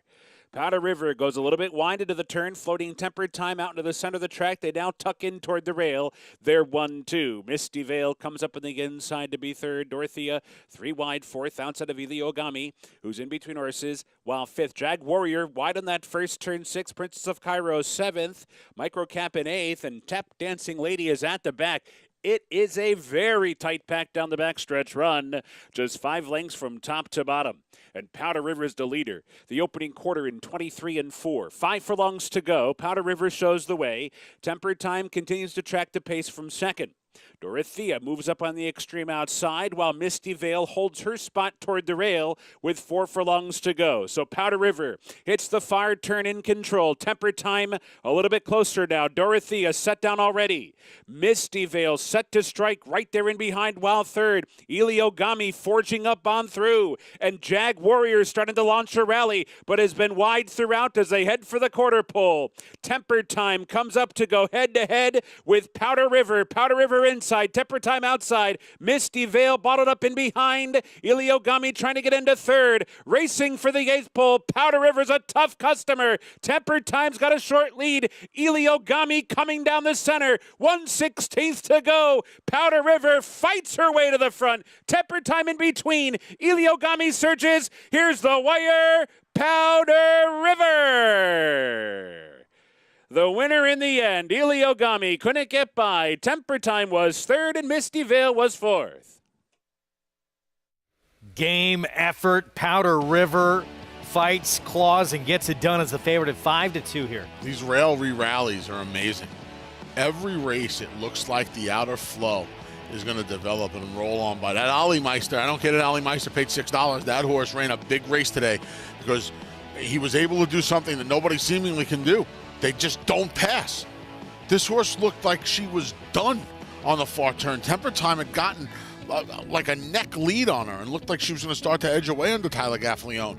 But they turned for home, and it was almost like, all right, well, I'm going to use this conveyor belt to my advantage. And she just put another half length on her and was able to hold off Iliogami. Iliogami ran really well off the layoff. We're looking to give Rusty Arnold his third on the day. She was loaded going down the backstretch, and Louis Saez had to wait for a seam to get her through. Look at this crowd on hand at Fairgrounds. Opening day, man. Race 5, mile and 70 yards coming up. This starts at pick 5. State Bred Company for this first allowance condition. And we'll get to the favorite last here from that outside post. We start with the 2 Commander Scott, who inherits the rail. Yeah, gets to the rail draw now. Ran okay at Delta Downs and Evangeline. Going to find the water a little deeper here at the Fairgrounds, where he is 0 for 9. And 50, 2-time winner, and has speed. Yeah, in these allowance ranks, again, at Evangeline and Delta Downs, showed a lot of speed, tired in the mud and just got beat. Was beaten a long way at Delta as the 2-1 favorite last time. Sprint speed from this one last out, stretching out. First time on the lead last time. We'll see if that's the tactics they employ here. Running in the money has done just that the last couple of starts. It's a big rider upgrade, too, shipping in from Delta Downs. The horse runs a lot as well. For the 13 days between starts last time, actually got almost a whole month between these starts. From Star Guitar, gelding. It's Wild again, was favored at this level in the mud at Delta Downs last start. Got beat, ran 5th. Yeah, tried the turf twice before that off a March layoff. Lone win came going a mile at the Fairgrounds in the second start. Mo Credo, lone win on dirt. It came in a race taken off the turf. And then here's Sunday Breeze. Hasn't raced since late September. Cherie DeVoe. Mo Credo it might benefit him to be off the speed in here. Sunday Breeze, taking all of the money, has never faced fellow Louisiana breds, and any one of his 3 races so far would probably make him a major player in here. Hence 3-2 favoritism. Short price, again, pick 5. Starts in this race coming up. But, yes, the 9's taking all this money, but everybody else bunched up, really. So beyond that runner, if the favorite doesn't fire, it seems like almost anyone can win here. Very hard. It was very hard for me to get past the chalk in here. And I'll tell you why. All of these horses are coming in most of them coming in from Delta or Evangeline. In fact, every other runner in this race made their last start at Delta Downs, except the number 9 Sunday Breeze, who happened to make it in a loaded allowance straight A other end, mind you, not even optional claimer, at Churchill Downs. This horse's lone race around 2 turns was won in a common gallop at Horseshoe Indy. I cannot imagine Colby Hernandez is going to have him that far off of this pace. I can't imagine, Greg, it's going to matter. This horse is 3-2 and should be 3-2. And it's hard to say that about A other than Louisiana breds, but I'm going to say that about an A other than Louisiana bred. This horse is 3-2, and he should be. Meanwhile, pace-wise in the race, there's a few that want to go. So it looks like if the 9 potentially does come from off of it, and the only race where he was close, it was insanely slow fractions. Yeah. There is probably going to be a pace for him to chase into. Yeah. I mean, I can't imagine that if he gets beat today, it won't be from the pace scenario. It'll be because he's not ready to go off the 2.5 months, which Cherie was a long-time assistant to Chad Brown. If anybody's going to have a horse ready to go off of a layoff, I would imagine it's going to be somebody from Chad's barn. This is Fairgrounds, where we first kind of learned, a lot of us, about how good Epicenter was on the road to the Kentucky Derby. We're going to see a half-brother to Epicenter coming up in the next race at Churchill Downs, actually making his debut coming up in a 2-year-old race. Onasa, the 9. Looking forward to that. So we'll get to that for trainer Larry Ravelli, been actually training at Hawthorne. Larry Ravelli, first time start, a half that percent. You think he'll have speed? Quite likely. Even money now on this 9. Here's Sunday Breeze. Last seen September 17th in open company, entry-level allowance at Churchill Downs.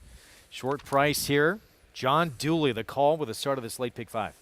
As Mo Credo loading at 1 mile, 70 yards. Stand by, one more. Colby Hernandez with Sunday Breeze. 4-5 favorite, Sunday Breeze. At 1 mile, 70 yards. Fast track. Here comes the 5th. They're in the gate.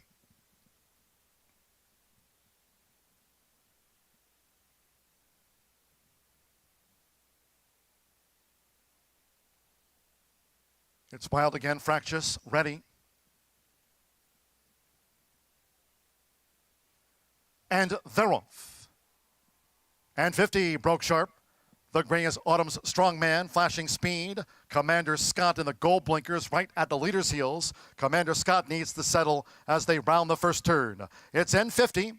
And 50 leads here for Marcelino Pedroza Jr. in front of these Louisiana breds as they go to the back of this historic New Orleans track with Autumn Strongman, now second from Commander Scott with the black cap. 3/4 length, 2. Running in the money in 4th, and then toward the rail is Mo Credo in 5th. Favorite, Sunday Breeze in 6th place. It's Wild again has dropped back to be 7th and last. The front runner, N50. Covered a 1/4 mile in 24.21 seconds for the run toward the half-mile pole. It's N50 out in front. Leads Autumn Strongman, Commander Scott still. Right there tight at the rail for Traylon Albert as they head toward the far turn. Mo Credo held up in 4th. Running in the money is a wide 5th. Summer Breeze up 1 spot. And it's Wild again last. Half mile, 48.67 seconds. And 50 continues to lead, but now with inside 3 furlongs to go. From Autumn Strongman, Commander Scott now gets off the rail. Commander Scott looking to launch a bid. It's still N50 as they come toward the top of the stretch. Sunday Breeze up the inside from wide. Running in the money, then Mo Credo, and toward the rail, it's Wild again. N50, 3/4, 1 minute, 14.10 seconds. N50 has the kick. N50 has come clear by 3 past the 16th from Sunday Breeze in a running in the money. With Marcelino Pedroza Jr. N50. N50 will be a front-running winner by a length and a half. Sunday Breeze edged out, running in the money for 2nd. Autumn Strongman 4th, then Mo Credo. Short price favorite defeated, and 50 stepping up for the win, who was forward last start and this completely backed out of that race at Delta Downs. Yeah, you know, it's funny because he was trending the right way on the main track. He had won 2 in a row, and then he got beat just that head. And then, last time out, I guess he just got embroiled in that hot pace down at Delta. I don't know. I'm going to say this, and I'm not looking to pick on anybody here. Colby Hernandez was, I don't know what that was, that ride on Sunday Breeze. He was jumping around. He was, I don't have no idea. I don't know if there was like a beehive chasing after him. He didn't stop. He was not quiet on him for 1 second in that heat. Churchill Downs is Powder River taking the 8th and digging in. Looked like every opportunity for Temper Time to get by for a moment. Even the 5 up the rail. Misty Vale looked like that one had a shot. Iliagami outside makes a late run. This mare hangs on as a 5-year-old to get the 3rd win of her career. Yeah, you should take Colby Hernandez should watch Florent Giroux. He was nice and calm, cool. Even when Temper Time went by, he knew he A, had a little something left in the tank, and B, knew he had the strategical advantage being inside at Churchill Downs. Going to take a timeout. We'll look ahead to more stakes action tomorrow. Grade 3 Long Island final turf action this last weekend here coming up in New York Temple City. Terror trying to make it back-to-back graded stakes wins in the Long Island. It's 1,000 words fighting back, coming down to the finish. If a picture is worth 1,000 words, this is one stunning picture. 1,000 words just in front. 1,000 words wins the Robert B. Lewis. Honoree P is full out now, second on the outside, and they're coming down to the line, and 1,000 words has done it.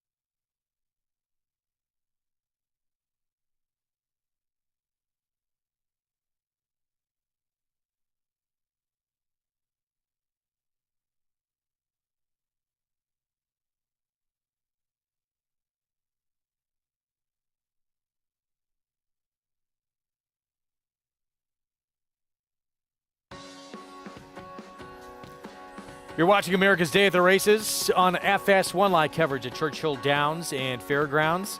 Get a $50 bonus when you bet every day this holiday weekend starting today with Naira Bets.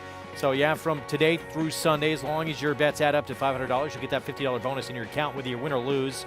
You got to opt in though at NairaBets.com. Be sure and do that now and get that bonus in your account. Let's win. Let's keep it positive. Let's win. Let's not talk about the losing. But you do get it if you lose. So. Yes. I'm with you. Stay positive. I think it does mean something. We talked about the Cumley tomorrow when we're back in action at Aqueduct. Long Island precedes that race. We have 4 stakes on that Friday card. Grade 3 Long Island Marathon on the Turf, Mile and 3/8, and Temple City Terror. There's 3 Chad Browns in this race. He doesn't have the favorite, shockingly. Temple City Terror is the one to beat Morning Lion, coming off a win in the Dowager. Yeah, she's the confirmed marathoner, if you will, in this field. She's doing it for a few years now, and this is a nice. It must be nice to just have a ride like this, right? I've driven harness horses, obviously, Greg. Never have ridden a horse race, but I think I would like to ride one like this, coming from off the pace, just lollygagging in the 4 or 5 path, knowing you're just gonna thrash everything that's in front of you in the next 3/16 of a mile. That's exactly what she did. She's been competitive with more like guys. She's good. She's just flat out good. There are 3 Chad Brown runners in this race, and David Aragona, our fantastic morning line odds maker, made this race mare 8-5 into the 3-headed monster. I don't blame him. She's been just as good this year as she's been in years past. Nice mare. Takes the different courses, several distances, more ground the better. I love the marathon race. I'm a big fan of marathon races, so I like fillies and mares like this. Maybe can make the argument 1.5 miles better than a 1 3/8 for her. One horse who has beat her at a 1 3/8. We're going to see later at Churchill today in Delica in that Cardinal. As we're back at Fairgrounds and 50. $12 for the victory, Marcelina Pedrosa for Sam David. If you abide by the old, gonna draw a line through the race, you got yourself $12 today. I couldn't do it. It was too bad of an effort last time out. About a $12,000 pick 5 for 50 cents, by the way, ending there. Derby winner, back to where it all began. A big moment as the second biggest upset winner in Derby history, Rich Strike. Back to tackle Grade 1 company under the Twin Spires and the Clark tomorrow. We'll preview his chances next.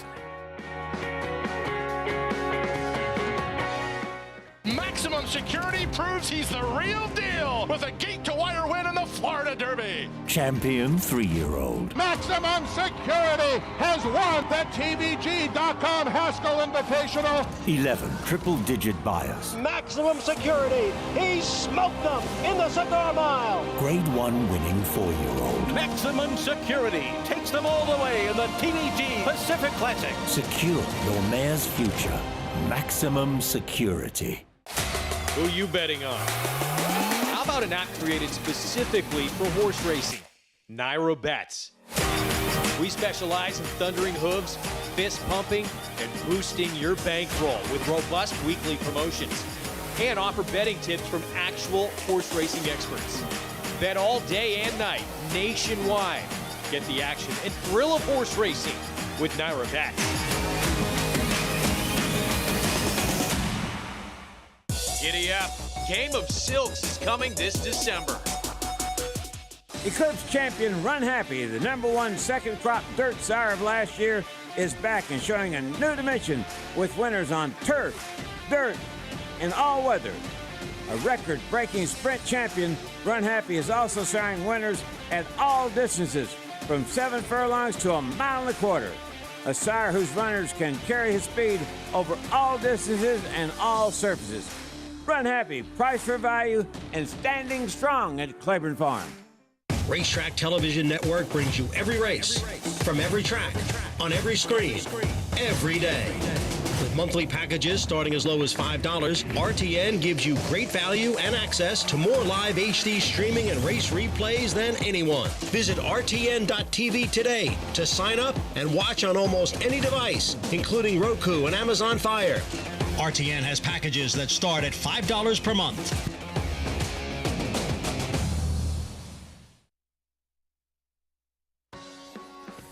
You're watching America's Day at the Races on FS1. Glad to have you with us on Thanksgiving. Our program brought to you in part by the champion sprinter Run Happy. Never lost in his career while sprinting. Did it all while racing medication-free. Now stands legendary stall number 1. Claiborne Farm coming up tomorrow on the Churchill Downs program. One of the final Grade 1s of the year. And the Kentucky Derby winner, Rich Strike, back in action where he has been best. I think it's hard to argue that. That big moment in the Kentucky Derby at 80-1. And he has proven he is not a one-hit wonder. He has proven he's not a one-hit wonder. I would like to say ... at Churchill Downs. He's acquitted himself nicely at some other places. But he's just a different horse beneath those twin spires. There's no other way around it. There are horses for courses, and he's one of them. You see this effort here. Controversial finish to this heat in a multitude of ways. Sonny Leone, Red Silk's outside. If he keeps him straight, he wins. Elbowed Tyler Gaffleone, stuck it in. And if he kept that horse away from Hot Rod Charlie, he probably wins that race. Yeah, and obviously Sonny Leone, he got dazed for that. Here's a look at Rich Strike. Wow, he looks beautiful, doesn't he? Yeah, and he walks around this paddock, right? And it's almost like, for you Superman fans out there, it's almost like Kal-El going back to the Crystal Palace. He's walking around, he's almost like he's summoning his power. He's just a different horse at this place. I mean, he doesn't look that good in other places. He likes the home cooking. He's a nice-looking horse, I can tell you that. I'm a sucker for a chestnut, so. Specimen, yeah. Wow. That Lucas Classic, though, was huge. He was 4th in the Breeders' Cup Classic. He's, for the first time in his life, you and I were talking about this the other day, he's going to be the favorite for the first time in his career. We talked about that. I'm not going to tell you it kept me up last night. It didn't. I do wonder, though. Likely. I'll say that. In part. I do wonder, though, if the public's going to look at the PPs, see a shorter field, see that West Willpower has such a tactical advantage on his 6 rivals, and gravitate towards him. Maybe it's Rich Strike's day to be the favorite, and maybe some of that Derby winner money and horse for the course popularity, money. Yeah. Popularity. I love West Willpower tomorrow, so I'm hoping that happens tomorrow afternoon. That's race 11 on the card tomorrow. One of the few Grade 1s remaining left in this calendar year, so we look forward to it. We hope to see you tomorrow back at Churchill Downs. This starts a pick 4 coming up. This race, 6 furlongs, maiden special weight. We're going to see that half to Epicenter coming up with the 9 debuting Ohana, but we're going to start with... It's amazing. I'm sorry to interrupt, Greg. It's amazing what just happened. Invulnerable, the number 1, came out. You see on the screen. He acted up. Uncle Reg, the number 2, followed suit immediately. 2-year-olds. It could be a domino effect. So here's Invulnerable, Joe Sharprunner. Yeah, a couple of nice gate works. Son of Practical Joke has to deal with the rail. He's taking a little money at 8-1. This horse reportedly with some talent for Michael McCarthy. Yeah, he's the son of Lee, dual surface graded stakes winner. Over at Claiborne, has a nice bunch of workouts as well, and like you said, he's rumored to be okay. Speaking of the Devil, Steve Asmussen, second-time starter, nothing like experience. There was a big push on this horse first time out. Proved to be that 5.5 wasn't long enough. We'll see if 6 in a race under his belt is a 3-2 favorite. Debut, favorite again. Yeah, Stray Cat from out of an unraced dam for Dwayne Lucas. Yeah, Into Mischief Colt. Does not have the quickest work tabs, reaches out for Rafael Bejarano. Stuck in Snow. Dam won first time out, was a multiple stakes winner. The Grand Dam won first time out. Nice work tab for Donnie Van Hemel, and this horse is acting up a little bit following suit of Invulnerable and Uncle Reg, 2 of the other firsters. Dakota Run has a couple of races that definitely make him a player. Yeah, he kind of regressed off a nice effort off the layoff 2 starts back. He did draw the rail last time. Yeah, he ran against Arabian Nights on the Breeders' Cup undercard. Yeah, for Baffert. Here's Cravensworth, who Dan produced a 6-time winner, who started 3 for 3, including a Best Pal win. Looks good on the warm-up. The Gervins have come out running. He's got a sneaky 47-3. Good work back on October 29th at Keeneland. Here's the half to Epicenter. Maybe going to be collecting some hardware this year. Coming down from Hawthorne, son of Always Dreaming. We'll see if these can start hitting the ground running. He's taking a little money at 7-1. Hard Money Muchachos coming out of a key race at Churchill. He didn't do Winners much. Won the Tremont. Yeah, I wonder where he is. He's a nice horse. Bling Bling Bling was okay. Yeah, I don't know where he's been since his debut. But we'll find out today. Here's Air Raider for Kenny McPeak. Blinkers on. Cuts back off 2 7/8 races where he took very little money. He gets a pair of blinkers and It leaves that Arabian Night race. Brazen Boy at start number 2 for him. He gets a fast track for start number 2, and he was beat by an Asmussen second-time starter in that debut and went gate to wire. Also gets some post relief. He goes from an inside draw on the slop to an outside draw on a fast track. Maybe that'll help. And a stablemate draws in from the outside who's being forgotten in here.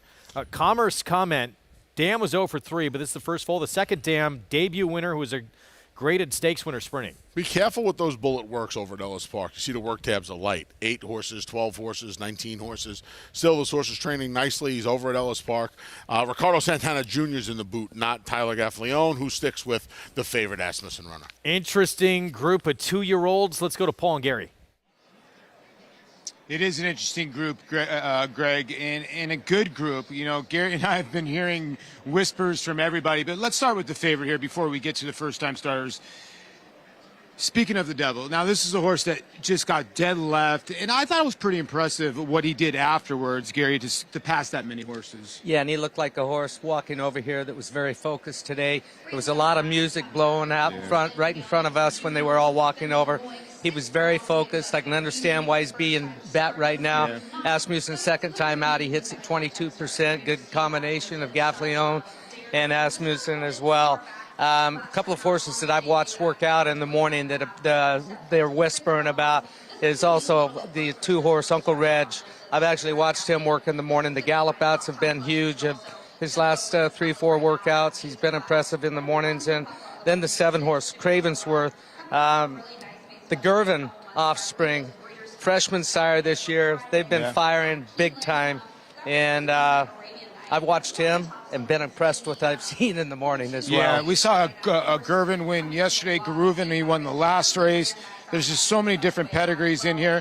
Invulnerable, you guys were mentioning, you know, when Gary and I were watching Uncle Reg, Gary, you said he looked the best. Invulnerable sort of started that when he sort of jumped up a little bit, Luis Saez, and it was a chain reaction to the 2-horse. Yeah, and he was one of them. He's had cotton in his ears walking over, and that's to keep horses relaxed, kind of dampens the noise a little bit, soothes horses. Remember Zenyatta, she ran with cotton in her ears, would come out just before she'd go in the starting gate.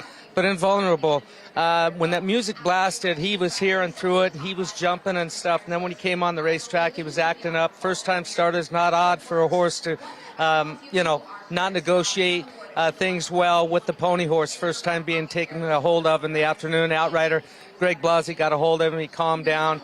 I didn't really see a problem there, but he looked fit to run first time out. And look, we've talked about the speed all day long.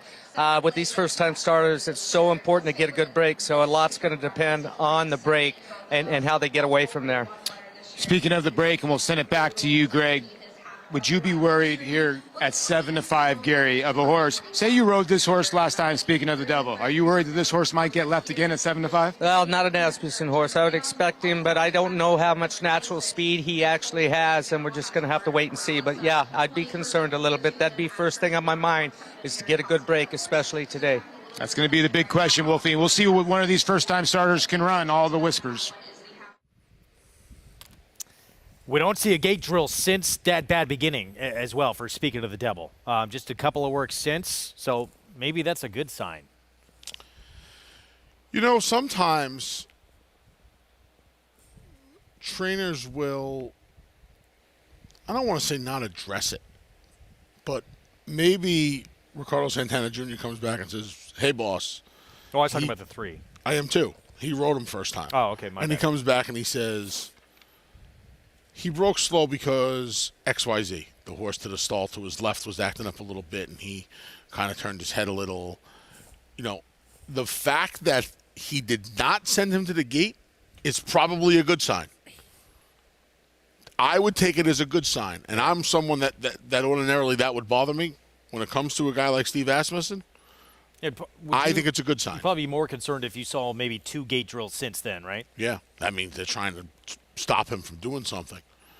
My guess would be it had nothing to do with it, or didn't have a lot to do with him, that there was some sort of external factor to that last time. But that's just a guess. In here, who you attracted to the most?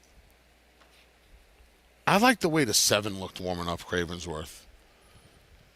You know, I thought he was getting over the track well. He gets Joel Rosario. You know, I'm always going to be on board with that. The Gervins have looked really, really good. He's come out of the box right. You know, he's no gun runner.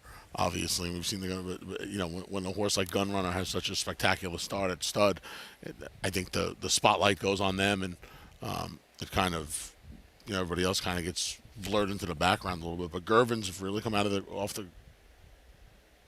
the chute running, and I would look at him. I'll tell you who else caught my eye: the quote-unquote other Asmussen, the bottom horse, the 13 Commerce Comet. Forgotten. He's being completely ignored at somewhere in the 14-1 range. Now he's 16-1. He gets Ricardo Santana Jr. aboard. I thought it was curious that both of his runners in here have trained recently at Ellis Park. Thought that was a little strange. Normally the quote-unquote A string is at Churchill. Maybe he's just keeping the younger horses at Ellis. I don't know.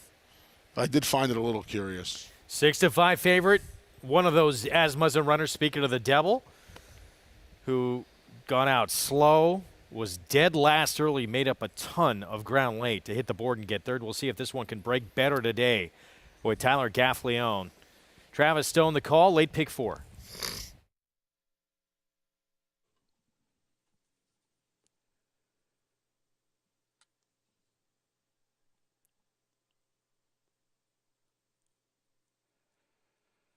They're in the gate. And they're off. Toward the outside, Hard Money Muchacho Sonasa's there. Invulnerable sent on for speed, and Invulnerable comes flying up the rail to take the lead down the backstretch run. Invulnerable's in front. Commerce Comet trying to come on for second. Onasa holds that spot in between. Dakota Run right in behind fourth. Uncle Reg toward the inside fifth. Brazen Boy sixth. Hard Money Muchachos runs in seventh. Stuck in Snow is eighth. Air Raiders in ninth. Speaking of the Devils, 10th onto the far turn and is 10 lengths off the lead. 5 back to Stray Cat, and completely outrun is Cravensworth. And they rip through that quarter, 21-1. Rounding the far turn, Invulnerable is the leader, pressed along by Onasa. Commerce Comet 3 wide, Brazen Boy 4 wide, Dakota runs right there. So to Uncle Reg down inside, they're off the turn. Invulnerable trying to hang in there, 3/16 to go. Commerce Comet to the attack. Brazen Boy down the center, Dakota Run is there too. Onasa's up the rail, 1 furlong to go. Invulnerable's determined. Commerce Comet surges. Uncle Reg coming on late, down to the wire. Commerce Comet, Invulnerable digs down deep to win it. Invulnerable lost a lead late, but came on to win. Commerce Comet and Uncle Reg. Race where a lot of first-time starters. There was buzz about. It's Invulnerable at 8-1 here for Joe Sharp. Luis Saez, who digs in and finds more after getting past in the stretch. Yep. Once again, the inside reigns supreme. Not going to tell me that these inside paths aren't helping these horses. Because every time a horse goes by on the outside, the rail runner re-rallies. The inside runner re-rallies. Now, he's out in the middle of the track. And you see Uncle Reg. Look where they're making up ground, Greg. Uncle Reg. Here comes Speaking of the Devil, who, by the way, did not get away from there cleanly once again. You're taking a look here at the start. Watch the 3. You know, it's funny. He doesn't break slowly. He just doesn't break. Now, I'm going to explain. And he got a little shuffled out there, too. I'm going to try to explain the difference. Richie would be better at explaining the difference here. There are some horses that when the gate opens, they break forward, and they're ready to roll. Just not a quick first step. Yeah. It's almost like not a quick first step, just not as fleet of foot out of the gate as some others. Probably going to want a little bit more ground. Just not comfortable at the gate. But again, I'm sorry. It's not that he's not comfortable at the gate. It's just that he's not fast early. Some horses are just lazy. He has a little bit of a lazy look to him early on. He started to run those, you could see, a little bit late in the stretch. So obviously there's some ability there, and maybe longer will be better but it was close Commerce at the wire and Vulnerable holding off this also eligible, the other Asmussen runner who was 16-1. It seemed like was completely forgotten with an Asmussen being the favorite. He looked so good on the racetrack. I used him in my pick 5, my pick 4 and my pick 5 ticket. He ran way too good to lose, and it's a shame because you see an effort like that, and again, it won't keep me up at night, but I know that this horse got beat by the post today. This horse got beat by a strip in his post today, and there's nothing Ricardo Santana can do about that. There's nothing anybody can do about that. At some point, though, they're going to have to address the situation because this is just, it's nearly impossible to pass on the outside. 113-3, 8-1. Your winner. What prices when we come back? We'll look ahead to Saturday at Aqueduct. Grade 2, Red Smith, another marathon on the lawn. My Own 3/8, Christophe Clement, Soldier Rising, 4-time winner on the lawn, over $700,000 in earnings, a major player.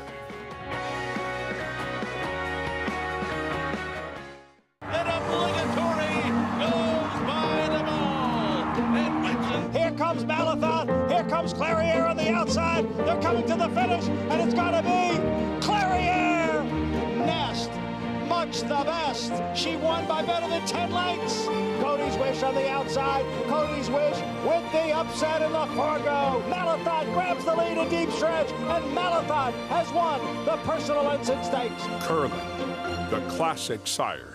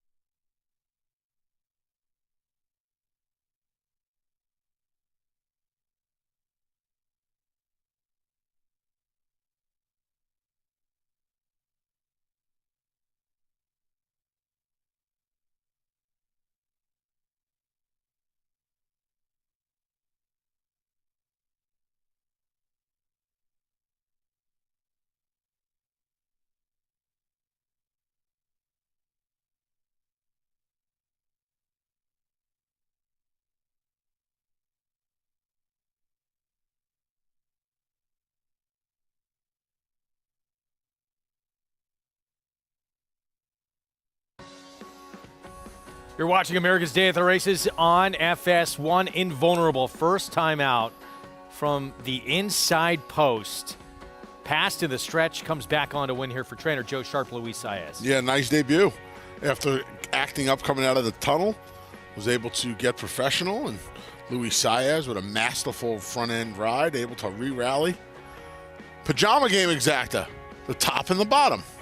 We'll come back. What the pajama game come back? Anything good? We're going to pick 5, 6,994. That exacta 248. Sounds so envious of that pick 5, Greg. We got to hit one of these things, man. We really do. We got to pay for this turkey today. Yes, we do. Even money favorite at Fairgrounds. We set for race 6. That would be running late. Chris Richard, who we'll get to. We start with Gem Collection. Blinkers on for start number 2. Blinkers, Lasix from poly to fast, sprint to route. Kitchen sink being thrown at Gem Collection today. 10-1 right now. Bernucci, start number 3. Debut was off the turf. Ran much better on the grass last time. So what do? We'll run back on the dirt. Meant to be Lucky has only been on turf. Yep. Son of looking at Lucky. He's going to try the main track for the first time. Lasix seemed to help last time. Just got beat a neck at 13-1 and change. Trainer Bell's the one, that fantastic distaff sprinter. Neil Pessin runner. Tizzy Tantrum his horses usually need a race. He's going a mile and a 16th first time out. It's tough ass for this colt. Notion, blinkers going on, showed speed last start on the dirt. Yeah, tried a little restricted Virginia-bred stakes first time, flash speed last time, stretches out, 2 sprints to a route, blinkers on. Lots to like about Notion today. What's going on with the 6? Even money? This is wild. First time Debuted Lasix. on turf. Didn't take $2 first time out.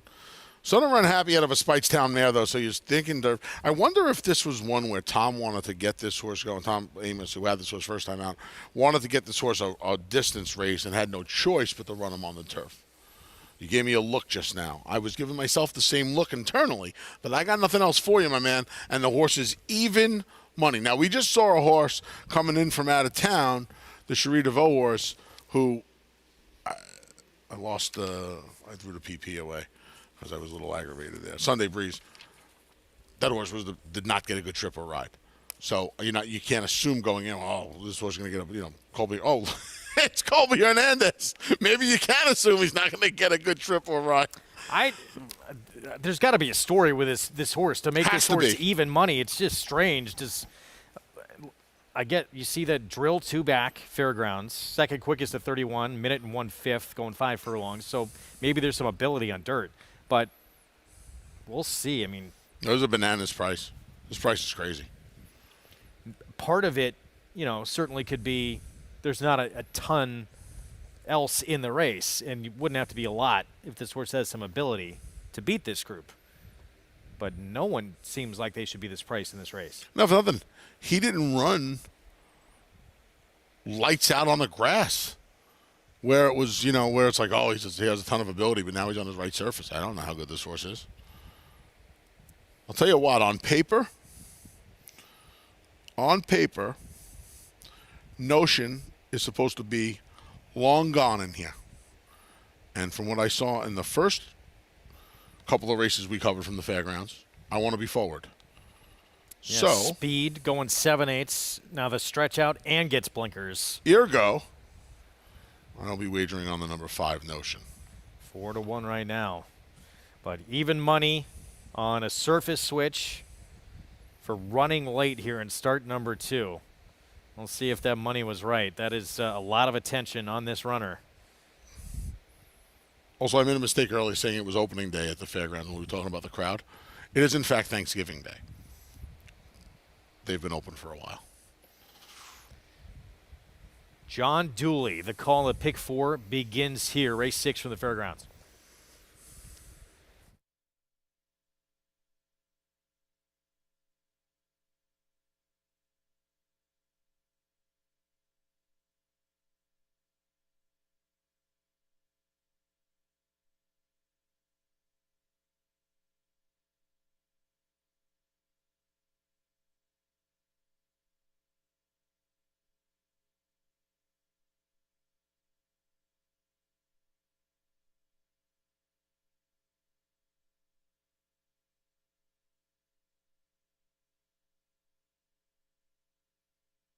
Drifts back to last. Fast starts for Gem Collection and Notion. Black with the gold chevrons. Right there, bid rank as Gem Collection leads to the first turn here for Brandon Boulanger. It's Gem Collection who leads the way as they round the first turn from Notion. Meant to be Lucky is a close third. Tizzy Tantrum and the Royal Blue with the red cap, a keen 4th. Running Late is a settled 5th, and they have 6 furlongs to run. Then comes Motown Missile and Bernucci toward the rail. The opening quarter went in 24.66 seconds as they go up the back of the track. And it's Gem Collection who leads the way here.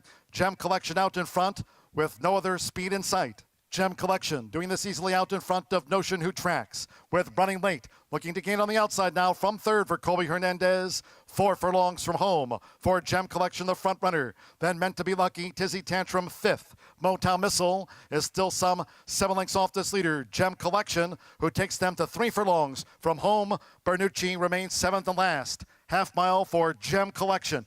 48.73 seconds for Brandon Boulanger. It's Gem Collection as these maiden 2-year-olds come toward the top of the stretch. Gem Collection now joined at both sides by Notion, who rides the rail for James Graham, and Running Late, who sweeps on the outside of Gem Collection. These three line up for it. 3/4, 1 minute 13.86. Running Late now has taken command with authority. It's Running Late to edges left while clear for Colby Hernandez. Running Late is pulling away from Notion. Gem Collection is a well clear third. Motown Missile no better than fourth. It's Running Late. Running Late at second asking, and Running Late won by 6. Notion was second, Gem Collection third, and Motown Missile finished fourth. Public right on it, so Running Late, easy time of things, switching to dirt, start number 2. Yeah, some weird tactics employed by Gem Collections rider Blaine Boulanger, kind of letting him get out and kind of fooling Jimmy Graham and Notion into going inside. Wouldn't have mattered. Nothing mattered today. Running Late, everybody knew. This happened yesterday, too, with the Ian Wilkes firster. We didn't get the email. Yeah, but everyone was alerted with the money that horse was taking on the board, right? They were alerted here a lot more strongly. I still couldn't believe Even that. money. Yeah, I still couldn't believe that. Amazing. Runs to it. Should have been shorter, probably. Want to remind everybody, NYRA Bets Saturday contests. They're here. They're better than ever. NYRA Bets have added $2,000 to the prize pool this week. Register now with cash prizes and seats into the following week's $300 contest. Registration ends 5 p.m. Eastern on Friday. Go to NYRA.com/contests to get involved, get signed up, and started. And good luck to everybody getting involved. Saturday, stakes action. Final 3 days of chances on the turf here in New York. And the Red Smith, another race, mile 3/8 over the turf, grade 2. And look at the field that's going to line up in here. We talked about that Christophe Clement runner, Soldier Rising, going to break. Horse who had a troubled trip in a grade 1, that turf classic against Warlike Goddess last start. You and I have gotten to know each other pretty well, right? You know I could be a little bit of a goofball. No. If Soldier Rising is 5-2 in this field on Saturday, and he loses, I'm going to need to borrow some food money for the week. Oh, boy. That thing that scares me about that is you're not kidding. And the thing that should scare you about it is that I'm asking for food money. Okay, so Warlike Goddess runs away. Excellent effort, right? Astronaut is going to beat Soldier Rising to the wire here. This was you wanted to be forward and inside on these turf courses. Now, Soldier Rising was inside, but you wanted to be more forward. He had zero chance with the trip he pulled and the way the race developed, as well as the way the course was playing. The race left the gate bye-bye Melvin and Astronaut with Warlike Goddess, who is never close, laying third. She went around those two, and they hit the wire with her beating bye-bye Melvin and Astronaut. Even turf course, fair course, against those horses he's lining up against. Gufo. Keep in mind, though, the way the turf course was playing Sunday, inside speed almost couldn't get beat. Difference, and you're right, but there's a big difference between facing the horses he faced last time and the horses he's facing on Saturday. That is coming up on Saturday. Grade 2, Red Smith, mile and 3/8. We're going to take a timeout. More from Churchill Downs when we return to Falls City. And there is, wow, played hard, 2-5 on the board. Huge favorite for Phil Bauer, Rigney Racing. Joel Rosario rides. The Grade 3 Locust Grove winner 2 starts back.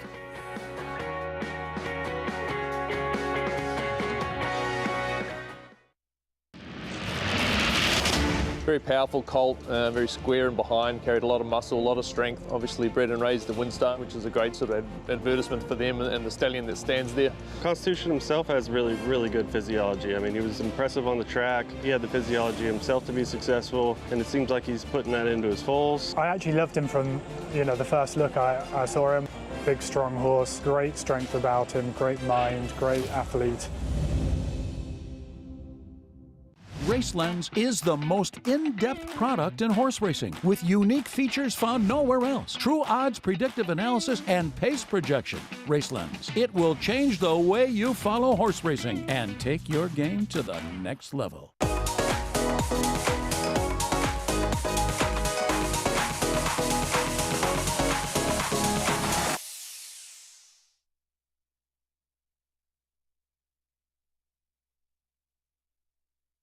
Giddy up. Game of Silks is coming this December. Unified, a 3-time graded stakes winner by leading sire Candy Ride, defeating multiple Grade 1 winner Mind Your Biscuits in the Gulfstream Park Sprint, and second in the Grade 1 Carter by a nose. With multiple stakes winners in his first crop, including Roger McQueen and Unified Report. Unified, a proven winner on the track, a proven stallion in the making. The industry has a few things that we have to take care of better, and one was the aftercare of the horses. We have a social responsibility to make sure that thoroughbred aftercare is also #1 on the list. Just the word aftercare has become part of the vernacular in a way that it was not. We started with some 21 organizations, and now we're up to over 82 facilities throughout the country and giving away almost just under $25 million.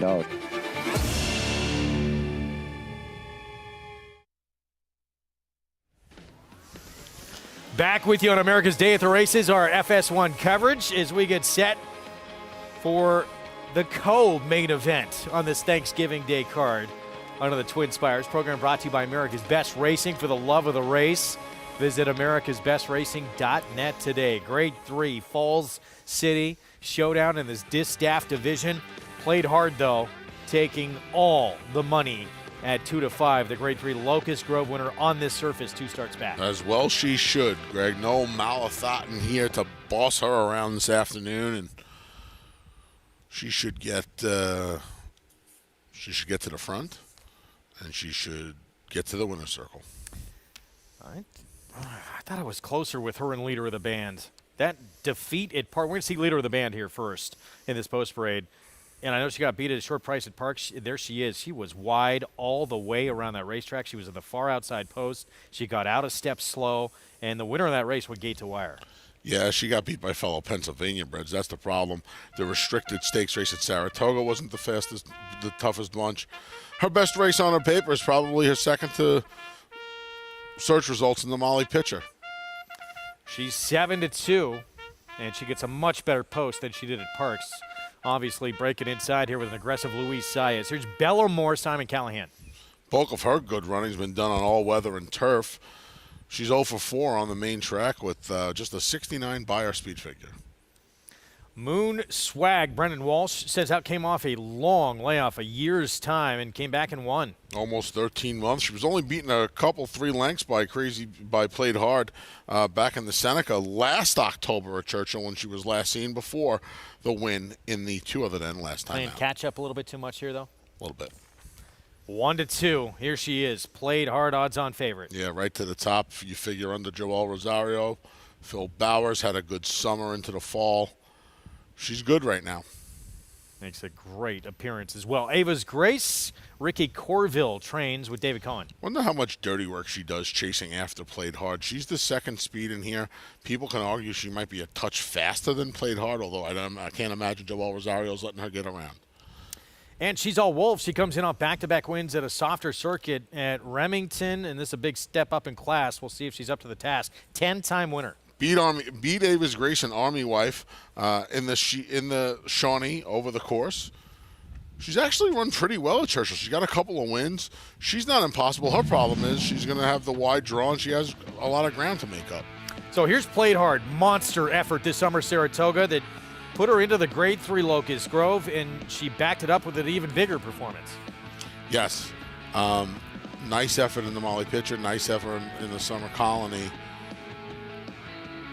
For leader of the band. Played Hard. Listen, this is a nice race.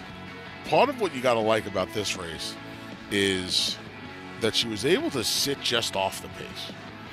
So that if Ava's Grace is pedal to the metal, she's already shown you that she can win on the front end and win from off the pace. I think that's important. I got zoned out talking about leader of the band just now. I apologize. I was staring at the one and we were talking about Played Hard. I haven't had any carbs yet today. I'm waiting for. I'm usually elbow deep in stuffing at this point. 3-5 favorite. I thought it was closer between the 1 and the 4 in here. The Publix does not at all, and the 4 looks terrific warming up. Let's get Gary and Paulie's take here as we get set for this Fall City, guys. Yeah, thanks, Greg. And when you look at this race, obviously the race goes through Played Hard for Phil Bauer, a horse that's 7 times on this racetrack, Gary. He's only missed the board 1 time, and you said looked tremendous on the racetrack. Yeah, and I'll tell you what, Joel Rosario, he sees how this racetrack is playing. Avis Grace on the outside of her. How much impact will she have on her? I think 0 impact, the way this racetrack is playing today. Take it to him when you're riding the best horse on paper, when you know you're sitting on the best horse. Take it to the competition early. The only way I think I can see her getting beat is if she completely flubs the break, which happens in horse racing.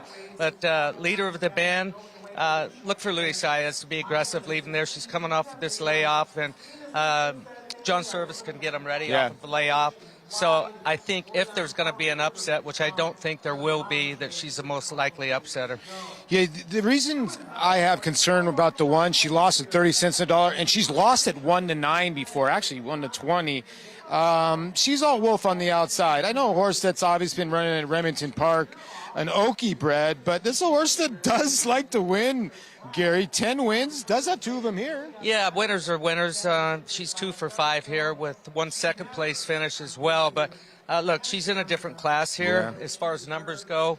I just don't see it on paper. I think, you know, you look at a couple of these in here, and Bellamore for Simon Callahan.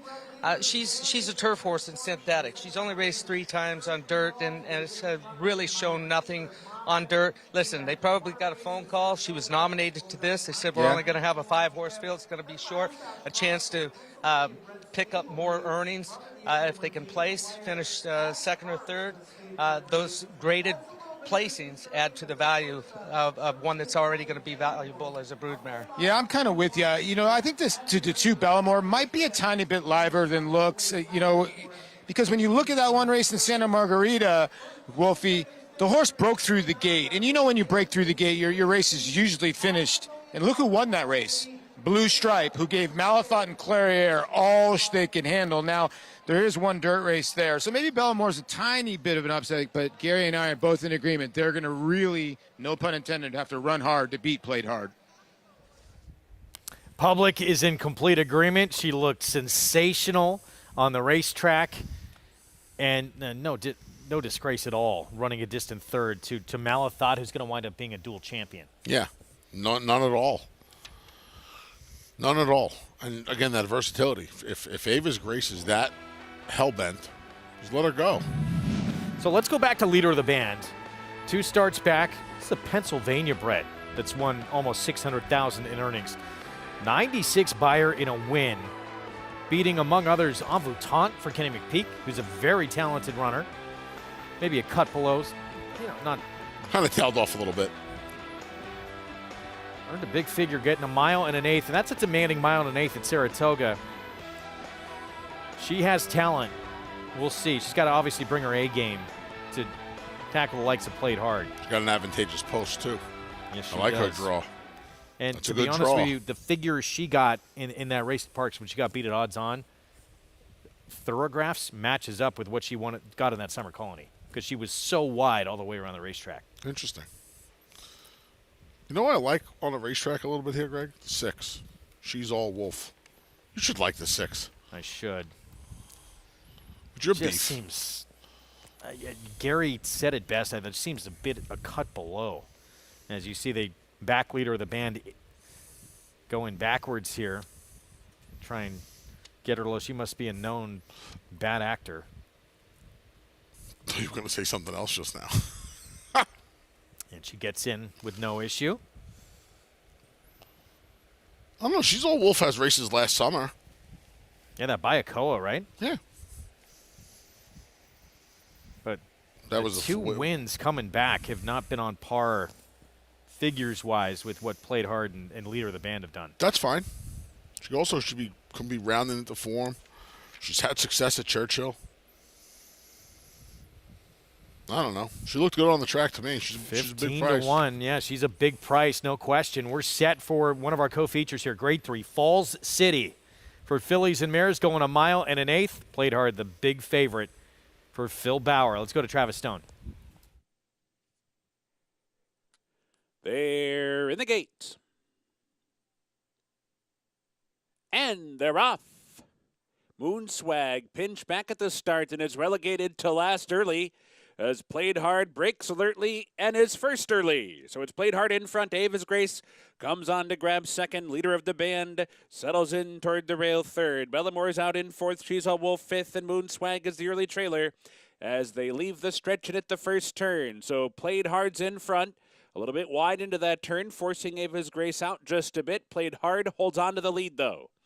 Played Hard in front. Ava's Grace is stalking second. Big room at the inside for leader of the band. If Luis Saez wants to take advantage, they're third toward the inside as Played Hard continues well off the rail down the backstretch run, but she once again opens up. Played Hard, length into half now.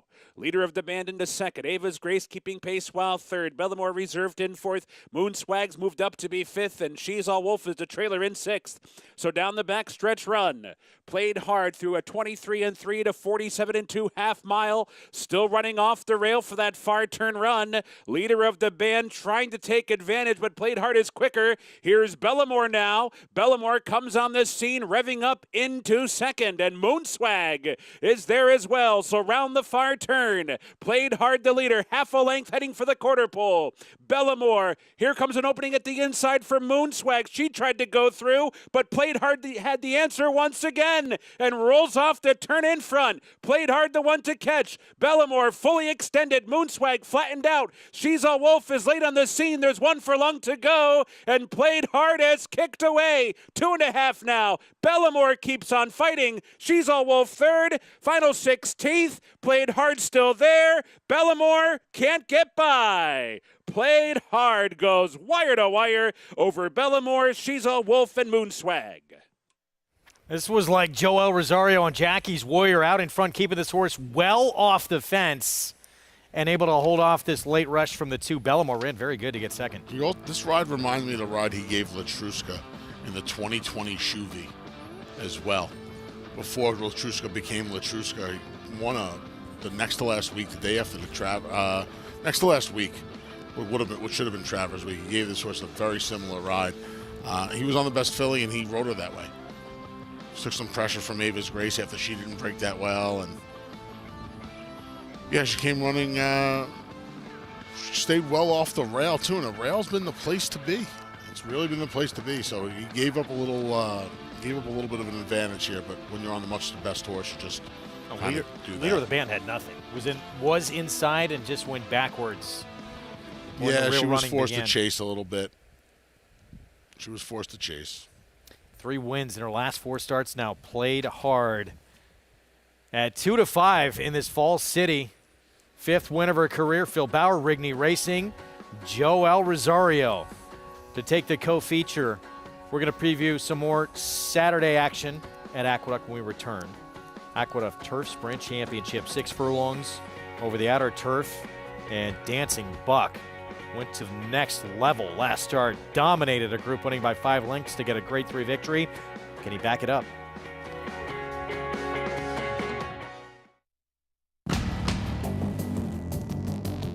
Whether it's Division I or Grade 1, top athletes have certain traits in common. Speed, strength, class, versatility, and most of all, willpower. Claiborne Farm Stallion, War of Will, was a Grade 1 winner on both dirt and turf. Now, his first foals are taking the field.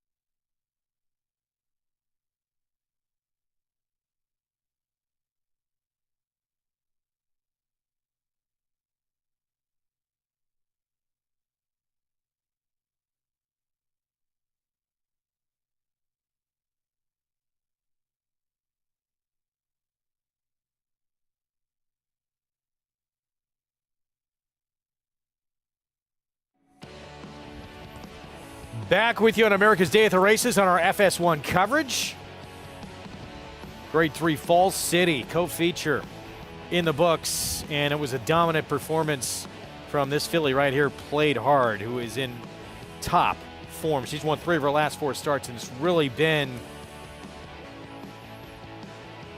I guess it was early August, really, she started to become a different filly and take that next step. Really looking forward to seeing. I'm hoping they keep her in training next year. You know, she's got a ton of early speed. She's got some versatility.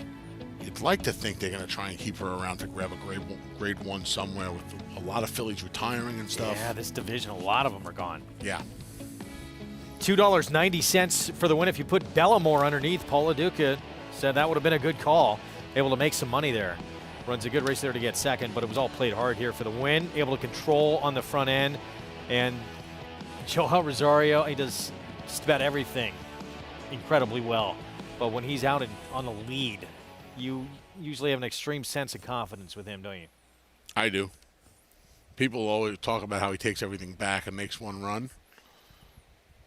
There he is. I think he's one of the best gate riders in the country. There's nothing. I mean, he's my favorite rider. I feel most confident when I'm betting on him, and probably a Rat Ortiz Jr. in that order at some point. And I know Joel comes with the scrutiny sometimes, but I don't think there's anybody. I think him and Arad are 2 of the best, and to be honest with you, I think they're 2 of the best I've ever seen. They'd be on my short list of guys I would want. That guy that we work with sometime, that pink eye guy, his father's at the very his father and Angel Cordero are at the very, very top of that list. Joel, of course, reigning Eclipse Award winner, and it's a lock this year that Rat Ortiz Jr. is going to win it again. It will be a 4th time in his career. It's fun to get to see them do what they do on basically a daily basis for us. Because we're covering everything, here on America's Day at the Races too. We're across the country, so we see them a lot, not only here in New York, but out of town as well. But as a point you brought up, and it's interesting to see, what are they going to do with Played Hard now? It's the 14th start of her career. Gets another graded stakes win here. She's a 2-time now graded stakes winner. I would think keep her around. It'll be an interesting call here because she will be, your reigning champ. I would think is done. Obviously, Malathaat's being retired, who's going to be the champion this year. A lot of faces that are going to the sidelines. Do you give her a month now, 45 days, get her ready for the Oaklawn races? That place is usually kind to speed horses. Apple Blossom? Yeah. The Azaria and the Apple Blossom. I mean, that's what if I owned her, and I would like to own her because I think she's a nice filly. If I owned her, I would be pointing her towards those Oaklawn races. All right, let's get back to Fairgrounds. Race 7 coming up next. And find it here. State Bred A Other Than. This is a 6 furlong sprint. How about this tote board? The 2 taking all the money in the spot. Custom Bobbies. They know this race is on the dirt, right? 3-time winner on turf. Does have a win on the dirt. But let's start with Eddie's Humor, the 1.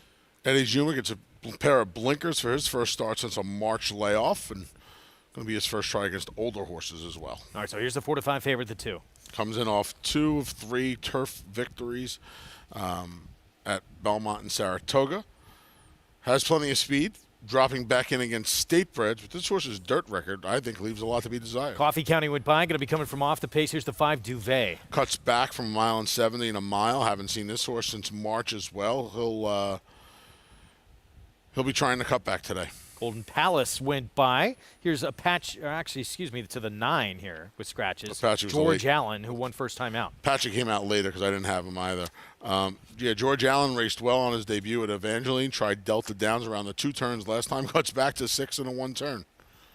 3-1, Gold Punch. Speed outside. Yeah, he can't get in front of Customs Bobby, but he should get the right trip in. I love this horse today. Played Hard, your winner of the Grade 3 Falls City. Let's go to Paula Duca standing by with a winning trainer. I am with a jubilant winning trainer, and a happy Thanksgiving to you and your young family here. We got some friendly little friends over here. Can I get the names here? Lincoln. Lincoln. Wyatt. Wyatt. Caroline. Caroline, they are the sons and daughters of trainer Phil Bauer, who got the job done here with Play Hard. I tell you what, there were some tears in the winner's circle. It was a big win for you, Phil. I think so. You know, this home track and races like this, you know, you hate to see it downgraded to a grade 3 from a grade 2, but it's a great race to win. I mean, an old race and just thrilling. So we're over the moon right now, and I think emotion let loose, which it should in this place. So we're very happy for Richard and Tammy and the filly. I mean, she's just come together as a 4-year-old and just run hard all year, and glad to end it on this note, and we'll kind of give her a breather and bring her back at 5. That's awesome. You did say that you were going to bring her back at 5, and a lot of us are excited because a lot of fillies are going away, and she's getting better. That was the main thought coming here. You know, we're going to dodge Malathaat. We're going to dodge the Clariers, and, you know, hopefully it opens the door to her being the dominant 5-year-old. And, you know, obviously you have dreams in this industry of running in the Breeders' Cup. Maybe that'll be the year-end goal, but I think we need to get her grade 1 winner if possible, and we'll target the best spots possible next year. Well, enjoy this win with your family, and a happy Thanksgiving. Phil Bauer gets it done with Played Hard here. She is in incredible form right now. It's going to be fun to watch. So there's our answer. We're going to get to see a lot more Played Hard in 2023. That's a good thing. That was great. Yeah, good to hear. Smart move. You try and find that grade 1 and really enhance her value. I think she has a chance to have a real nice season next year.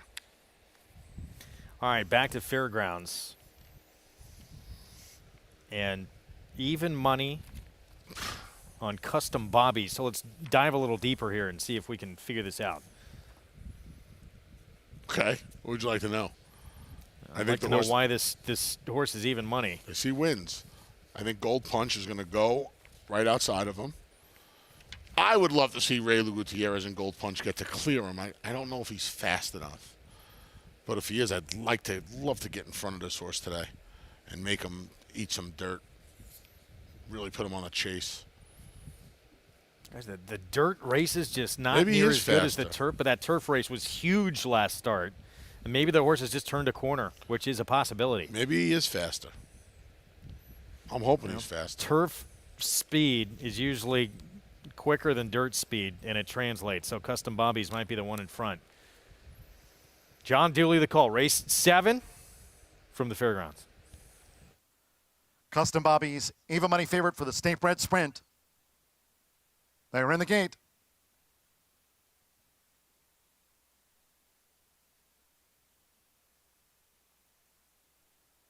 And they're off. Eddie Sumer from the rail draw was slow to go, drifts back toward last. Gold Punch broke sharp.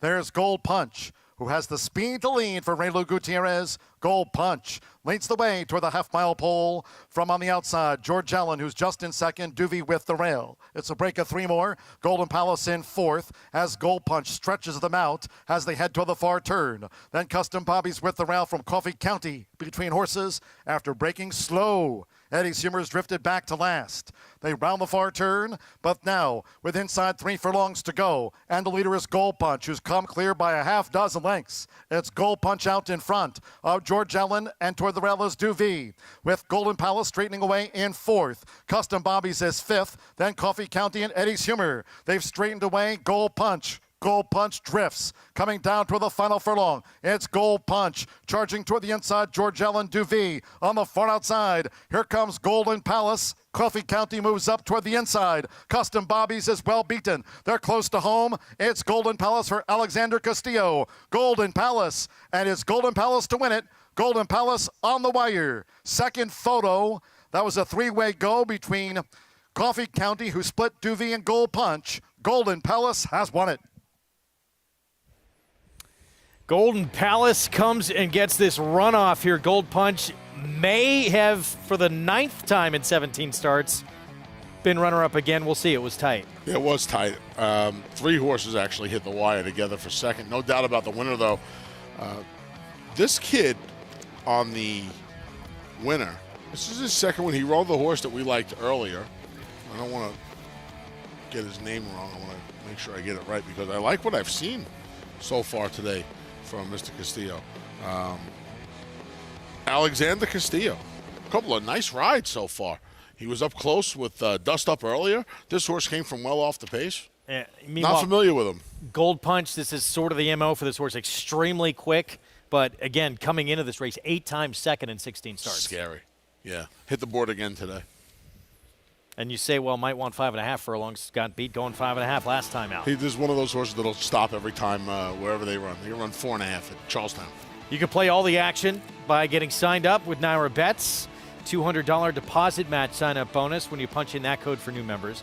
Match 200 at that website, nairabets.com, or on the app, and bet any track, anywhere, anytime. Coming up on Saturday, final weekend of turf racing here in New York. This is tomorrow. This is mañana, tomorrow, man. yeah.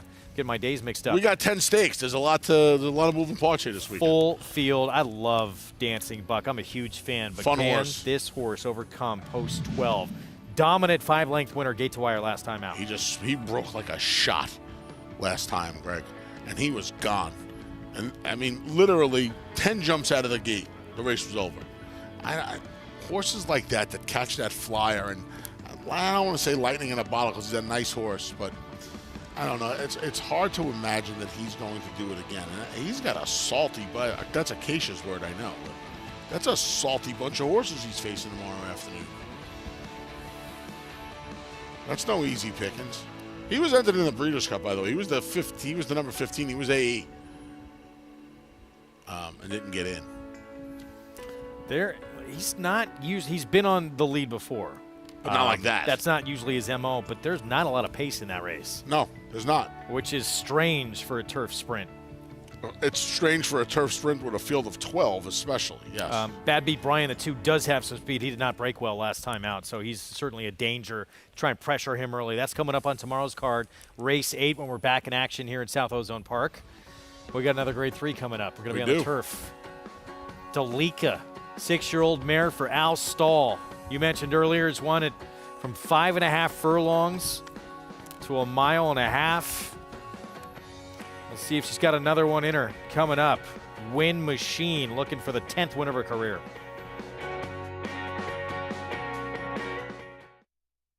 Spun to Run. In the Breeders' Cup Dirt Mile, he defeated a loaded field that included multiple Grade 1 winners Omaha Beach and Improbable. His brilliant speed figures were among the fastest of any 3-year-old at 1 mile or more. And he hails from the legendary Danzig sire line. Multiple graded stakes winner, millionaire, Breeders' Cup champion, Spun to Run, standing at Gainesway. It's America's original sport, and no one covers it better than America'sBestRacing.net. From the sport to the lifestyle, the best races, horses, and destination venues, cocktails, gambling, fashion, and more. America'sBestRacing.net is a sport for you. Live it, love it, bet it.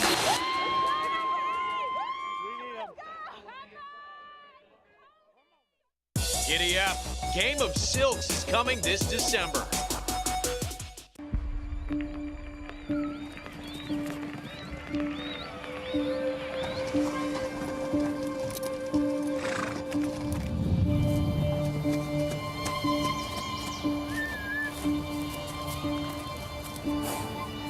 Red.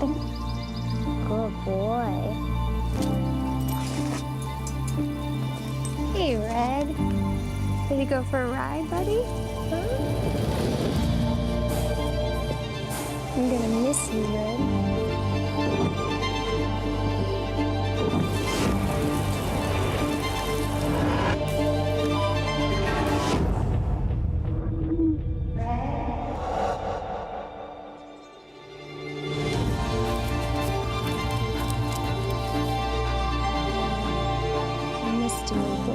Grayson Jockey Club Research Foundation provides the best equine research to treat the horses we love.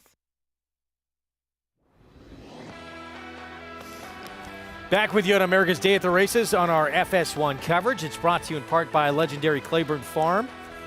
100 years of doing the usual unusually well. Live action from Fairgrounds and under the Twin Spires at Churchill Downs. We just saw Played Hard commanding performance in the Grade 3 Falls City. We have another Grade 3 coming up. This will be on the turf in the Cardinal, where 6-year-old mare Delika for Al Stahl will try and pick up the 10th win of her career. And there she is. Yeah, what a hickory mare. This daughter of Pastorius, a German bred. She's got to be one of the more successful German breds that have called the U.S. home for a while, right? No question. Almost 1.3 million in earnings, 700,000 of it this year. And in her career, 474 plus, right there at Churchill. Now, keep in mind, folks, she has 2 good races over this turf course, the new turf course, including a Grade 1 win in the Beverly D. So keep that in mind when you look at the turf records. This is a new course, but she's run over the new course, and you can probably argue it was the best race of her career. She's got a real competitor, though, next to her in adventuring, and we'll take a look at as well. We start, though, with Past the Plate. Joe Talamo for Paul McGee. If she can get some pace up front, I think she could be dangerous today. I've always liked this mare. She looks like she's getting a little bit better with age, too. I'm going to try her at a price. Disappearing Act, Corey Lannery will be aboard. Yeah, she won going 1.5 miles at Keeneland back in April. She cuts back to a 9 furlong distance. She's won at this distance, but she's a little bit better going longer. Perseverancia for Cherie DeVoe, going to be coming from way out of it. Giant Price flew home past nearly all of her rivals from last after a tough start. First time for the barn last time. Another one who could use a pace meltdown.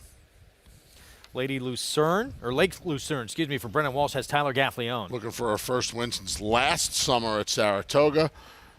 0 for 4 at this 9 furlong distance. You see Godolphin at those kind of numbers. Delika, favorite, as she should be for Al Stahl. Not sure what happened last time. We'll see if she can revert to her good form, getting back to the course where she won the Beverly D back in August. Adventuring has Joel Rosario and could be the one in front here. Another one who has some speed. She's 2 for 6 on the grass. She has some good races. I don't know if she should be the same price as Delika, though. This one interesting. Sunny one has some big races. She comes in off a win. She's won 2 of her last 3. 2 of her last 3, 3 of her last 5. She's raced well almost everywhere. She was 2 lengths behind Delika at Kentucky Downs. Flippant at 15 to 1, trained by Victoria Oliver. Probably another one who would like a little bit more ground. She's won going 1 mile and a 16th and 1 mile and an 1/8, but she's a little pace dependent. Curly Ruth, 9 to 1. Luis Saez, Eddie Keneally. Just missed when Past the Plate ran by her last time out over at Keeneland. This is her 3rd start since a June layoff. See if Luis Saez tries to get up and around the others in here and has her closer to the pace today. Well, Joel Rosario went gate to wire on dirt in the last race. He might try and go gate to wire in this race on the lawn, coming up with adventuring, and he did just that at Kentucky Downs 2 starts back on this filly. Yeah. You know, I'm a big believer in what happens at Kentucky Downs stays at Kentucky Downs more often than not. And I think you have to have a real concern when it comes to adventuring that her 2 turf wins and her 2, you could argue 2 of her better turf races, definitely her best turf race, have come at Kentucky Downs. I think that is a major concern. That's what I'm saying. To me, they can't be the same price. Delika has to be favored over her, over adventuring. She just has to. But with that said, they coming both out of a tough Group 1 north of the border. I mean, and you could say, Delika won a Grade 1 Beverly D. That was not a very strong field. Look, they both are at their best when they're on the front end, Greg. And that's what led me to Past the Plate. Here's adventuring. But Delika, this Delika, is at, rather. I'm sorry. Kentucky Downs as well. Yeah, they each took a lucrative Grade 3 at Kentucky Downs 2 starts back. And this is at Kentucky Downs as well. But to your point, Delika's done it plenty of other Everywhere. places. Yeah, best race came over this very course. That automatically gives her an edge. They've had some trouble with this course. She's handled it with aplomb. There she is, 2 to 1. Both these 2, the 5 and 6, look like they want to go to the front. We'll see what gives. Let's go to Paul and Gary. Yeah, and that's the question Gary and I both have. What's going to give between Delika and adventuring in here? And Gary, you basically told me you'd rather be riding adventuring today. Yeah, I mean, look, you got two intelligent jockeys. I think that it's going to be a chess match early on, but neither guy is going to do anything foolish. You very rarely see Brian Hernandez or Joel Rosario make mistakes, tactical mistakes. They're not going to take anything away from the horse they're on that comes easy. They're not going to give it away, but they're not going to force the horse to be somewhere where they don't want to be. So I think it's going to be tactical, and it's all going to be boiled down to, I always give the horse with more tactfulness, who I think is adventuring in here. I see Joel just stalking off of Dalica early on. And listen, you got to fill the show spot. I'll put that with the one horse past the plate, Paul McGee, and Joe Talamo is coming off of a nice win at the third level condition last time out. Yeah, I don't argue with that at all. You know, Dalica, I'm a tiny bit against, and the only reason why is I get it what Anthony said, the race is over, this racetrack. The Beverly D that day, the turf course was yellow. And not one horse basically even passed a horse that day. So, but I can't dismiss her other races, because if you look, it's really hard to go gate to wire at Keeneland. It's easier to go gate to wire on the turf course here at Churchill Downs. Yeah, and listen, if Dalica wins this race, you're going to have to ask Al Stahl the exact same thing you just asked in the last race to Phil Bauer. Is she going to run next year? She's 6 years old. I know, she's a 6-year-old mare. You guys were talking about a German bred, $1.2 million. We think the race goes through the 5 and 6 guys. Gary likes the one a little bit underneath. You know what? I'm going to give one more shot, because I think Flippant, the 8, has got a race somewhere in there at 17-1 as a bomb to maybe pick up some pieces. You know, back to the pace, because it makes it really interesting in here, Anthony. The 5 and the 6, they both want to go, and if they do both go, it sets it up maybe for someone like the one who you like, maybe the 8 Flippant, or even the 7 Sunny One, who are on the board at 6-1. There could be a price in here. Well, this pace early on is going to be very interesting. It will. It's supposed to be, I don't want to say fast, but it's supposed to be contested. I cannot imagine either Brian Hernandez Jr. on Dalica or Joel Rosario on Adventuring just acquiescing to the other. I have to imagine there's going to be a little mixing it up here. Dalica's faster, but I can't imagine Joel's going to let her get too far away. And to me, the wild card is Curly Ruth. Luis Saez has the entire run of the clubhouse from the top of the stretch to get her up and around. Most riders, I think, would say to themselves, well, with all that run to the first turn, why don't I try and settle in? I think Louis is going to do the exact opposite and try and get around everybody. So maybe he adds a little monkey wrench into the system here. I remember that race last year, and it was at Churchill Downs. That Kirtana was 1.5 miles. Dalica opened up by 15 lengths on the field, going 1.5 miles, and amazingly got run down by a horse we're actually going to see this weekend in New York, Temple City Terror. Yeah, another nice mare. Finishing up her 5-year-old season now.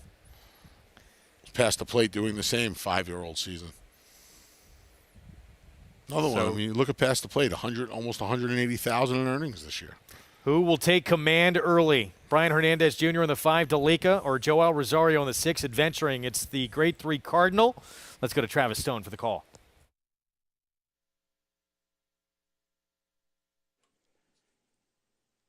They're in the gate. And they're off. Adventuring and Dalica, the two of them break together and are both out looking for the lead. Curly Ruth for the outside post comes on as well. As they come by us, it is Dalica, who's a little bit quicker so far, and Dalica comes on to take the lead. Adventuring backs off in second. Curly Ruth on the outside is third. 3 lengths back. Sunny One comes away fourth. Lake Lucerne hard held while fifth. Flippant moves up into 6. Perseverancia toward the inside 7th. And then it's Disappearing Acton past the plate at the back. Clubhouse turned Delica's the leader, opening up to lead by 1.5 lengths.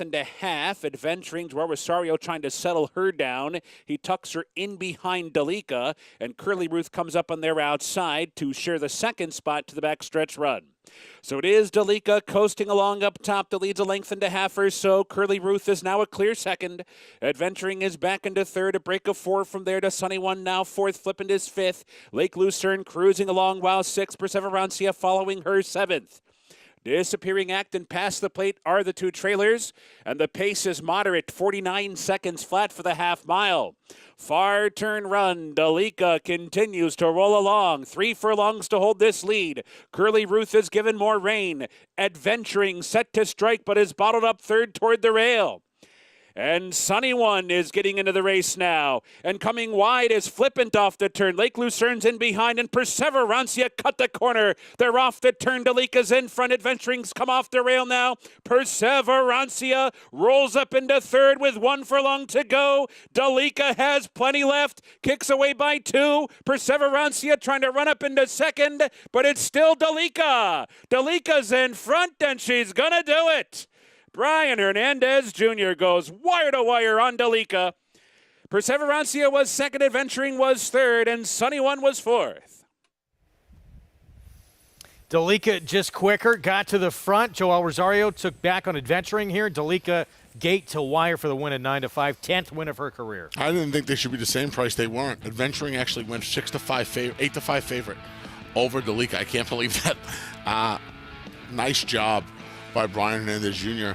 They kind of just let him walk the dog. They let a mare like this go 24-1, 49 to the half. No pressure whatsoever. Curly Ruth wound up putting more pressure on her than Adventuring did. She did not go off favorite. No, that's what I just said. I can't believe it. 9-5, yeah. Can't believe it. And That's surprising. If you tell me that Delica is going to be able to go a 49-second half mile, I'm not trying to beat it with past the plate. I'm not trying to beat it with anybody. 5-3, 6-7, slight second choice, Delica. Brian Hernandez Jr., as usual, we say it all the time, putting his mount in the right place to be effective. And got to the front, got it to the inside. Once she got the lead, it's going to be tough to beat. He loves the rail, doesn't he? He gets right over.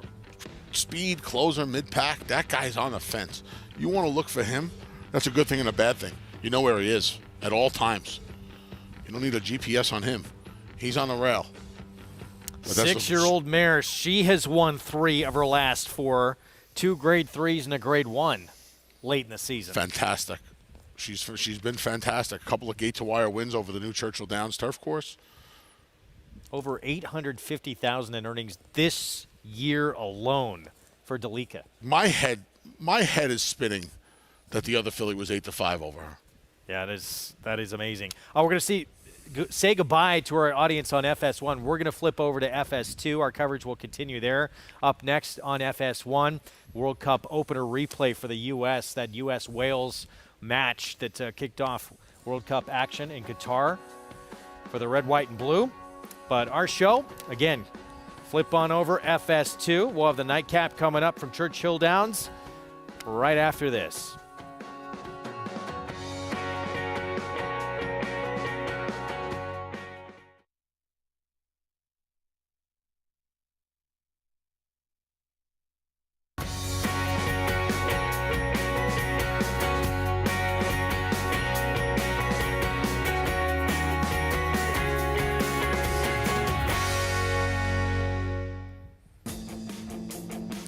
Welcome to those just joining us on FS2. This is America's Day at the Races. It's brought to you in part by America's Best Racing.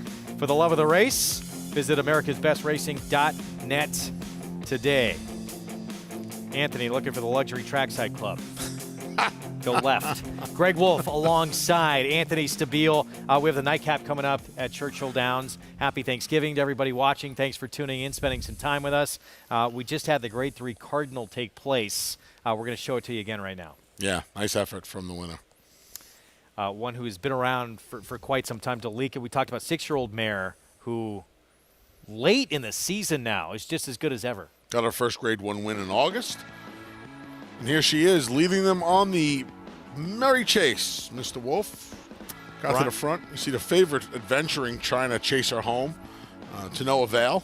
Didn't put a lot of pressure on her early. Tried late and just couldn't keep up. Persevencia runs out of real estate in time, and a length and 3/4 win for the old mare, who has now won 10 times in her career. Pushes her earnings up to over $1.4 million. It's about $165,000 for this win. What was that Beverly D worth? A lot. How has she made that much money off 3 wins this year? I'll take a lot for $600, Alex. Wow. $5.72 for the win. Al Stahl's done a great job managing the career of this 6-year-old mare. Balmar Equine, Brian Hernandez Jr., Perseverencia for Cherie DeVoe. Second place money at a big number there at 12-1. Yeah, $9 and change. Nice exacta. One more coming up on this Thanksgiving Day card. Churchill Downs restricted maiden special weight. So horses that sold at auction for $50,000 or less. Their most recent auction, 7/8 of a mile in distance. Mischievous Gal, Andrew McKeever, race under the belt. It was going 7/8 in the debut. Not easy to win at first time out. 9-1 right now. How about Secret Statement? You're 4-5 favorite. You're gonna make someone 4-5 in here, Greg. Wow. That's ambitious. We saw one earlier at the fairgrounds was even money. Norris won by in a common gallop. So maybe they know and they're just not telling us. Now we'll see those odds change a bit as we get closer to post time. Fairgrounds action, race 8. We have a stakes race coming up here. Thanksgiving Classic worth $175,000. 6 furlong sprint. And Heart Rhythm from the rail coming off a monster win. 96 buyer in victory. That was at Keeneland for trainer John Ortiz off the claim in that victory. Yeah, that was first off the claim, went off almost 6-1. Set a real nice trip off the speed. Just waited, and was able to hold sway by a length. Now, this horse right next door, Ready to Pounce, actually finished well ahead of Heart Rhythm to start before that win. Yeah, going to need some pace in front. Used 7/8 to his advantage a couple of times. Just one race at this 6 furlong distance was not very good. Surveillance at 7-2, who's a 3-time winner. Yeah, he mixes it up on the front end on occasion. He comes from off of the pace. I know one thing. He's 3 for 19 overall. He's 2 for 2 at the fairgrounds. Maybe the quickest horse in the race here, the 4 Chattelot. Yeah, perhaps the speed of the speed. Steve Asmussen reaches out to Adam Beschizza.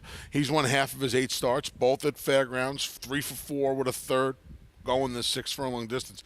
Cuts back a half a furlong from his return from a March layoff. Yeah, he's 2 for 2 here at fairgrounds. Here's the 5, long weekend. This is a stakes-winning sprinter, 8-1 with talent. Another one was hit the board in all 3 of his fairground starts. Was second to the highly regarded Nashville last winter here.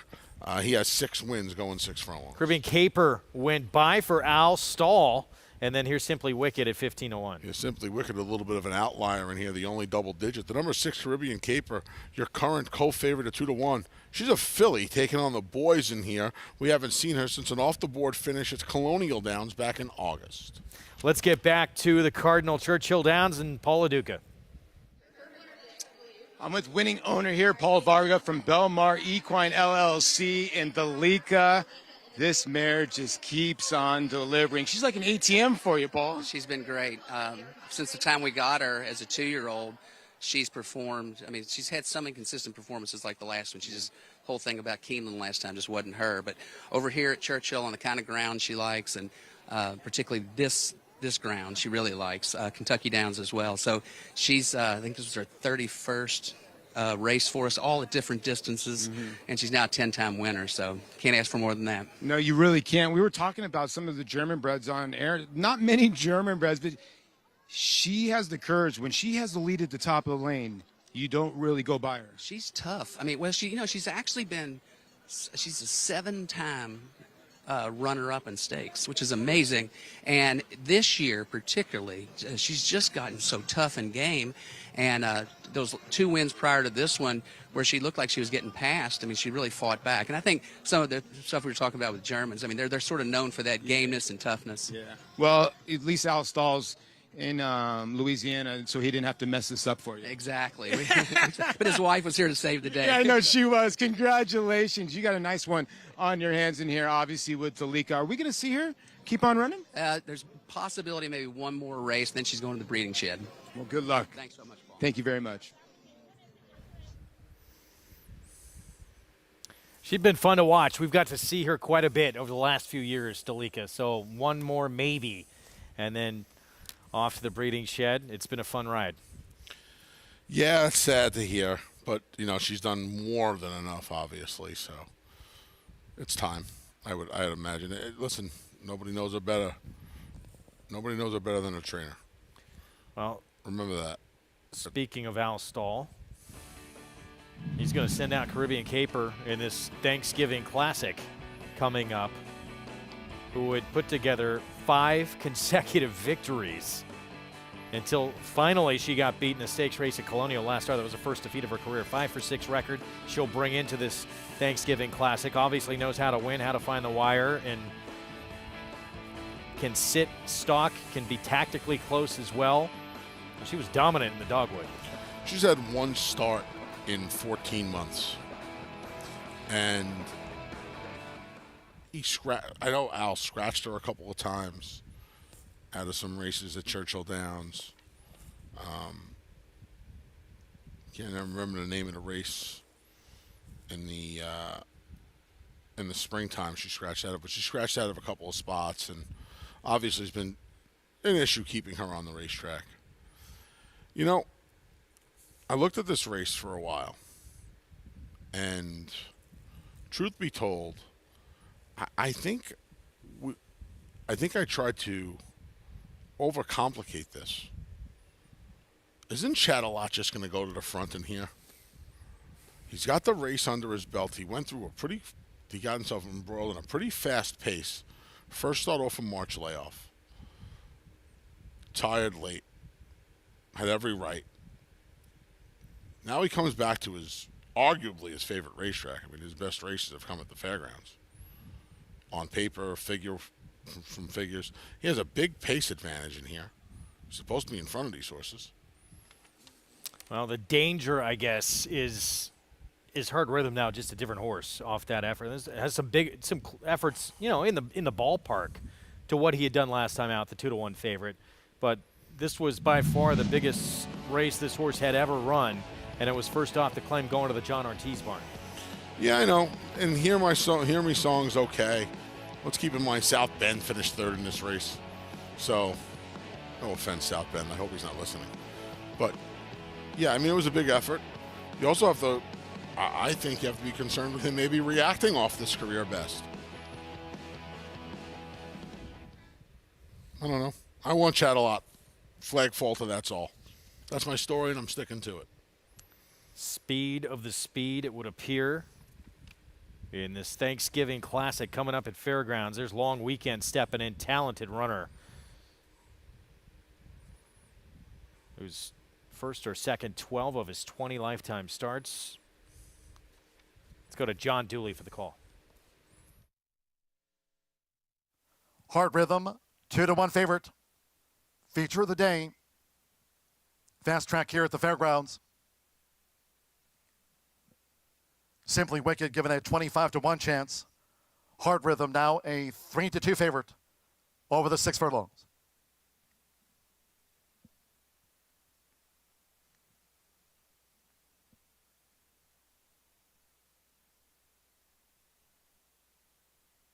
In New Orleans, here we go.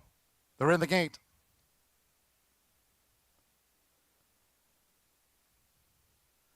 They're off in the Thanksgiving Classic. And Chattelot was quick out of there. It's Chattelot who beats them to the punch for Adam Beschizza. Hard Rhythm toward the rail as Caribbean Caper now strides up on the outside. Long Weekend is right there too in that cluster. For the run to the half-mile pole, it's Chattelot. Chattelot has the speed to lead Caribbean Caper by 3/4 of a length. Raylu Gutierrez and Hard Rhythm third toward the rail. The greatest surveillance in between horses. On the outside of Long Odds is Simply Wicked as they round the far turn. Then Ready to Pounce, and on the far outside, Long Weekend now has drifted back to be last. The quarter was 22.12 seconds, midpoint on the turn. turn. It's Chattelot who leads Caribbean Caper Surveillance with Heart Rhythm in fourth. And then in between horses, Long Weekend. Far outside, Simply Wicked, ready to pounce, looks to muster a rail rally. It's Chattelot to the top of the stretch. Half mile in 45.16. They're in the final furlong and a half. It's Chattelot. Heart Rhythm runs with the rail. Chattelot. Heart Rhythm toward the inside in tight quarters, looking to come through. And here's Surveillance, charging hard on the outside. They come past the 16th. It's Surveillance for James Graham. Surveillance, and Surveillance to win the Thanksgiving Classic over Heart Rhythm by a half length. Chattelot was third, and Caribbean Caper finished fourth. 109.93. 3-1-4 in the Thanksgiving Classic. Surveillance, Keith DeSormo, Jimmy Graham for Big Chief Racing. Another one who was 2 for 2 at the fairgrounds. Hadn't won since March down in the Bayou. Set a very similar trip that day. Just a little bit of better competition in here. Did face the likes of Bango and Obesos in his last two, and was able to get the job done. Bango would have been 1 to 5 in here, probably. Bango would have been short in here, yeah. I don't know where he is. Just ran last week, I think. Anywho, 3-1-4. Bango's coming back as a 6-year-old, going to try and get the all-time record for wins at Churchill Downs. He's got 9. The record is 11. 11, right? He needs 3. He'll get it. He stays healthy, he'll get it. Surveillance for Keith DeSormo, 4th win of his career under Jimmy Graham here in the Thanksgiving Classic. We're going to take a timeout. We'll have these prices for you when we come back. America's Day at the Races on FS2 continues after break. Irad Ortiz Jr. on the brink of an all-time record coming up. See if he can get it on Don't Lose Cruise in the Notebook on Friday. They say breed the best of the best and hope for the best. Makoma broke well on the outside. But you don't expect to get speed like this. It is Makoma, the one to catch. Makoma has a 5-length lead in this Grade 1 order.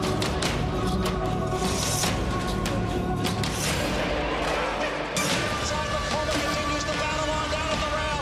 It is Makoma who's going to win the Met Mile.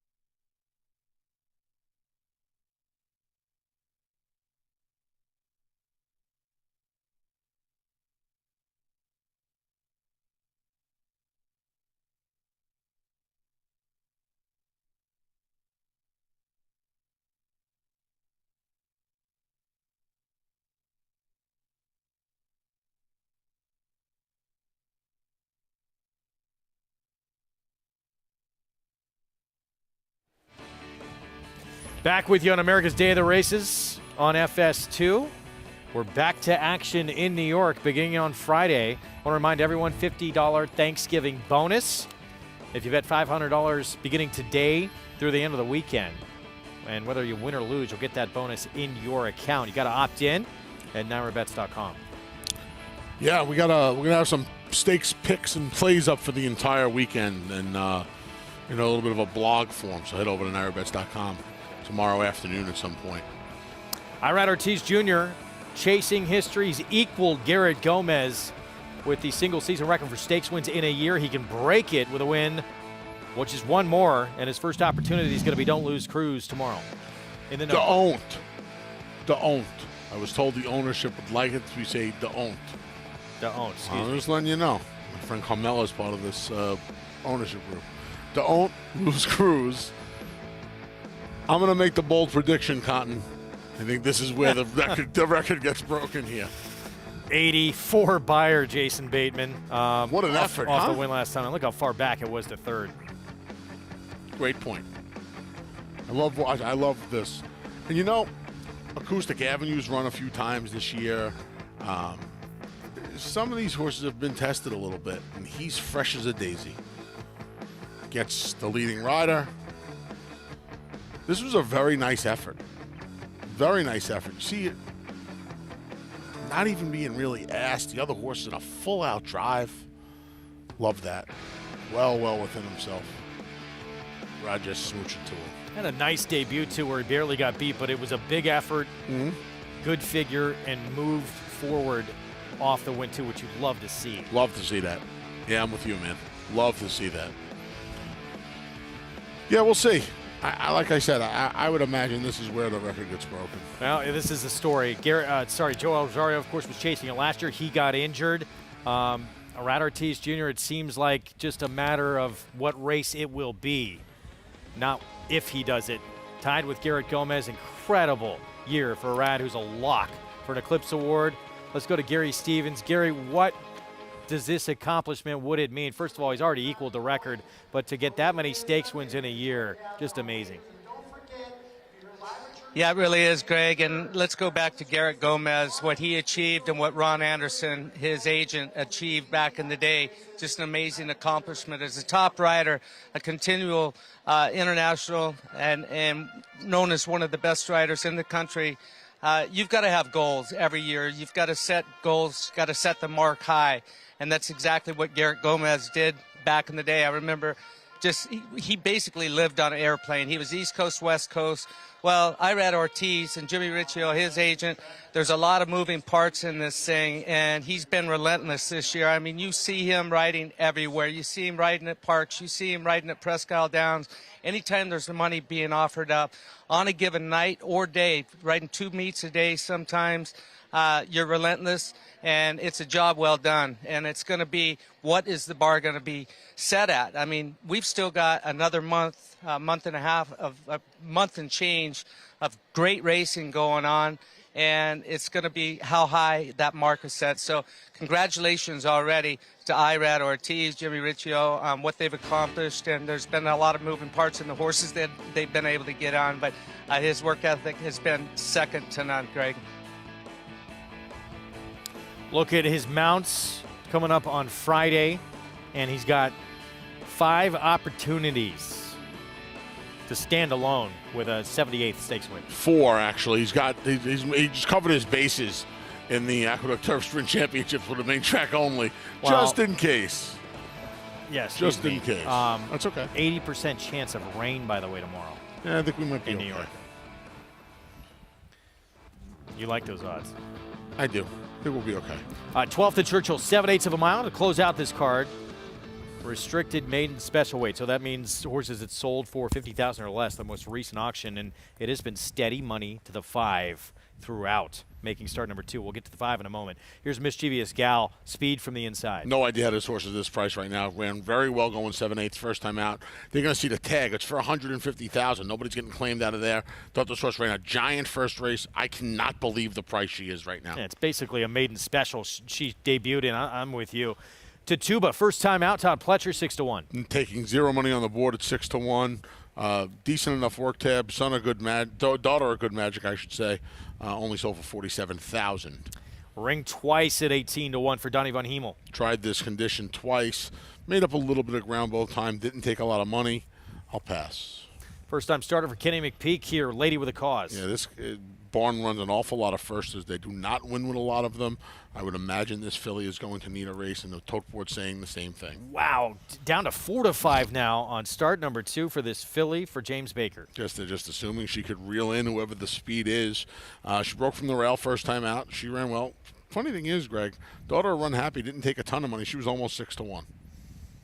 Icicles, first-time starter for Kenny McPeak. Yeah, she's a little cold on the board. Very funny.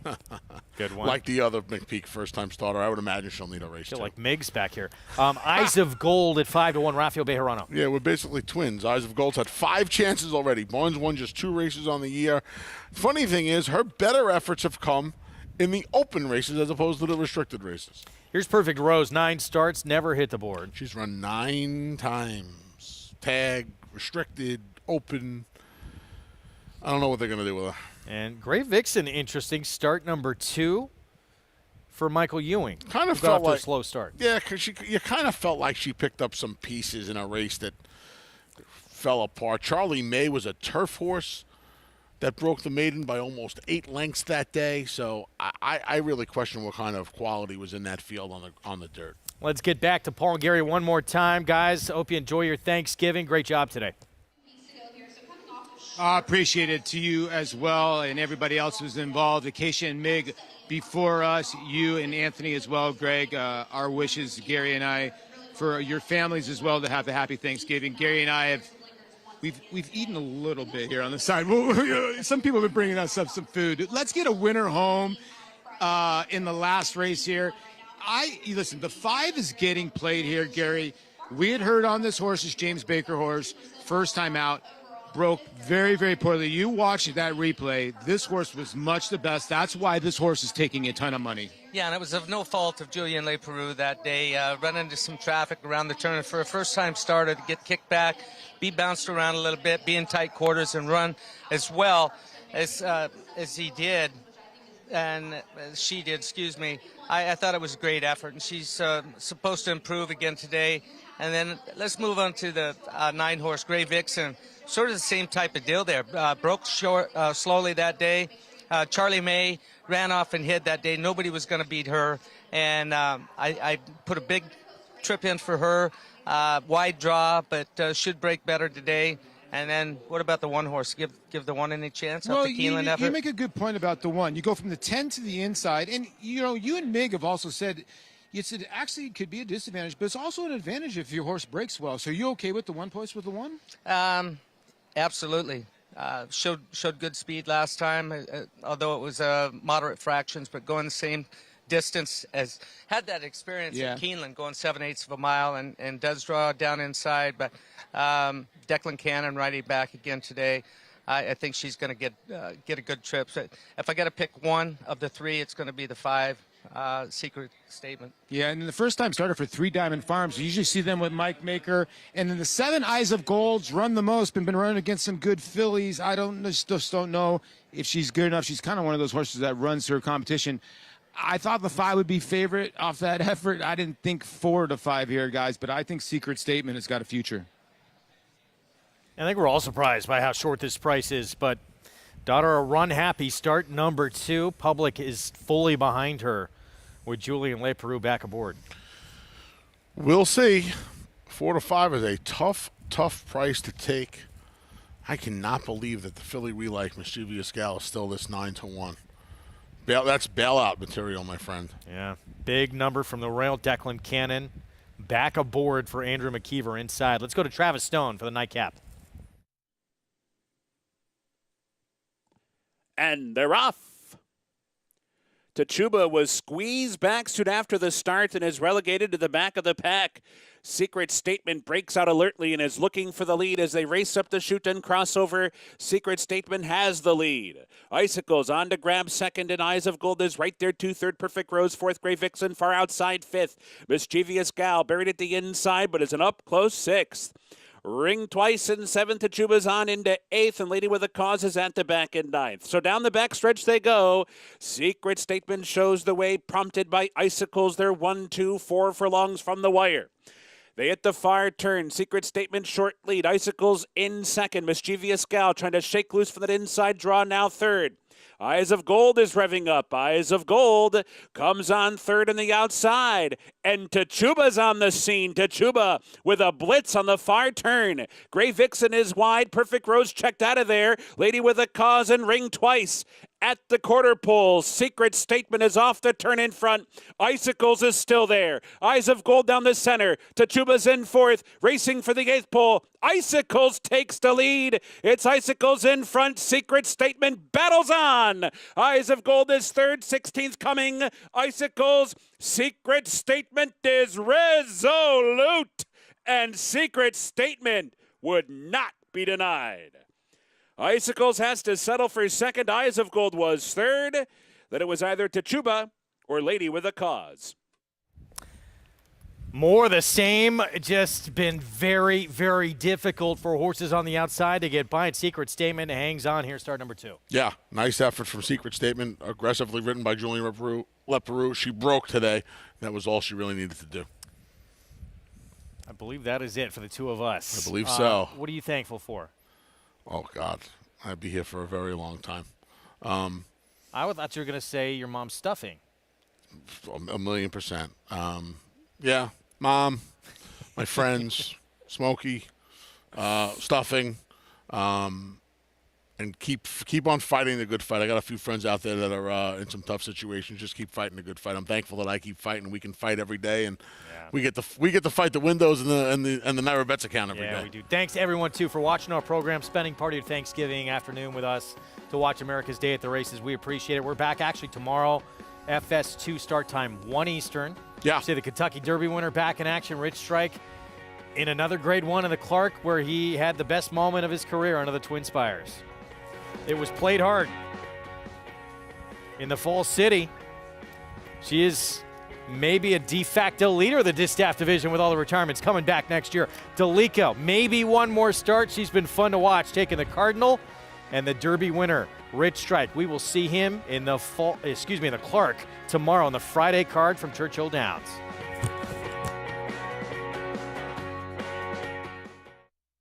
War Dancer. The momentum continues with recent stakes winners on turf and dirt. Dancing Buck going wire to wire in the Grade 3 Belmont Turf. Dancing Buck has opened up on the field. It is Dancing Buck by a half dozen lengths. And 2-year-old filly War Saichi with a wire-to-wire win in the Ladyfinger Stakes. War Saichi asserted her authority immediately out of the starting gate, and she has not relinquished the lead. War Dancer, the #1 third crop turf sire in North America. Proud to stand in New York. This season at Oaklawn, we've got more of everything. More of the top thoroughbreds in the world. More days of live racing. And the largest purses in our history. All at a completely reimagined Oaklawn. Come be a part of this historic season at Arkansas's only casino resort. Eclipse champion Run Happy, the #1 second crop dirt sire of last year, is back and showing a new dimension with winners on turf, dirt, and all weather. A record-breaking sprint champion, Run Happy is also siring winners at all distances from 7 furlongs to 1.25 miles. A sire whose runners can carry his speed over all distances and all surfaces.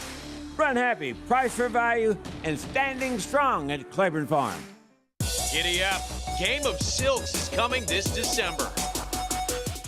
Racetrack Television Network brings you every race, from every track, on every screen, every day. With monthly packages starting as low as $5, RTN gives you great value and access to more live HD streaming and race replays than anyone. Visit RTN.tv today to sign up and watch on almost any device, including Roku and Amazon Fire. RTN has packages that start at $5 per month.